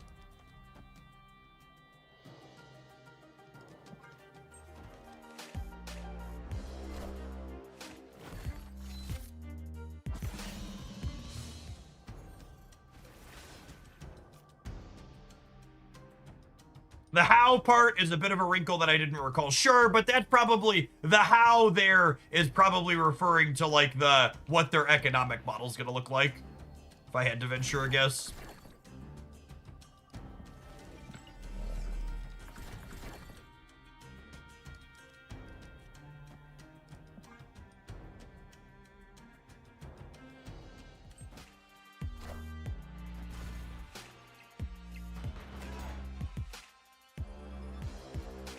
The same article also says some people don't have access to a game store, so it's hard to get out every night or go play. So we're talking about making the game more accessible. What if it's learnable via a digital tool, and then potentially talk about what happens in the future? Oh yeah, that's true too. That's actually a good call out. It's not guaranteed that it would be a full client digital experience.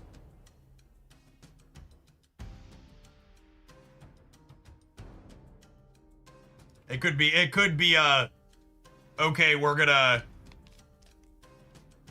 Yeah, there's a couple of paper card games that they all their digital app is literally just a tutorial. It's not a you actually collect all the cards and play. It just teaches you to play the paper game.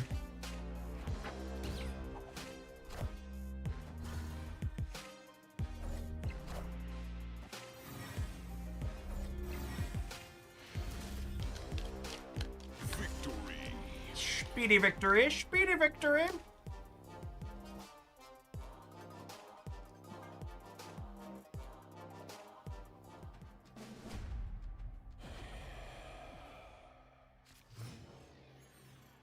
Pocket is basically free with trading and sharing. I'm gonna let you in on a little secret, chat. Nothing makes $1 billion in a year by being basically free. Being basically free is what Legends of Runeterra was, and that's why it only made $20 million in 2.5 years. I got some oceanfront property in Arizona if you're interested. From the front porch, you can see the sea. And if you'll buy that, maybe I'll throw the Golden Gate in for free.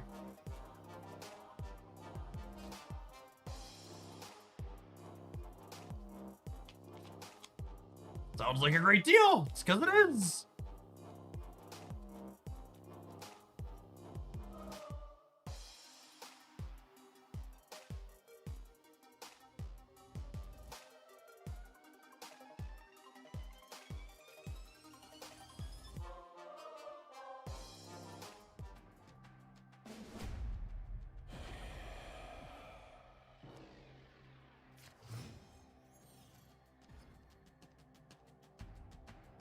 Pokemon Pocket is well made because the small set can be collected in just the 2 packs a day, but then you get they get you with the larger 2-pack releases. So saying the Pokemon Pocket economy is fine because you can collect it in 2 packs a day ignores the fact that Pokemon Pocket is a game with rampant power creep and poor balance.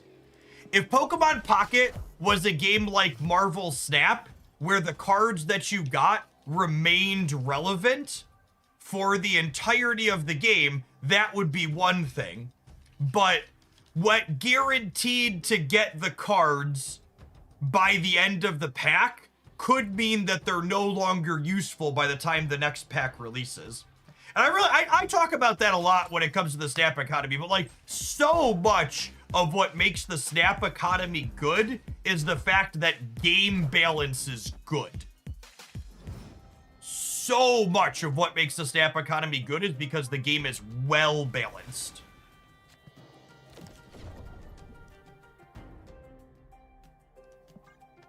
If Snap had power creep and rendered cards unplayable as regularly as other card games do, its economy would not be very good. But the fact that I can pick up a deck that has no cards released in the last year and clear through to infinite and have fun and be competitive is a big part of what makes it so very reasonable.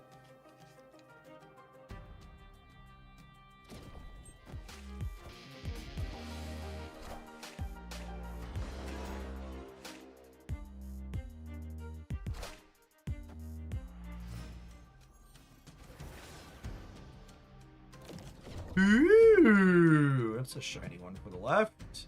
I think we go Spider Pug into Frigga into Iceman.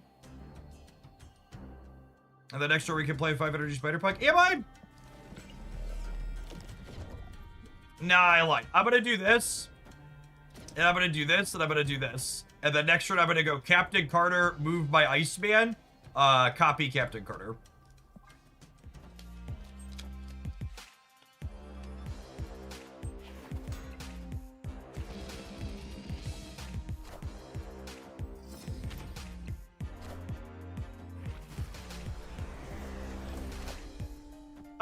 That's annoying, but not the end of the world. Ooh. Ice, ice, baby. Nice ice, baby.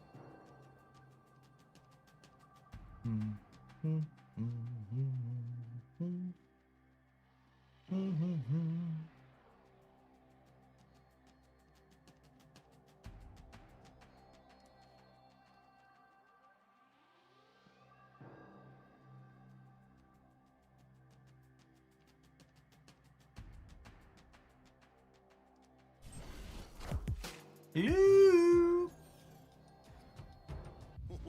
This land is always changing. That's not the end of the world. We have a pretty solid hand already.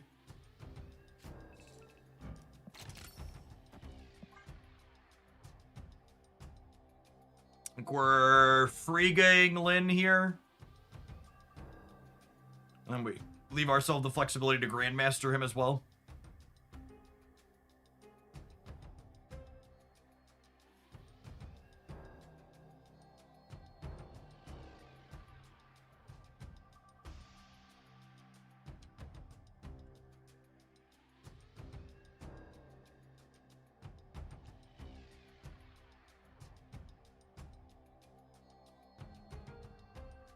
I never thought I'd say this, but I'm enjoying Conquest far more than I have the ladder this past couple of years. Yeah, basically the only time my Conquest experience is bad is when my opponent isn't here or is roping.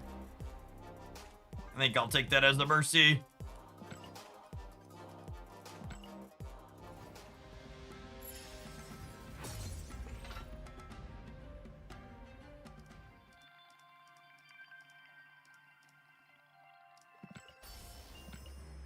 All right, gamers, I don't think I have anything lined up for after this. So we're going to be streaming for another 2 or 3 hours at least is my game plan. If you've got anything sweet for me, send me your necklace. Subscribers, I'll guaranteed play something for a $10 tip. If we don't take Phil with paid submissions, I will entertain necklace linked to the chat. We're going to take a brief pause for the cause. Let some adverts roll in the meantime, in between time. Thanks everybody for hanging out. Don't go anywhere. Thanks for starting your weekend here with us. If you're watching on the YouTube side, you enjoy the daily content over there, don't forget to tap the like button on the live stream while you're here.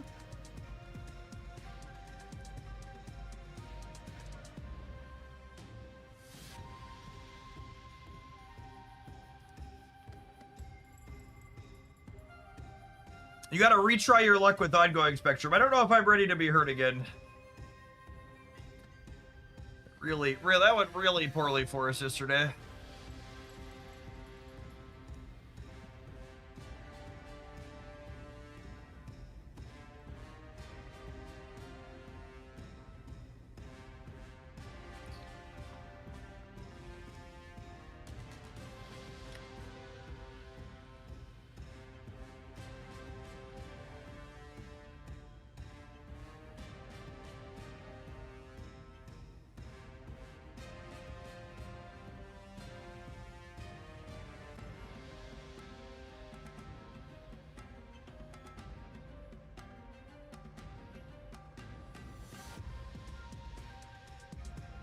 Tempo Hawk.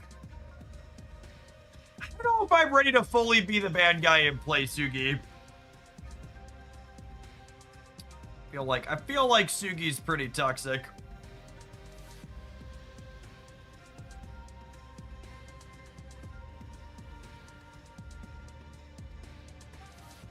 Let's build the Galacti skills deck. Yeah, we can play Galacti with some skills.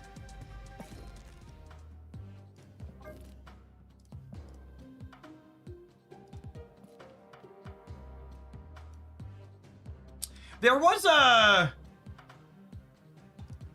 What was the Galacti deck doing on here?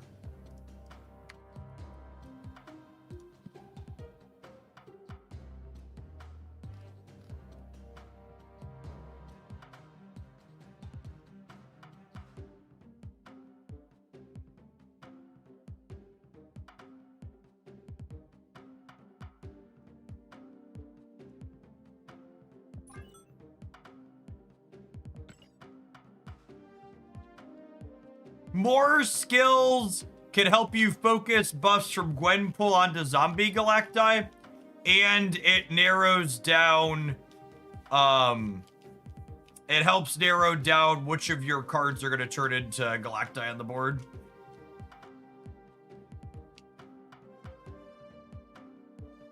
If we're gonna play more skills, we ought to get rid of Chavez.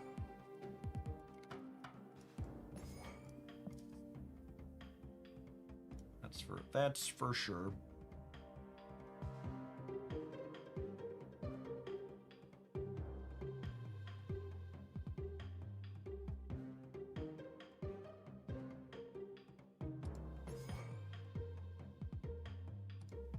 Web slinging has lots of random utility. Okay, I want at least those. Astral projection does not work positively with Zombie Galacti.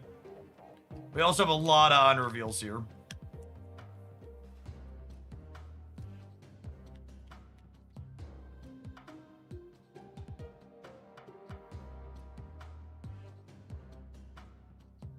I probably want to copy an Agony, yeah.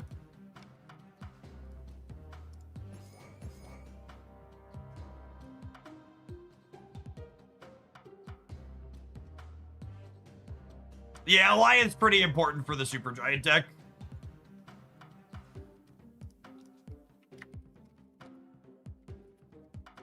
Their interaction with the face down cards is quite strong.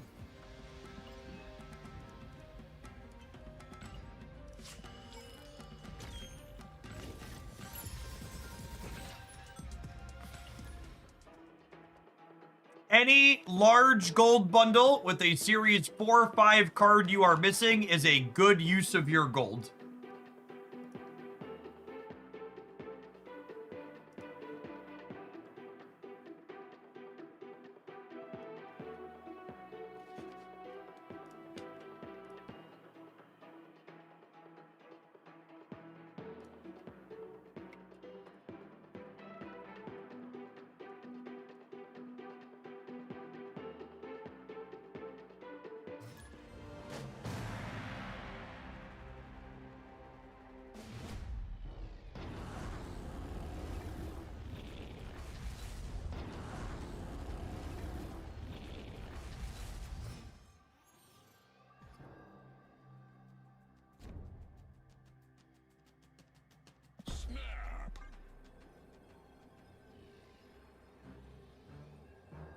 If the Galacti tags Agony, you're wasting that transform if she merges. Sure, you could choose not to merge her, or if you're merging her into something like Maverick, you're getting value from it still, so it's fine.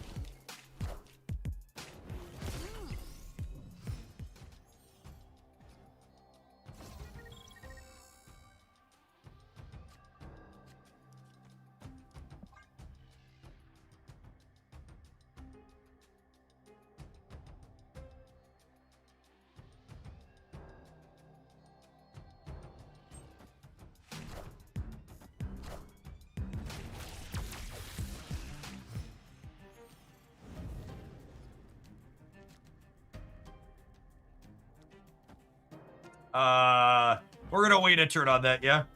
I'd rather this hit Zombie Galacti rather than Maverick.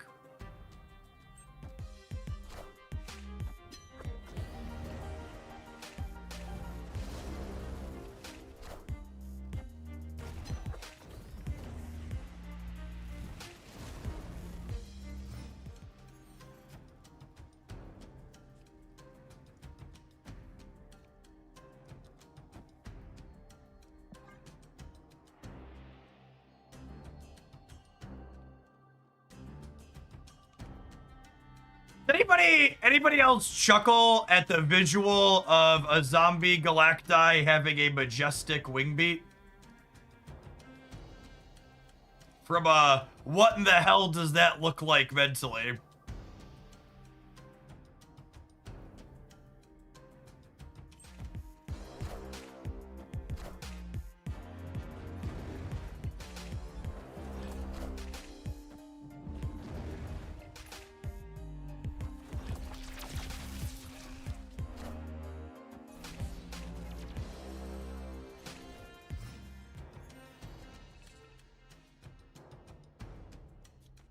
Oh my goodness. And this is all 3 onto Zombie Galacti because she explicitly only hits characters.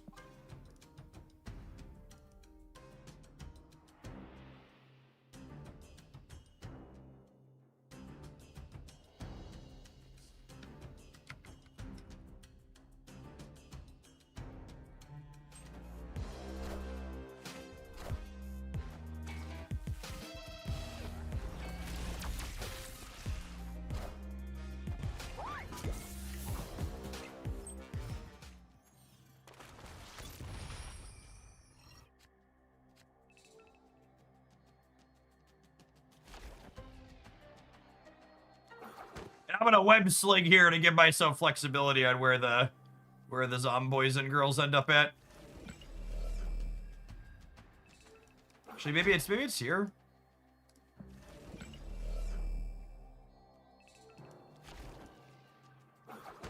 I can't decide. That's close.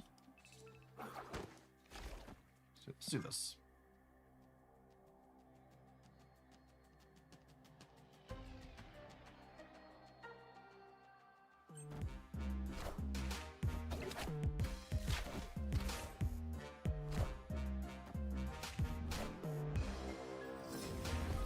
So do car, thank you for the 14 months. Appreciate that. Welcome back.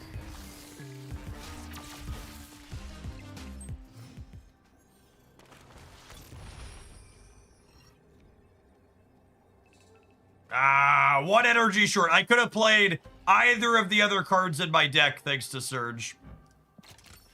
Unlucky. Unlucky.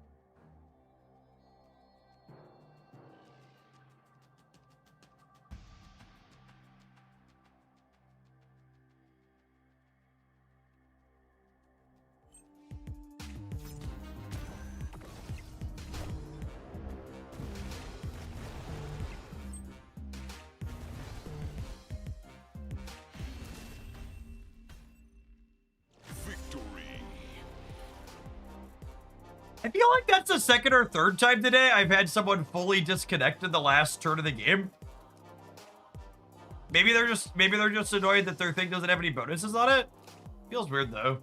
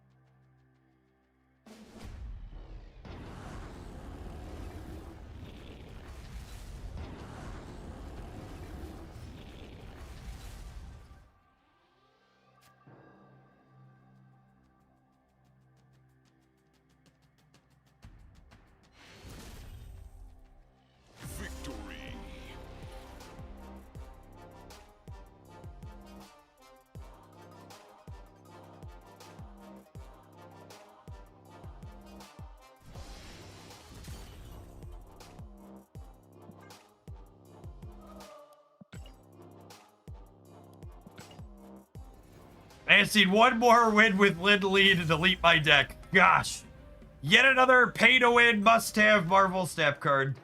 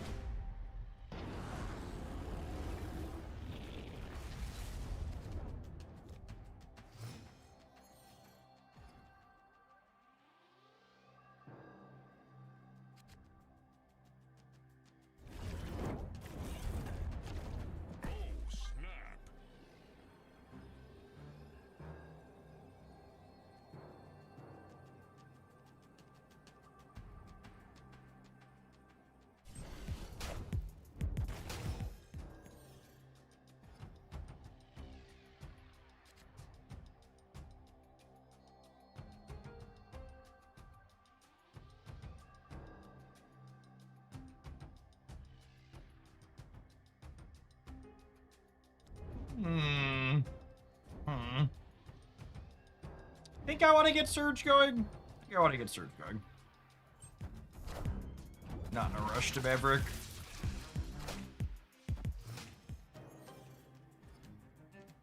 How would their Galacti have been bigger in that last game, Journal? Can you explain? How is that possible?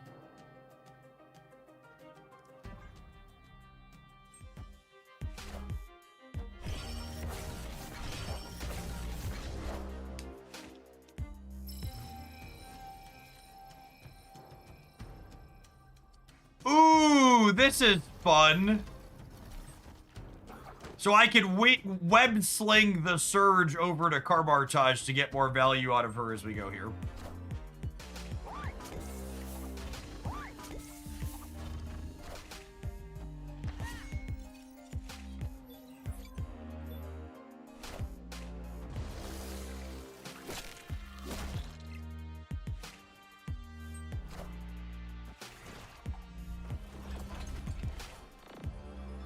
Did I just get 1 out of 8 triggers from the Stark Industries? Is that what happened? Is that what just fucking happened there, gamers? So mad. I'm so mad.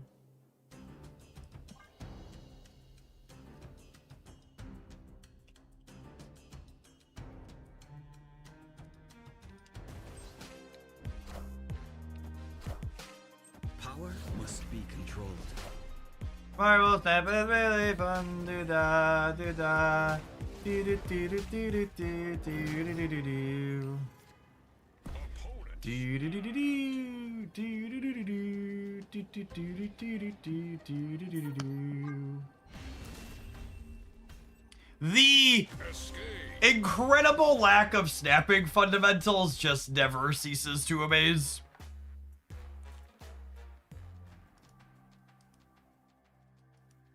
I'm so glad. I'm so glad I have emotes turned off. I'm so glad I have emotes turned off.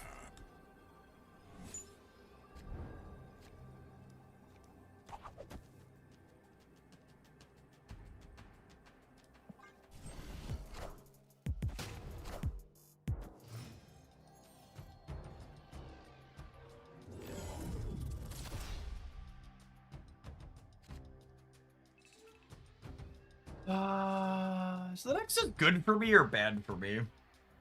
I'm pretty big in the Nexus. I'll say it's good for me. I don't know, we make pretty big numbers in the Nexus.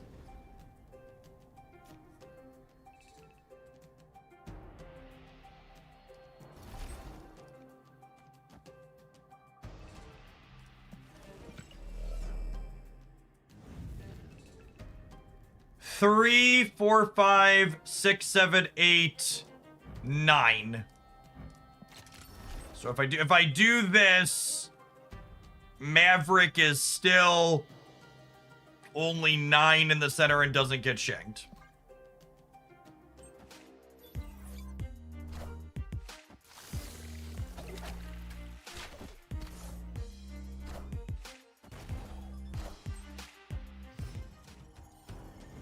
Stop the count. Absolutely. Stop the fucking count.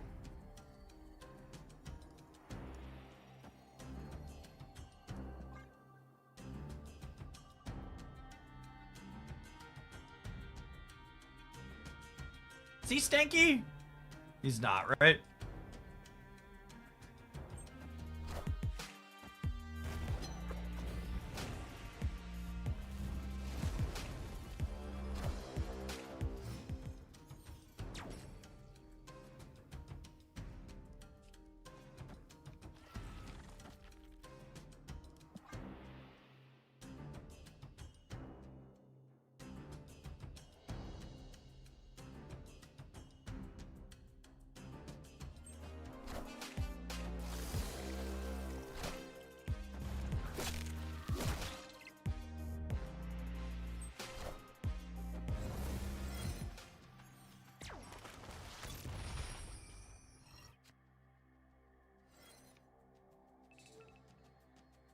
Holy mother of God.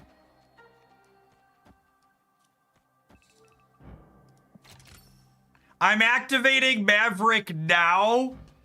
No, that doesn't play around. It plays around like Cord and Cosmic Ghost Rider, yeah? And so I still get Shadow Kings. I think it looks at his power when the ability actually resolves.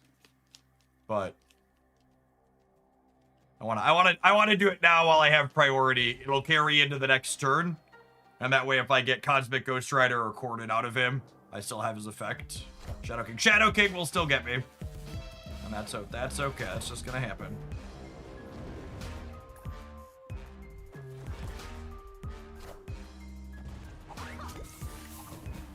Absorbing Man Shag incoming. Absorbing Man Shag only kills one thing, gamers, because Shag is nerfed.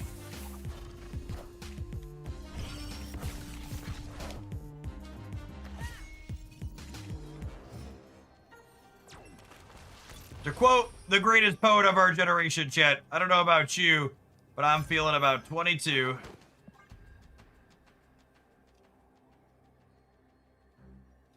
Come on, Darker Knight. Snap me.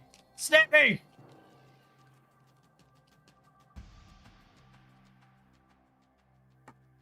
I'm pretty sure we beat Prodigy into Absorbing Man.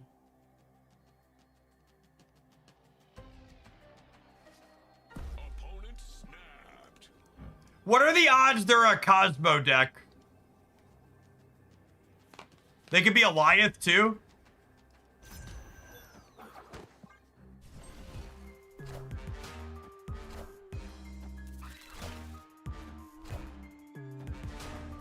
Oh, is that all?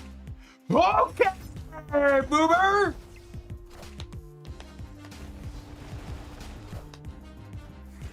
Look at that stanky leg. Noise snap, gamer. Well played. Good fundamentals.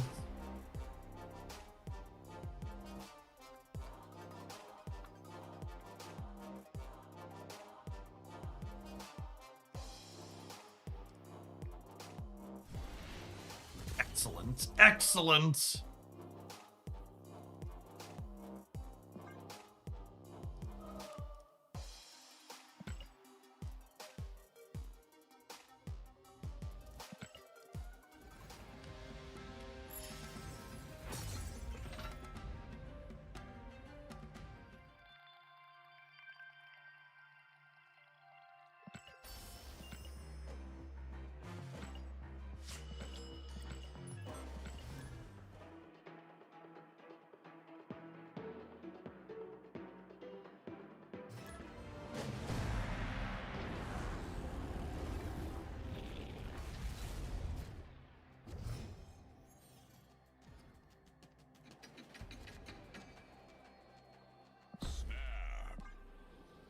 Opponent snapped.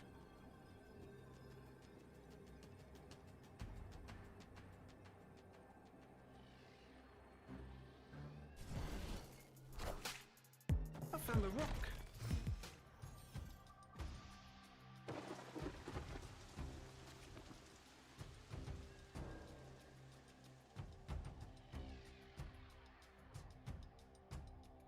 Ooh. And I already have Forge Maverick Zombie Galacti with a couple of stanky legs here. Pretty good opener, especially with the island.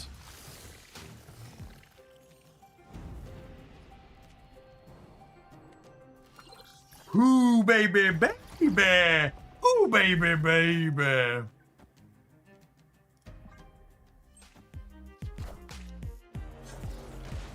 I don't care.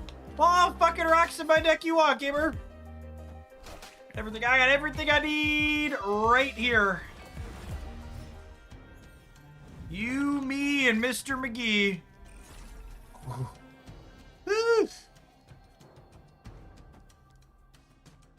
Spread the stank out here. Make sure we nice and big. Ooh, the Cosmo Madam Web is legitimately scary.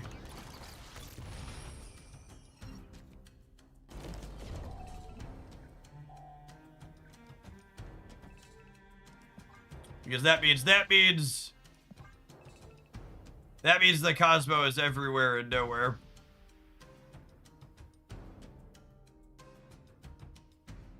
If they move the Cosmo left, I could lose the game. And they kind of want to move it left for the purpose of stopping the surge. But the only thing I can really do to play around that is, like, not play Magic and hope to win the 50-50. And it's so much worse for my Gwen pool. Man.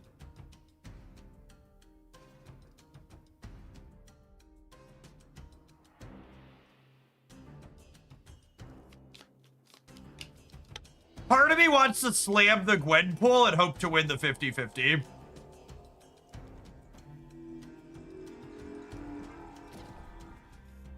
Okay. Okay. Step one.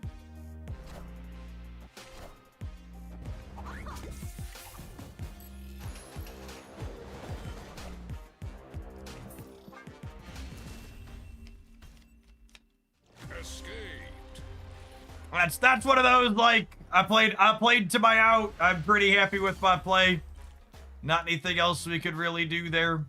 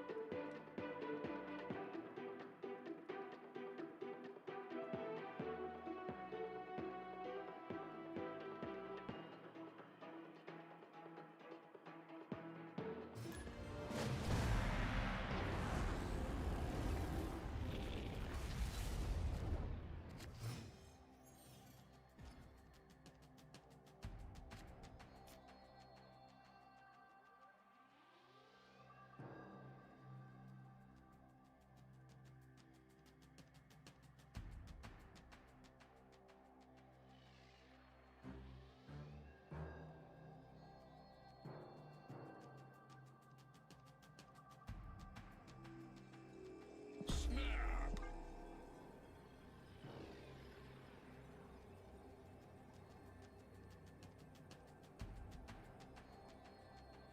Opponent snapped. Magic kind of serves a double role in decks like this one. Yes, she's technically a way to get to a 7th energy for Zombie Galacti, but she also lets you see another card in a 7-turn game, which makes you more likely to draw the namesake as well. So she kind of does a little bit of column A, a little bit of column B.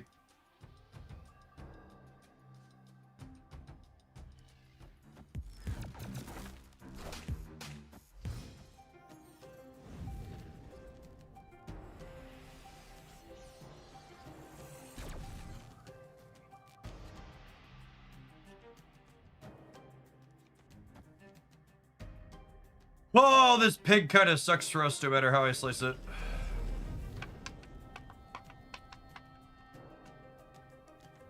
Darkhawk. Darkhawk is definitely not a matchup we enjoy.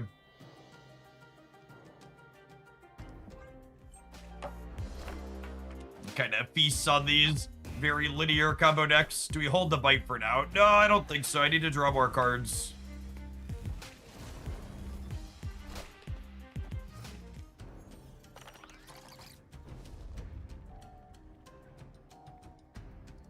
This had the stank on it, right? I'm pretty sure it keeps the stank through the porking. Can someone fact check me on that?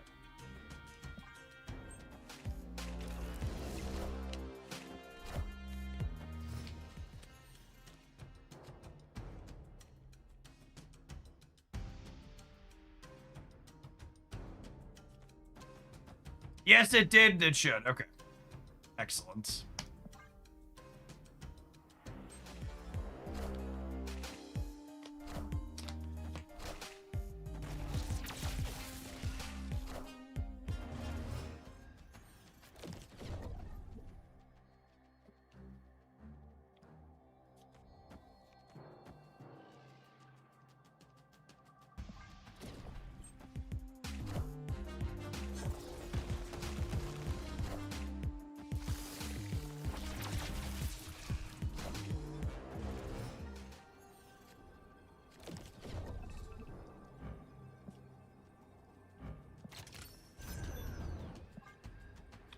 okay amount of points here.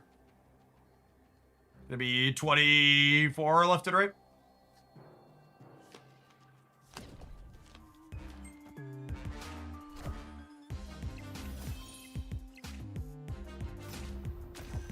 Yeah, they're only going to 23 on the left, so we're good. Cool. Good shit. Victory. A lot went wrong that game. We just didn't get our big man Cosmo. Googling, does it keep the stank after porking? Why don't you just ask your AI, chat? Chat GPT, does it keep the stank after porking?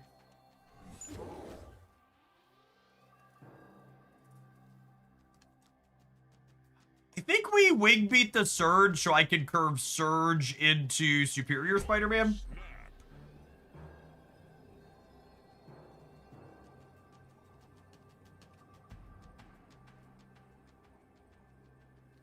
That sounds like a question for Grok. Hey man, I'm cool.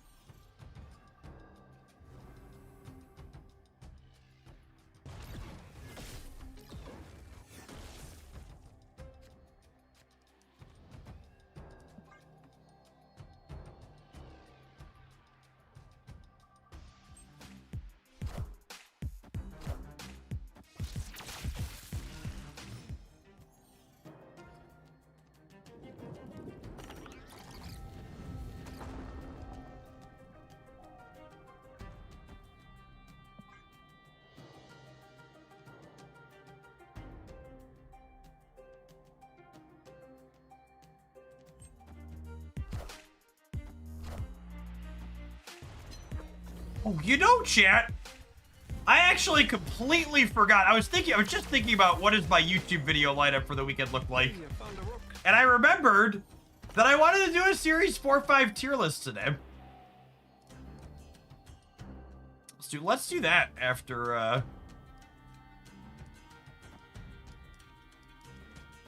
let's do that after this game.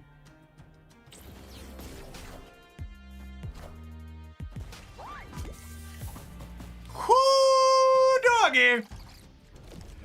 I'll do, pig, I'll do.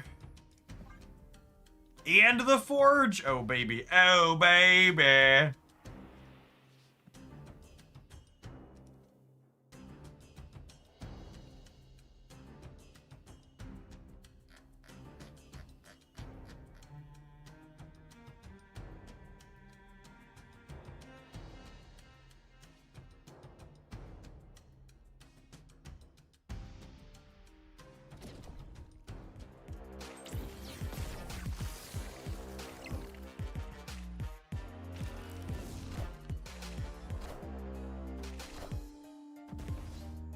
Forge might get bad dogged. Your forge might. Mine is good.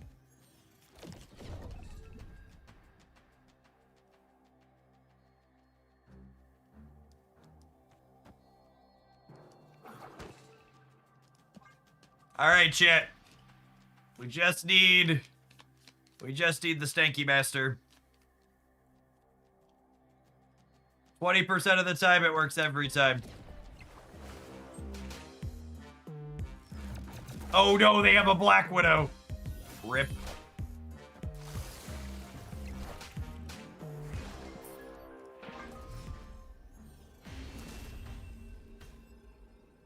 Escaped.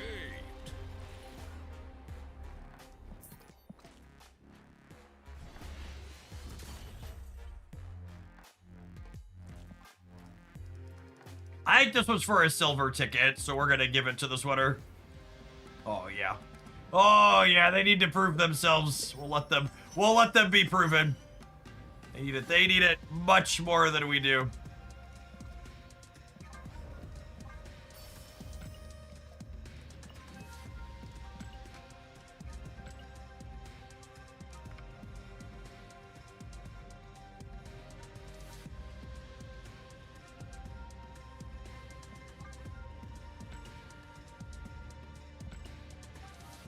Epic.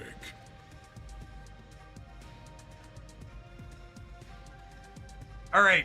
Are these our categories? Buy these. Replaceable, irreplaceable and strong. Irreplaceable and fine. Irreplaceable and mid. Replaceable and strong. Replaceable and fine. Replaceable and mid. Trash. I think I'm happy with those categories.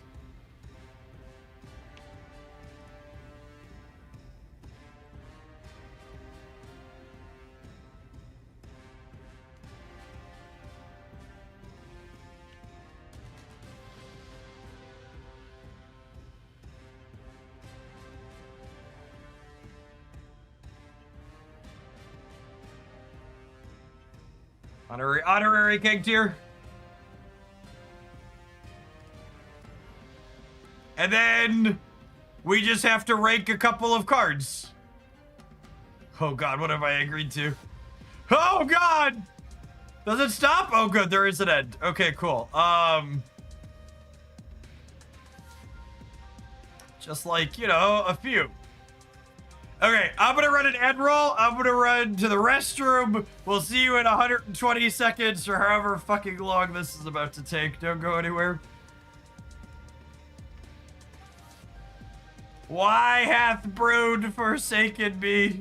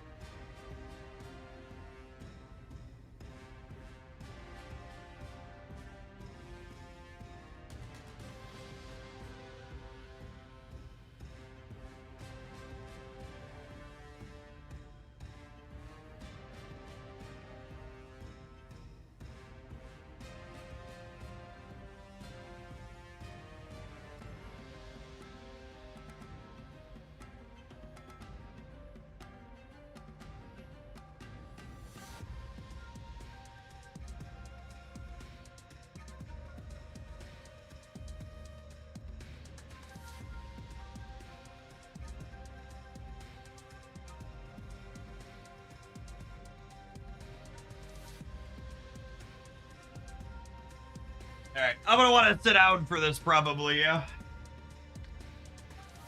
Maybe do the 4s and 5s separately. So, nobody wants to watch a Series 4 tier list. So the options are not do 4 and 5 separately. They're do them all together or only do Series 5.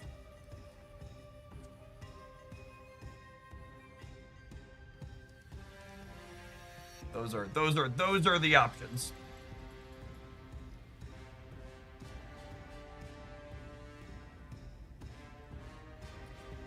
All right,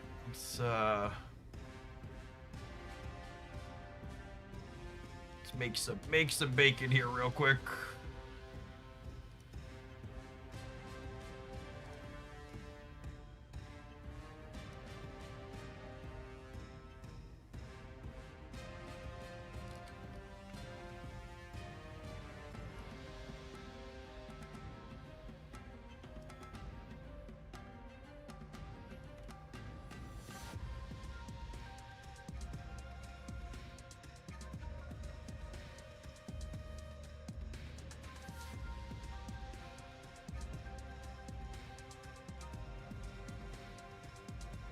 Also, like, just the Series 5 cards isn't that many less.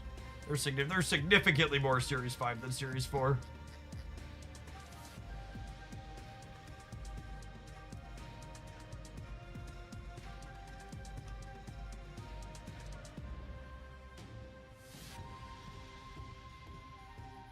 There's still a lot of them.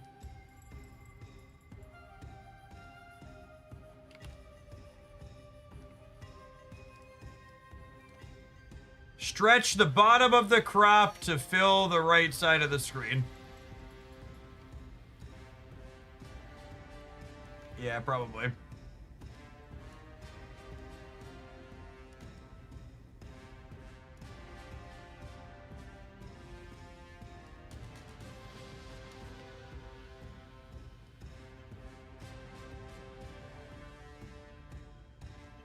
Honestly, I should probably.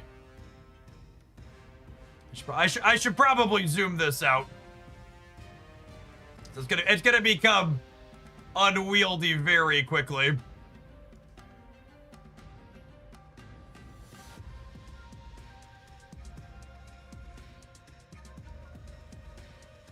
Should I go one more?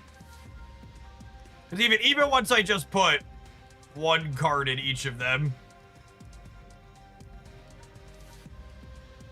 Like one card in each of them does that.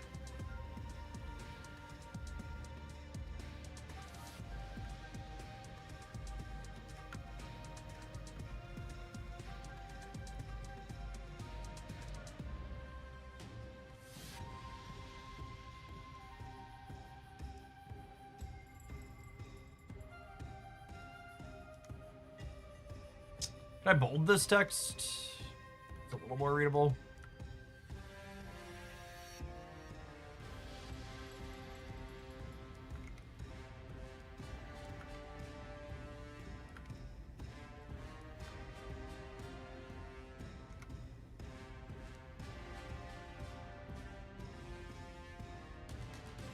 Oh my gosh, when I bolded it, it put the E on a second line. That's great. That's great website.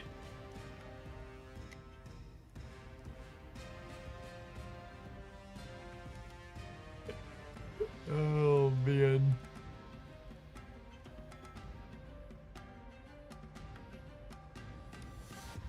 All right, I was gonna set it to 90. And we'll go from there. It's not that much different.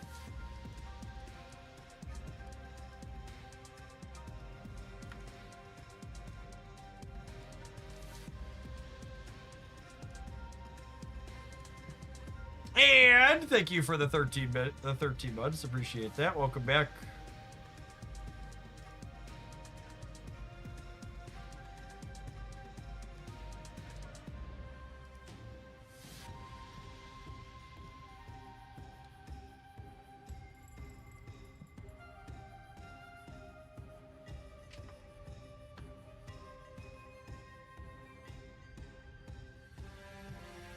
All right. Let me out to Discord know what we're doing.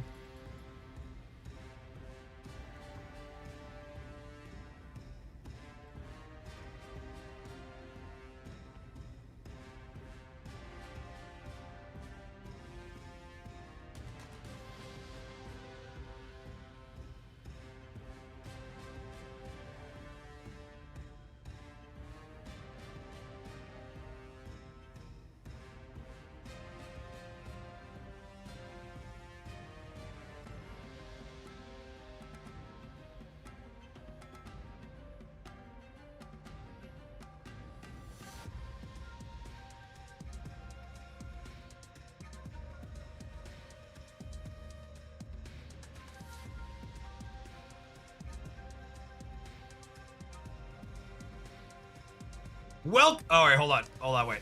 Before I do the intro, let's kill Snap in the background so no music playing.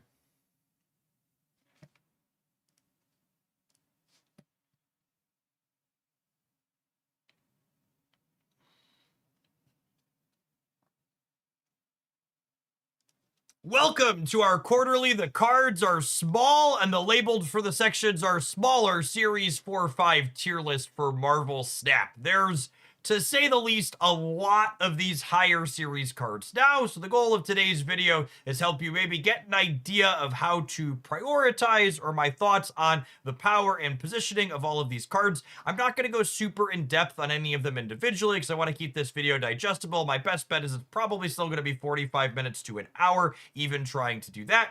We've got our categories broken down not strictly by power level, but also by role. So by these are cards that I think are good, but more importantly, they're cards that tend to fill a very unique role across a lot of decks and are not replaceable. Replaceable, irreplaceable, and strong, fine, and mid. These are cards that are very like role players in a particular deck. So let's grab a random example here to show you how a card can be irreplaceable and mid. I think Airwalker's a good example of a card that's irreplaceable and mid. Airwalker is a card that you build your deck around. There's no other card in Marvel Snap that serves his function, but none of the Airwalker decks that have ever existed have been powerful. They're all just kind of mediocre at best, and he kind of fits that category to a T. This replaceable category is also broken down by power level. We have strong, fine, and mid. These are cards that will be sorted based on their power level, but then also their function in a given deck is one that overlaps with a lot of other cards. So even if a card is here, it's strong but replaceable, it means you could substitute it for another card in Marvel Snap that serves a similar role. Blob is a good example of a card that is replaceable and but strong. It's really good in the decks that it's good in, but if you had to cut Blob because it's missing from your collection and replace it with a Hulk or a Magneto or another big dumb six, that deck's still going to function because Blob is just a stat line. He's probably a bit better stat line than whatever you're replacing him with, but he's not. This deck has to have him to function. And then down here at the bottom, we have the honorary keg tier. These are cards that just like, they aren't useful. Their decks tend to not be interesting. They're just really kind of bad and probably need a new text box or at a minimum, newer numbers. Let's go ahead and dive right into it. This list is alphabetically sorted, so we're going to do that from the top to the bottom. Agamotto. He is a unique effect, but he's also kind of mid. Anti-Venom. Anti-Venom's a card that you often build your deck around a little bit with things like Luke Cage and Shadow King. I think it tends to be a strong card, but usually it's not the defining role in a given deck, so I think I would call this card strong, but I think you could substitute it in most of its decks. Adamantine Infusion. I think Adamantine Infusion is fine. It sees play alongside Black Panther and Nimrod. Those decks often tend to be a little bit susceptible to tech cards. They're never at the top of the metagame, so I think fine here, but not super replaceable because it's really good at what it does, and there aren't a lot of other cards that reanimate like it does. Anya. I think most of the move enablers at this point are pretty interchangeable because we've hit a pretty critical mass of them, and I think she is only, move stuff is only fine in terms of power level overall. Annihilus. Werewolf Annihilus stuff has consistently had really good stats. Annihilus pretty much always defines the decks that he's in, and his power level kind of ebbs and flows, but I would say for the last few months I would consider Annihilus a reasonably strong card in Marvel Snap. Agent Venom. I think Agent Venom's actually a card that's struggled a bit since the tech card rework happened in Snap. Agent Venom decks tend to occupy a space of, we make reasonable numbers, but we're small enough to dodge things like Shang-Chi, and since Shang-Chi's less of a focal point in the metagame, and there's more interaction like Cord and Red Guardian, it's made his decks considerably worse. Ajax. I think Ajax is one of the cards that's just like consistently powerful, even if its play rate isn't super popular, and it's a defining feature in its decks. Agony. I think Agony is super strong since they buffed her to a 3rd point of power, but she's also not a must-have for any deck. If you swap her out for Forge, it's probably worse, but still functional. Oh my goodness. I'm realizing as I'm looking at this, we don't have a tech cards category here in the video. I'm going to pause really quick and make that.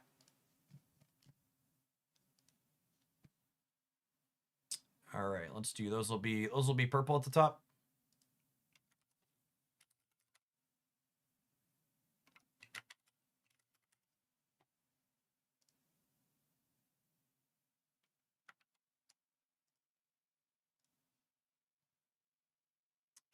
Hedge, thank you for the 38 month. Welcome back.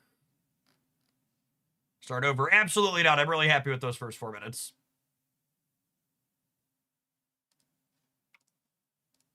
I've paused the recording. It'll be okay.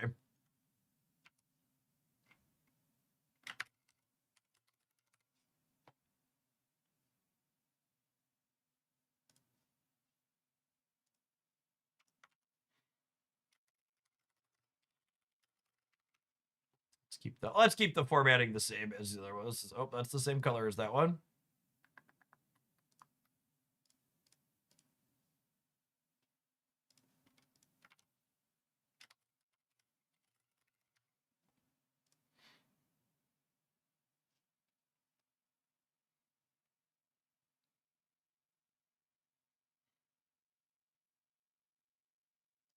All right, Eliath brings us to our first tech card of the higher series. Tech cards are ones that you put into your deck to interact with your opponent. Eliath is a pretty strong card in a lot of decks, I think, especially alongside Supergiant. It's currently seeing a resurgence in Marvel Snap's metagame a little bit, and it's pretty consistently in a top-performing deck in and around the game. Ares, I think I'm going to put just all of the 4-10 plus cards inside of Replaceable and Fine. They tend to be very interchangeable with each other, and cards like Crossbones and others and Atuma that exist in Marvel Snap. Erishim. I hate telling people this, but Erishim is consistently better than its play rate implies. It regularly puts up results in the community tournaments. It's quite strong and not replaceable in any of its decks. Astral Projection. I'm going to say Astral Projection is irreplaceable in mid. There's explicitly a Dakin Astral Projection combo deck that's been running around since this card was added to the game that has pretty good cube equity while having a low win rate, so we'll slide that there. Aurora, one of our latest card releases. I think Aurora is stellar. I think she's not only a fun card, but also very powerful. There's consistently been Aurora decks with good stats since she dropped, and you could not replace her in any of the decks that are playing her. Awesome Andy.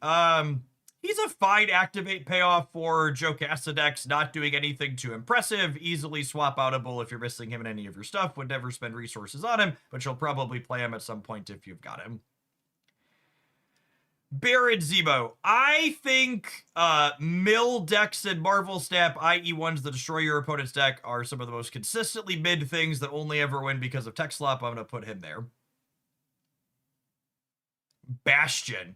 I had such high hopes for Bastion with Victoria stuff when he came out, but I think I'm just going to call him replaceable in mid. None of the best performing Victoria hand decks have ended up playing him. He hasn't been in any consistently top performing deck since he dropped. I think if you like him, you could build decks and like have an okay time with him, but he's definitely not a must-have card, and I wouldn't call him powerful.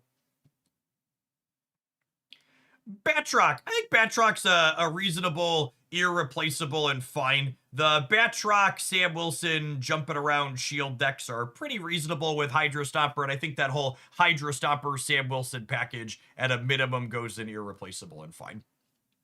Bojack Norseman. I think Bojack Norseman is very similar to the Ares lot. He's just like an okay stat line. You kind of build around him with Jane Foster sometimes, but he's absolutely fine at the best, and any deck that has him isn't really headlining him. Black Knight. Good example of a card that's irreplaceable, but mid. You build your deck around him, but he's not very powerful. Black Swan. I think she's fine, but I also wouldn't call her irreplaceable anymore, I think. For example, in bounce decks are the one place where Black Swan, I think, is still really playable, or Werewolf by Night. I think there's other interchangeable things like Surge that seem to be a little bit more generically powerful that fill a similar role. Blink. Blink is a card that is aged like fine wine. I think she wasn't particularly stellar when she first dropped, or at a minimum was pretty narrow, and there's more and more decks I've been playing lately, like Aurora and different Dragon Lord things, and obviously Hela, where she's always been played, where she feels like she fills a really key role and is often quite strong. Bruce Banner. I'm going to say Bruce is replaceable and fine at this point. He serves a function inside of end of turn decks, but especially with the addition of Lockheed to the game, there's such a range of end of turn outputs that I don't think he's irreplaceable the way some of the other more powerful are ones in that deck. You want light on my face? Fine, I guess. I can be blind. Bullseye. The Bullseye discard deck has been kind of fallen by the wayside since Cosmic Ghost Rider and Deafening Chord have been added to the game. This one was a strong archetype with Dakin for a really long time. I think it's fine at absolute best. I think there's an argument that this could belong here, but I'm going to cope and say this is better than its play rate implies and put it up here. And it kind of ebbs and flows a little bit based on what tech cards are being played. Kyera. Kyera's like an anti-tech card. If you're playing a deck that dies to Killmonger and there's Killmonger in the metagame, she's a fine tool to reach for. Cannonball. I'm going to say Cannonball's replaceable and fine. Cannonball plus Mercury are kind of like a 1-2 package punch where, like, she's a tech card that has synergy with him, but I think if you're missing Cannonball, you could substitute it for another interactive bit and generally be fine in most of those decks.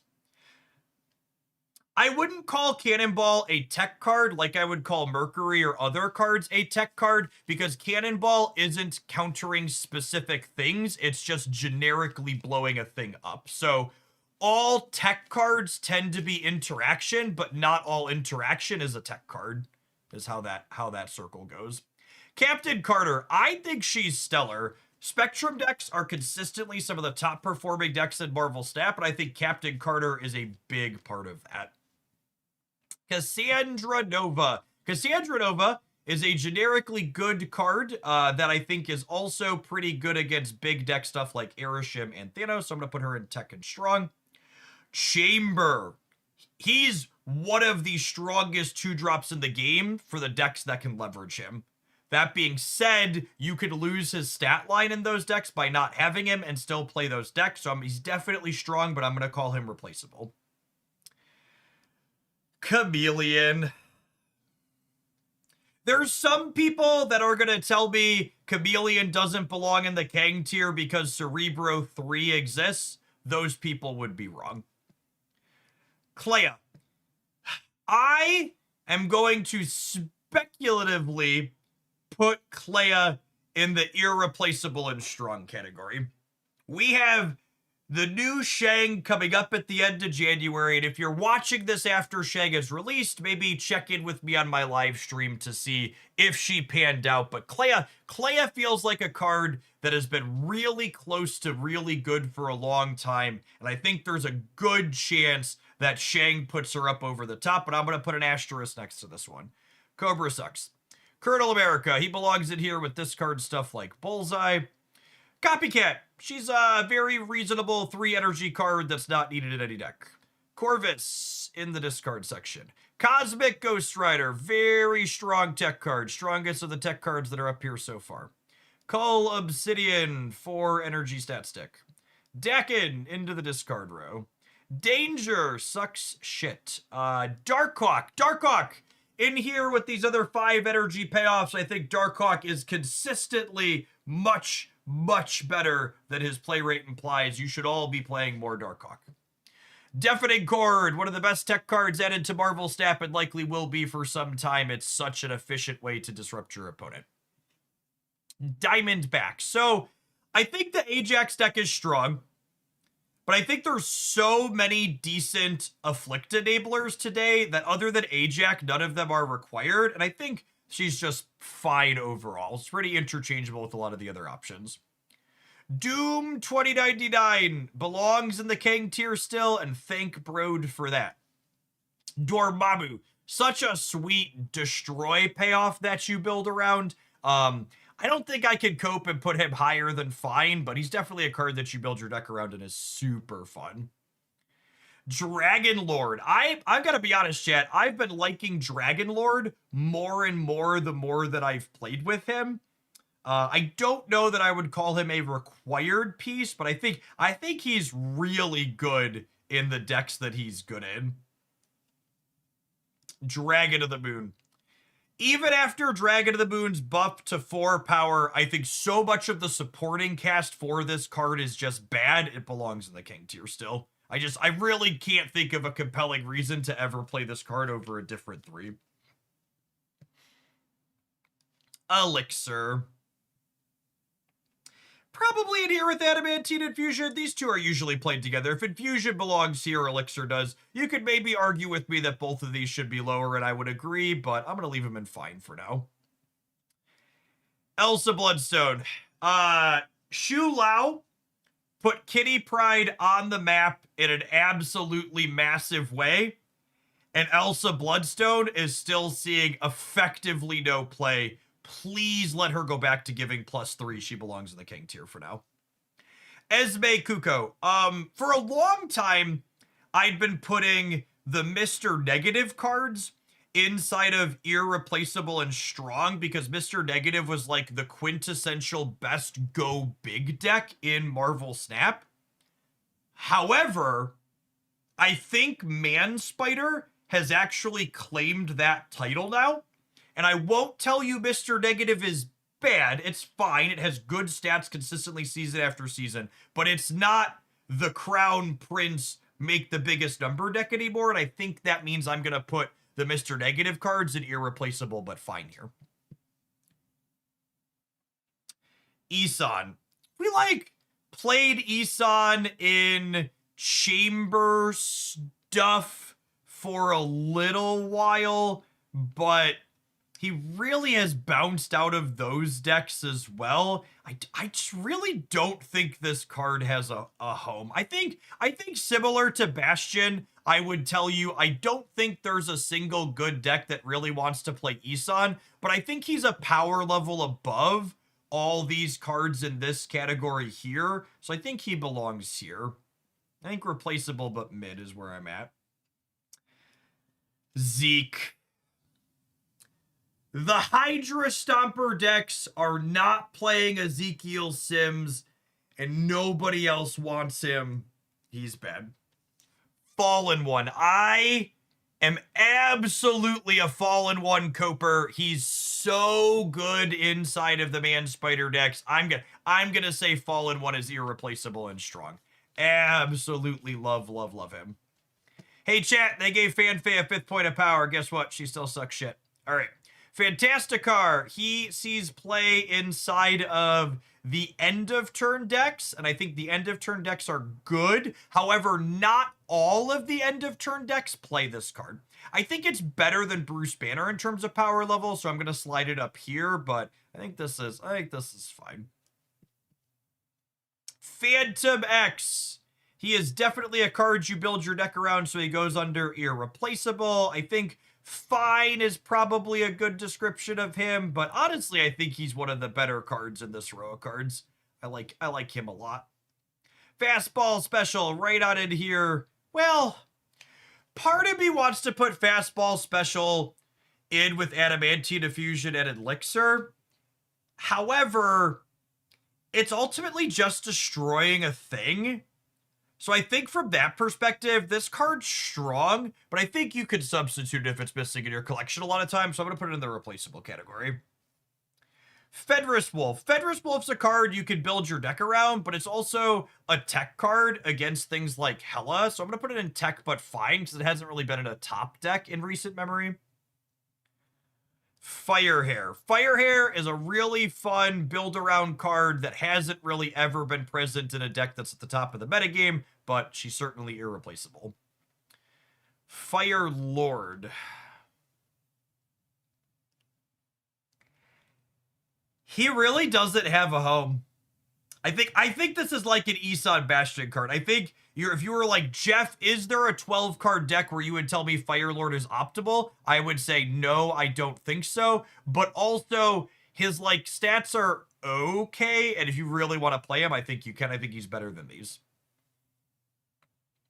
Frankie Ray Nova. Okay, so like this might be engagement bait a little bit, but we played a Shu Lao Maverick Mockingbird deck with Frankie that I really loved, and I think these big stat 2s are hard to like compete, but she's not a must-have card. I think Frankie's strong. I think in the right deck she's very, very good.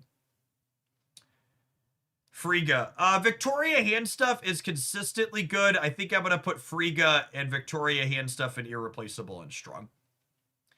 Galacta. Galacta's not really seeing any regular play anymore in anything that I would describe as a current top deck, I don't think. The Kitty Pride decks with Shu Lao are not leveraging her. She might, I think she's slightly better than like Isan, Bastion, and Fire Lord, but like not a lot, honestly. Galactus. I have played an what can only be described as unhealthy amount of Galactus Man Spider, and I think that deck is legitimately good, and he's definitely irreplaceable. Galactus First Steps. I think Galactus First Steps holds the title of best big dumb 6-drop in Marvel Snap as of the recording of this video, but like Blob, those are all interchangeable. Ghost Rider First Steps. Doesn't really have a home, is pretty bad. Gilgamesh. I think he's just similar to these other cards here. You could like kind of play him in Zoo, but there's a lot of Zoo decks that don't even want to play him because they've got other better things to be doing. Gladiator, pretty generically good 3 energy card, pretty replaceable. Goliath, I think Goliath goes up here with Captain Carter. I think the Spectrum stuff is quite good. I'm gonna put that there. Gorgon, he's a tech card that's only okay. Gore is the other card I was thinking about when I said we're gonna put the Mr. Negative cards in irreplaceable and fine this time around. Grand Master, with Silver Surfer First Steps and Absorbing Man and others, Grandmaster's role isn't super unique, so he's definitely not irreplaceable. I think he's probably fine at best in terms of power level. Gwenpool has seen some amount of play in Zombie Galacti decks of the late, and those decks are all right, but there's also a lot of Zombie Galacti decks that are not playing her. I think similar to Galacta, she's a little bit better than these, but I also don't know that I have a deck that I love her in. Headpool's kind of bad shit. I don't really have anything else for you other than that. Hellion. I think Hellion, similar to most of the other move enablers, is pretty interchangeable and replaceable, but I think he's strong. I think, and this feels weird to say, I think especially in like the Hydra Stomper Craven move decks, I actually think Hellion is better than Anya at this point. So I think he's still replaceable, interchangeable with other move enablers, but I think I'm going to say he's strong rather than fine. Herbie. Herbie is a card we should probably all be playing more of. Also has synergy with stuff like Jokesta. High Evolutionary. High Evo's actually cropped up in a couple of my best decks roundups in recent months. I think he's better than he has been. And speculatively, we have Star-Lord coming as the Season Pass card at the start of February that could give this card a new jolt of life. All right, we gotta zoom out. What's the opposite of enhance? All right. Hit Monkey. Chat, I just have to be honest with you. I looked at this card and my gut wanted to put him here. I think Shu Lao has made this card irrelevant inside of bounce. However, I'm gonna put him in replaceable in mid because I think he's probably a similar power level to like Gilgamesh, Isan, and Bastion. I think Hitmonkey's better than these cards. It's a low bar, but he clears it. Hope Summers. We have hit a critical mass of 3 energy cards that give you extra energy faster. And Hope's a very reasonable card, but she's pretty interchangeable with a lot of other cards that fill a similar role. Emperor Hulkling. I'm not going to tell you he's bad, because I think calling him bad is not fully accurate, but I think he's worse than most of the other big dumb 6s. So I'm gonna put him in just replaceable, but fine. I think he's better than mid, but he's definitely replaceable. Human Torch First Steps. Pretty mid, chat. Pretty mid. Not terrible. Pretty mid. Hydration Robert. Very good 1 energy card. Also helps you get end of turn synergies. Oh gosh. Oh gosh. You're never going to be able to see this. Hydra Stomper. I like Hydra Stomper in with Batroc and the other jump around the board cards. Infinity Ultron. He's kind of neat. You kind of build your deck around him. He's like an Agamotto tier card. I like him there. Invisible Woman First Steps. I think the end of turn deck is stellar. I think it's very good. It's much better than its play rate implies. It's consistently been good since it dropped. Iron Lad. They just gave Iron Lad a 7th point of power. I'm gonna say he's fine with his 7th point of power, but that might be generous. Iron Patriot, very good 2 energy play, but also pretty exchangeable with other cards that generate cards like Mirage and Kate Bishop and others. Jeff the Baby Land Shark, more like Jeff the Baby Keg Shark, am I right? Jennifer Kale. Jennifer Kale's actually a card that I've been developing more of an appreciation for the more that I've played with her. I think she's actually one of the better energy accelerants. I think she's at a minimum in the same tier as Hope Summers. Jim Hammond's Human Torch. I think Jim's are actually a really solid card, but he's definitely not a must-have, and you could sub him in most decks that are playing him. Joaquin Torres Falcon. I think he's climbed out of the keg tier, chat. I think 2-3 Joaquin with the addition of other 1 energy cards that have come to Marvel Snap, and like maybe Clea's gonna be good with Shang. I'm gonna put old Joaquin inside of replaceable and fine. No longer King. Jocasta. Activate stuff is very good. End of turn stuff is very good. Jocasta does both of those things. Kahori. I've probably played more Kahori than most of the people watching this video combined. She's really not good. I think at a minimum, she's a candidate to go up to a 7th point of power at some point, but yeah, just not great. Kang the Conqueror, chat. He's replaceable, but fine. It's the honorary Kang tier anymore. You knew he wasn't going down there. Kate Bishop. Allow me to scroll up. I think...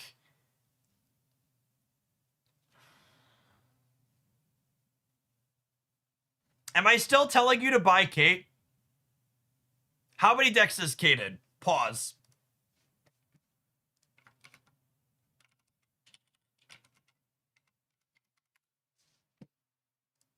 I'm looking.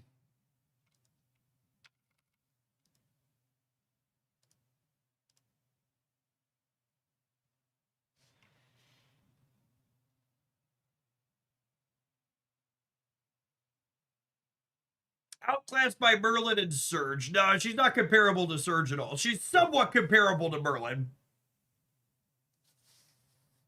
Merlin and Kate fight for hand space.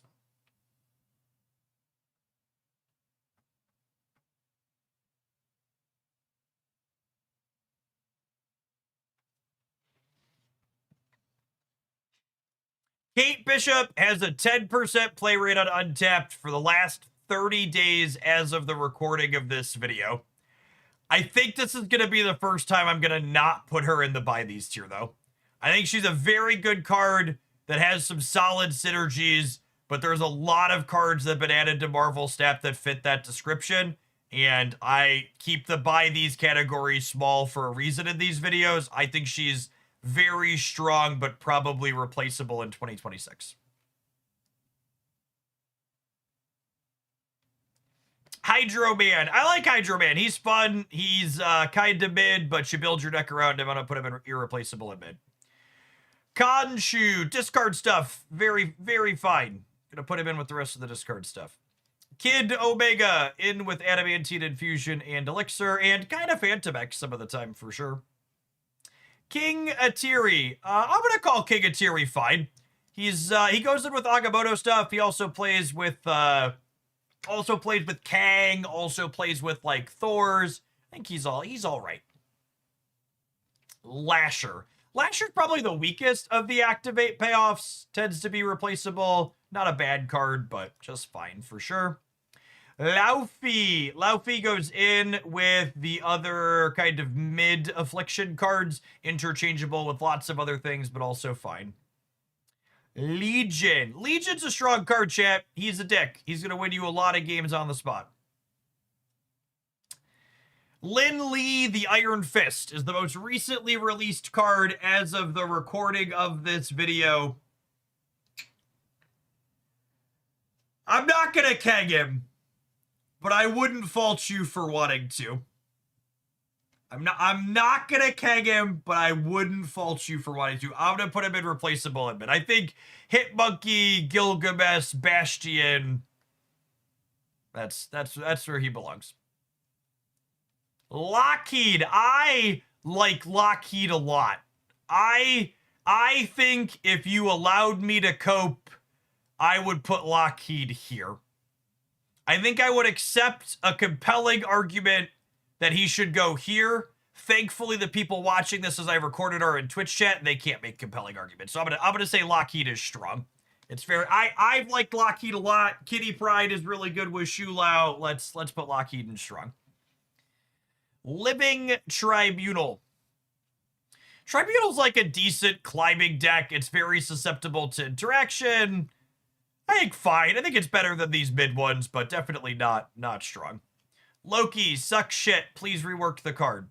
Luna Snow. I think Luna Snow is the best in class 3 energy accelerant card in Marvel Snap today. I'm going to put her in irreplaceable and strong. If you were going to pick up one card that helps you get extra energy faster, Luna Snow is the best to do this.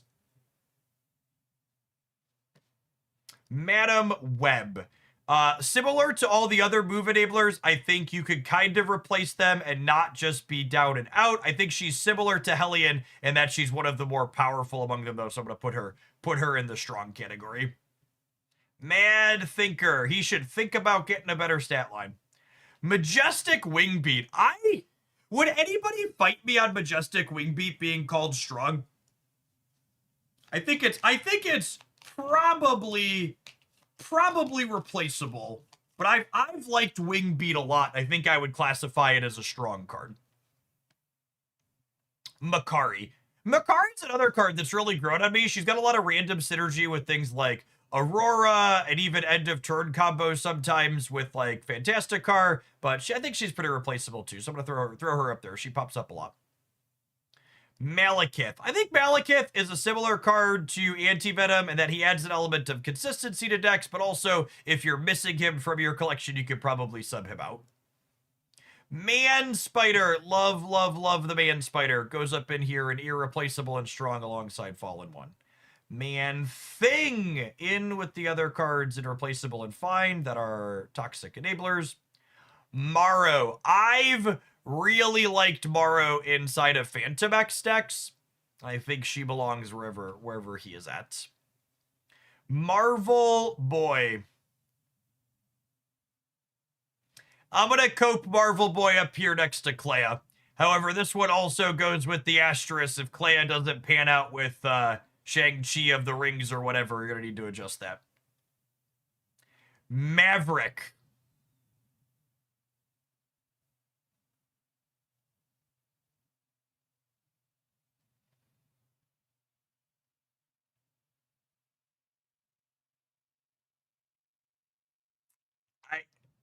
Yeah. Yep. I was gonna put him there. I think he's one of the best cards in the game right now. I think he's very good. I think you take a point of power off him down to 3/2. He's probably still very good.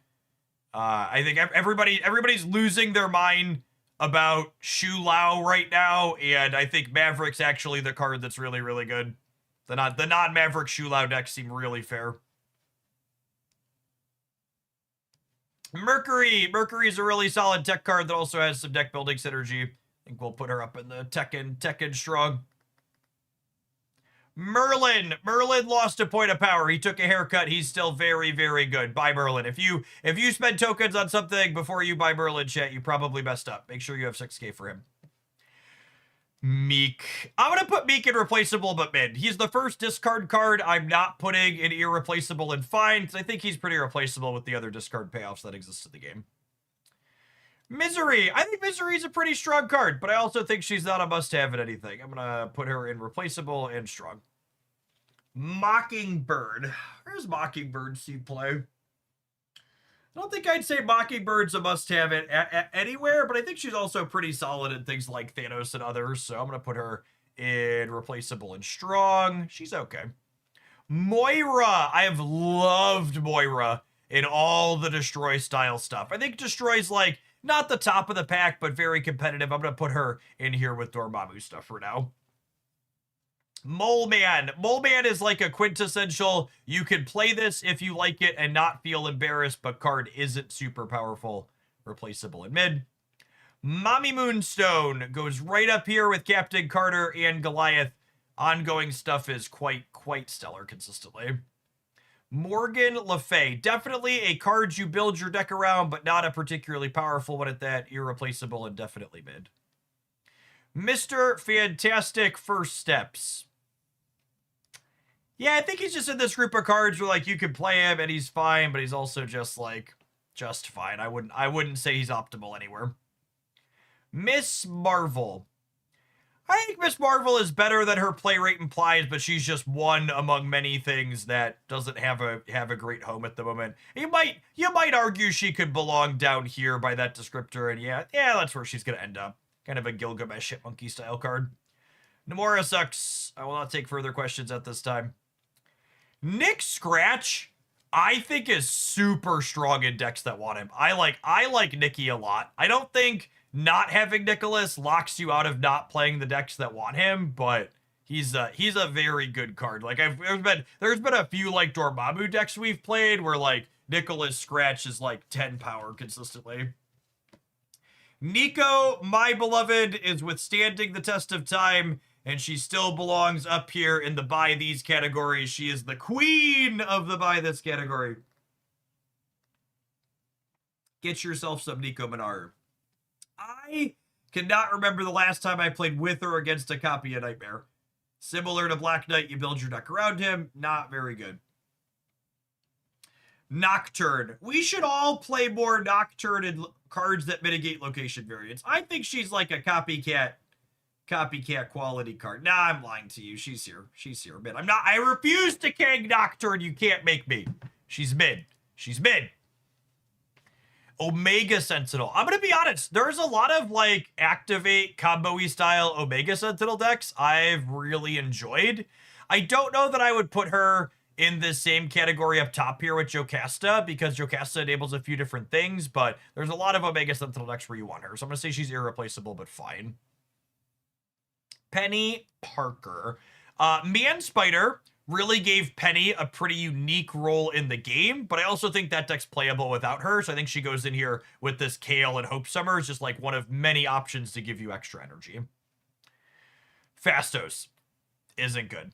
Pixie. I think Pixie's one of those cards that's better than her play rate implies. There's also that Annihilus Pixie deck that just like consistently pops up. I've talked myself into Pixie being irreplaceable and strong. She's great. Play more Pixie. Prodigy. Prodigy is a very strong card that adds some key redundancy to things, but I think he's also tends to be replaceable. Prowler. Prowler is so fun, but I also think you could probably replace Prowler in a lot of decks and they're still functional. I think I want to put the asterisk, he is the most fun card in the bottom half of these rankings. But I'm gonna say he's just fine. Proxima Midnight. I really like I really like discard stuff, and I think Proxima can be good in discard stuff. Ravona Renslayer. She is a part of the negative package of Esme and Gore. Red Guardian. Really stellar tech interactive card. Red Hulk. Big dumb 6-drop that you could easily replace. Red Shift. Discard card. Red Wing, irreplaceable but kind of mid. We actually just got done playing a Red Wing deck that's similar to Dragon Lord, dumps big fatties into play with some consistency. Rocket and Groot could probably get his third point of power back at a minimum. I think similar to Nocturne, he's kind of been outclassed as things have been going up. Sage.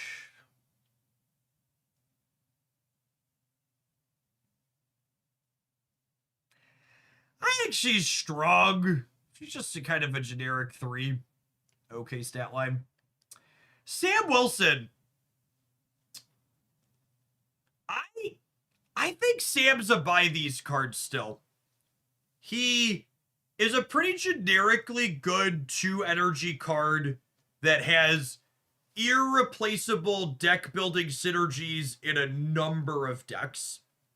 Everything from Spectrum to Aurora to Batroc. I think he's just a card that makes most collections better. Squanch. Squanch is worse than Mockingbird. Probably in here. There's a Shulao Squanch deck we played recently that was okay. He's like towards the top of this category, I think, but still belongs here. Scarlet Spider. Holy! Marvel Snap's biggest glow up this quarter. Scarlet Spider is irreplaceable and strong. Shulao put that Bad Mamma Jamma from please buff this to what were they thinking? When is he getting nerfed? He's so good. Scorn goes with our discard friends. Scream. I feel like Scream decks just ain't quite what they used to be. They're definitely not nearly as popular as they once were. Sebastian Shaw. We have such a high density of good threes. This isn't the must-have card in Surfer anymore. And honestly, I think it's just kind of like a copycat level card where you can play it in Surfer, and that's about it. But also replaceable there. Cersei's weird. I think Cersei's a card that's actually pretty reasonable, but I don't think you have to have her either. She sees play in like some Sentry Merlin decks that like want her in addition to Annie, but usually they play her as an extra thing, not the primary thing. Shulao. Shulao is irreplaceable and strong. You got to build your deck around him, and he has a good payoff for doing so. They could probably take as much as 2 or 3 points of power off Shao himself, and he's still very reasonable and playable. If they move him down to +2 from +3, I think he probably stops being good, even if they increase his base power. So I would not be surprised if he eats a haircut, takes a permanent scorpion or whatever you want to call it, but I think he's still very good if they do that. Silver Sable. She's a fine 1-drop. Silver Surfer First Steps. Very comparable to Grandmaster. Where did we stick him? I feel like I put him in replaceable and fine. Did I not? Yep, there he is. God, I'm losing track, chat. There's so many. Scar is a card you build your deck around, and those decks are fine. Sparky is an all-right move enabler. Let's put him in replaceable with the other move enablers. Speed, very generically good 3. Spider-Man Noir. You can build your deck around him, and he's cute when he works, but ultimately only okay. Spider-Punk. I like Spider-Punk a lot, honestly. I think it's one of the best move payoffs they've added to the game in some time. It's also a pretty generically good 3-energy card. I'm going to put it in replaceable, but strong. Starbrand. Yeah, big dumb stat stick. Can be replaceable. Stardust. Stardust is a pretty toxic tech card, chat. Very powerful in the matchups where it's powerful. Strange Supreme. Sees play inside of Thanos, but if I'm being honest, I think those decks tend to win in spite of him, not because of him, and I think I'm going to put him in replaceable, but man, he's clunky. I'm not a huge fan of Strange. Super Adaptoid. Toxic anti-activate tech card that's very good in particular metagames. And I think you could maybe make the argument that as long as Maverick is here, this is strong, but this could move and then this move. So maybe we put this here for now with the asterisk, but yeah, I don't know. It's very polarized effect. Superior Spider-Man. Yet another way to gain extra energy. Supergiant. Supergiant's a really good tech card. It's good against End of Turn. It's pretty good against Shulao. It builds with your deck around Goliath. Like, Supergiant's quite good. Surge. Surge is a super strong Marvel Snap card. I think she tends to be replaceable with other things that you can play on Curve in most of her decks, but definitely strong. Surtur. I think the Surtur decks are... they're fine. It goes anywhere with Scar. If Scar is an irreplaceable and fine, I think Surtur belongs in there with it. Symbiote Spider-Man. I'm going to give Symbiote Spider-Man a somewhat contentious, irreplaceable, and strong. I think Man Spider is really, really good, and I think Symbiote Spider-Man is a must-have with it. It's one of Marvel Snap's big glow-ups from the last quarter, I think. Terrax the Tamer.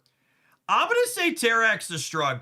I think the Tempo Darkhawk decks are really good, and he's one of your best cards of them. Thaddeus Thunderbolt Russ. Not quite keg tier, but not a card you need to have either.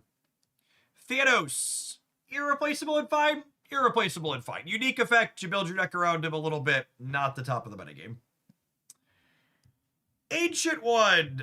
I am not willing to keg Ancient One. I don't think she's better than mid, though. Hunger. I really like the entirety of the zombie package. I think I'm going to put... Would anybody fight me on putting the zombie package in Shrug? I think I like zombies in Shrug. I think they're super, super reasonable. Theta gets to go into Strong as one of the better end of turn cards. Hello, favorite daughter. How was school today? Goody. Oh, you got to wear your pajamas to school today, didn't you? Yeah. Lucky girl. From the John. Yep. Then guess what? I get a new sticker. Yeah, new sticker. It was a sloth on bamboo. Yeah. Sloths don't eat bamboo. They don't. Pandas do. Pandas do. Yep. What does sloths even eat? I don't know what sloths eat. That's a good question. What are these?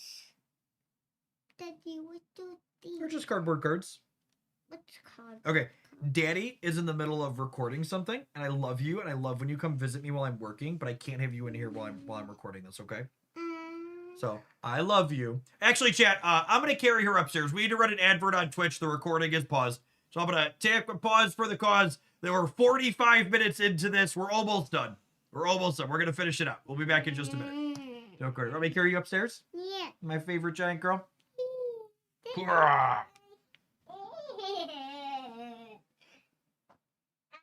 done walking, we're gonna pack up our stuff. We do need to pack, yeah.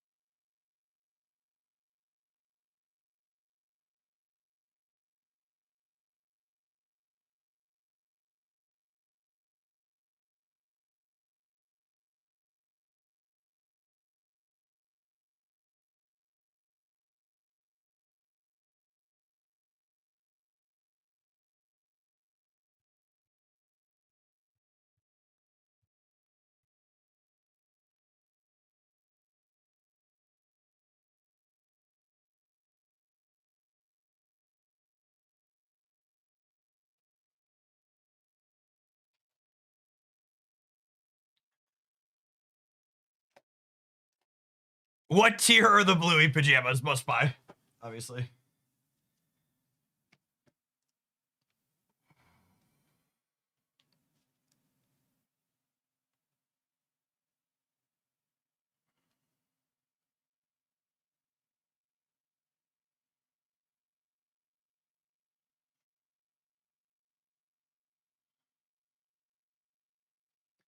All right.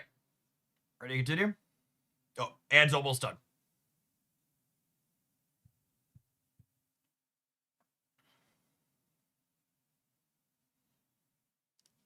All right, where are we at?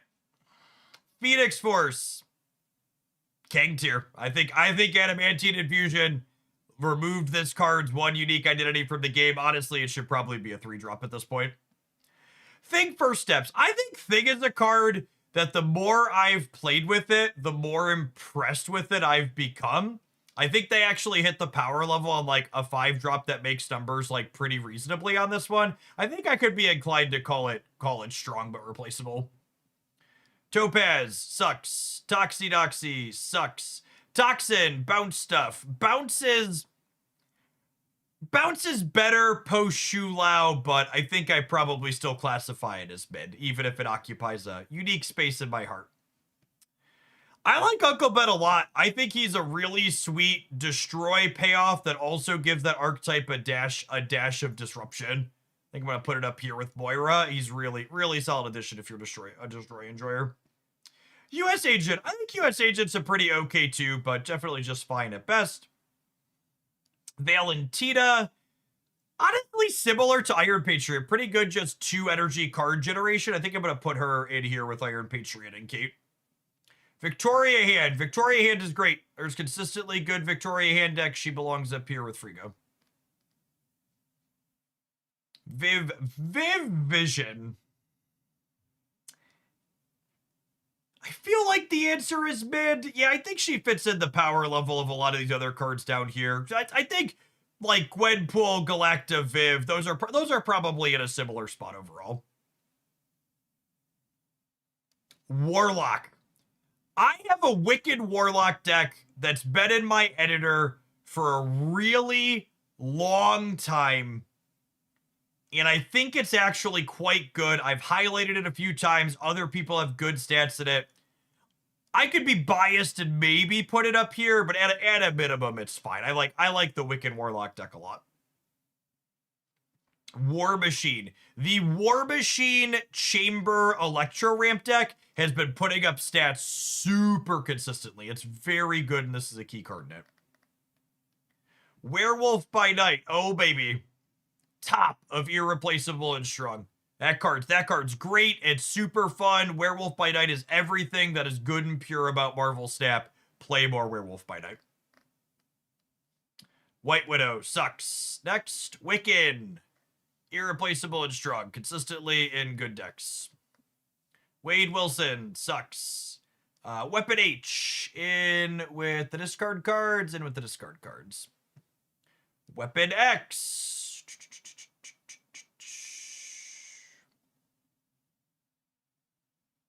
I'm not going to put it in Keg tier. I think it's probably in here with like Isan and Bastion and stuff. I think it's worse than most of their things, but you could play it if you really want.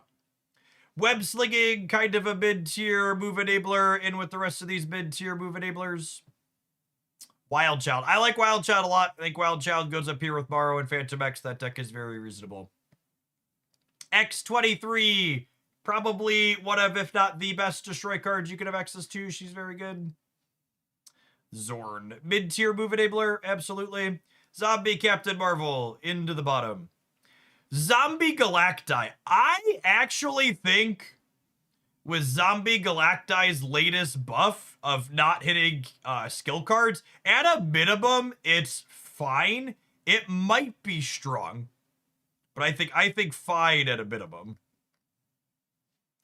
Zombies. So zombie cards, I'm calling those strong. Hunger, Zombie Giant Man, Zombie Fantastic.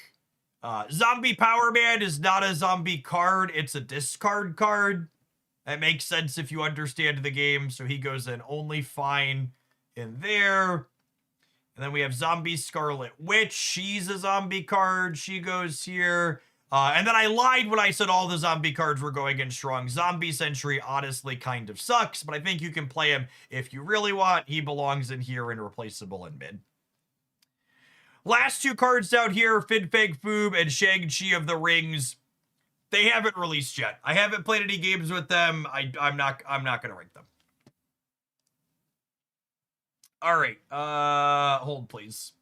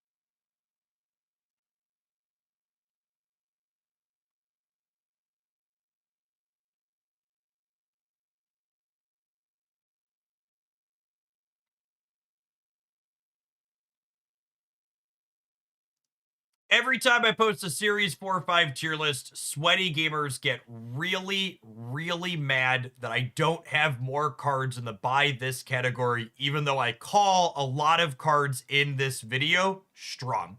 Marvel Snap is a well-balanced game, and a lot of what cards you're adding to your collection and cards you're going to get value from in your collection really comes down to personal play style preference.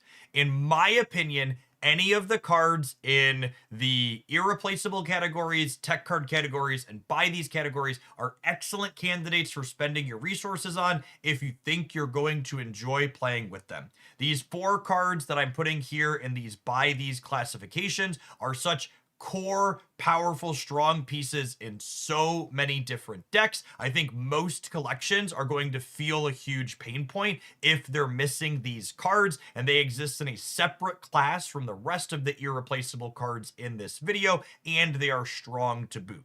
These tech cards here are ones that are interactive bits where if the metagame turns a certain way, you're going to really wish you had access to them inside of your collection. The irreplaceable categories here, these are cards that define the decks that they are played in, and you can't play the decks without them, and then they're broken down by power level. So all of these cards define their decks, and I think those decks are quite strong. The cards in this category also define their decks, but I think the power level of those decks for the last little bit in Marvel Snap is a bit weaker than the ones I've classified as strong. And then same thing with this. These cards also define the decks that they are in, but those decks are kind of mid, in my opinion, in terms of power level. This next group of cards is the ones that the sweaty gamers who watch my content and just look for these highlights, they take offense to, because most of these cards are strong. Some people might disagree with my power level classifications, but they're all pretty good Marvel Snap cards that see regular play if they're in your collection. The difference between the cards in this strong grouping and the irreplaceable and strong grouping above is I don't think you are locked out of playing a deck if you're missing a card in this particular grouping. These are cards where if your collection is missing Iron Patriot and you play Mirage in that slot, that deck's still playable. If you're missing Red Hulk and you play regular Hulk or Magneto, that deck's still playable. It's probably a little bit worse and a lower power level, but the deck is still functional, is the key difference between these and the irreplaceable category. Replaceable and fine, same bit. I think these cards are pretty reasonable. If you really love the character or they're in your collection, you're probably going to get plenty of play out of them. But if they're missing, I don't think they're a high priority to pick up on the individual pickups. Replaceable and mid, these are cards that I think you can play with them if you really like the idea of them, or if you have them and just want to get some use out of them. They can be competitive, but they're a little bit on the weaker side and they're not must-have in my opinion. And finally, we have the honorary Kang tier. These are cards that I just don't really think have a home in Marvel Snap in general right now. I think they probably need new text boxes in most cases, or at a minimum, their numbers are absolutely weaker than they'd otherwise need to be. I'm doing something a little bit different. If you're watching this on YouTube, I'm putting this full summary here of all of these at the start of the video today. If you appreciate my content and want to hear deeper thoughts on why these cards are in the groupings that they're in, be sure to watch the rest of this video. I recorded it all live on stream, going over each and every card for a couple of seconds and taking a longer stop on cards as they move up, down, and all around. If you enjoy the video, make sure you tap the like button on what you're watching right now. If you happen to be new here and you enjoy roundups and breakdowns like this that are thoughtfully put together regarding Marvel Snap, make sure you subscribe to Hooglandia Snap here on YouTube. For the rest of the day, enjoy all of the thoughts that took us close to an hour on all these cards. All right, I had that thought as we were through. I think I'm gonna do that. I think I'm gonna front load the summary. It's probably gonna be bad for YouTube metrics, but YouTube's a shit show anyways, so we'll front load the summary with the explanation, and then I'll shuffle it so the oh yeah, the thumbnails definitely, we could craft that together. Do we want to craft the clickbait thumbnail together, chat?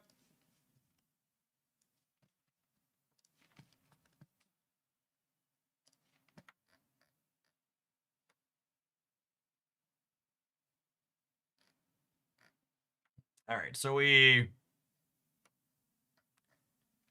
do this, and then we take a good card and we put it down here at the bottom, and we take a bad card and we put it up here at the top, and then the ones in the middle we like mostly try and get right with like maybe something screwy over here. But that's the general formula. Is you put a bad card at the top, you put a good card at the bottom, and then the middle is like kinda right, but also not 100%. Yeah, this is, chat, I do most of my own thumbnails. This is a website called Figma, where I just have like a bunch of templates here with like faces and common backgrounds and different limited time game modes. This is how the sausage gets made. And then I just like update text and shuffle it around.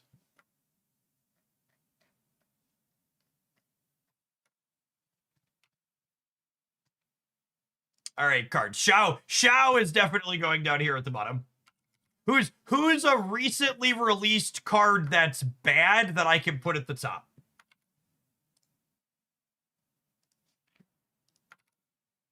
What's a recently released bad card? Like in the last month or two. Dragon of the Moon. Oh yeah, that's the winner, chat. That card sucks shit. Especially after they just buffed him. Oh yeah. Oh yeah, Dragon of the Moon. Dragon of the Moon at the top after they just buffed him. That's primo. Okay, and then what are some other more recent cards? What are some other recent cards that we said were good? What are some like A and B cards that released somewhat recently?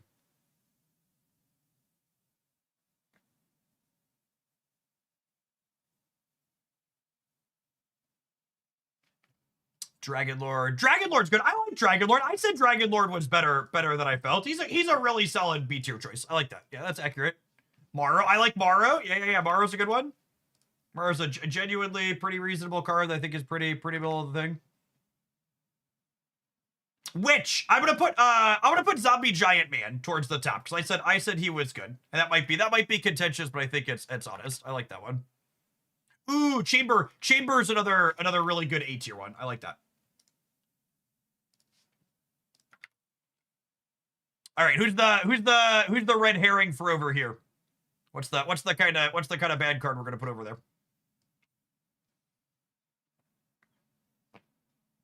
Just leave Zombie Captain Marvel. What about Zeke? Let's put Zeke over there.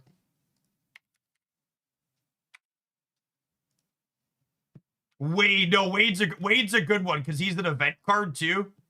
Oh yeah. Wade Wilson. And then I'm gonna put Ezekiel Sims here down over here because he's actually bad.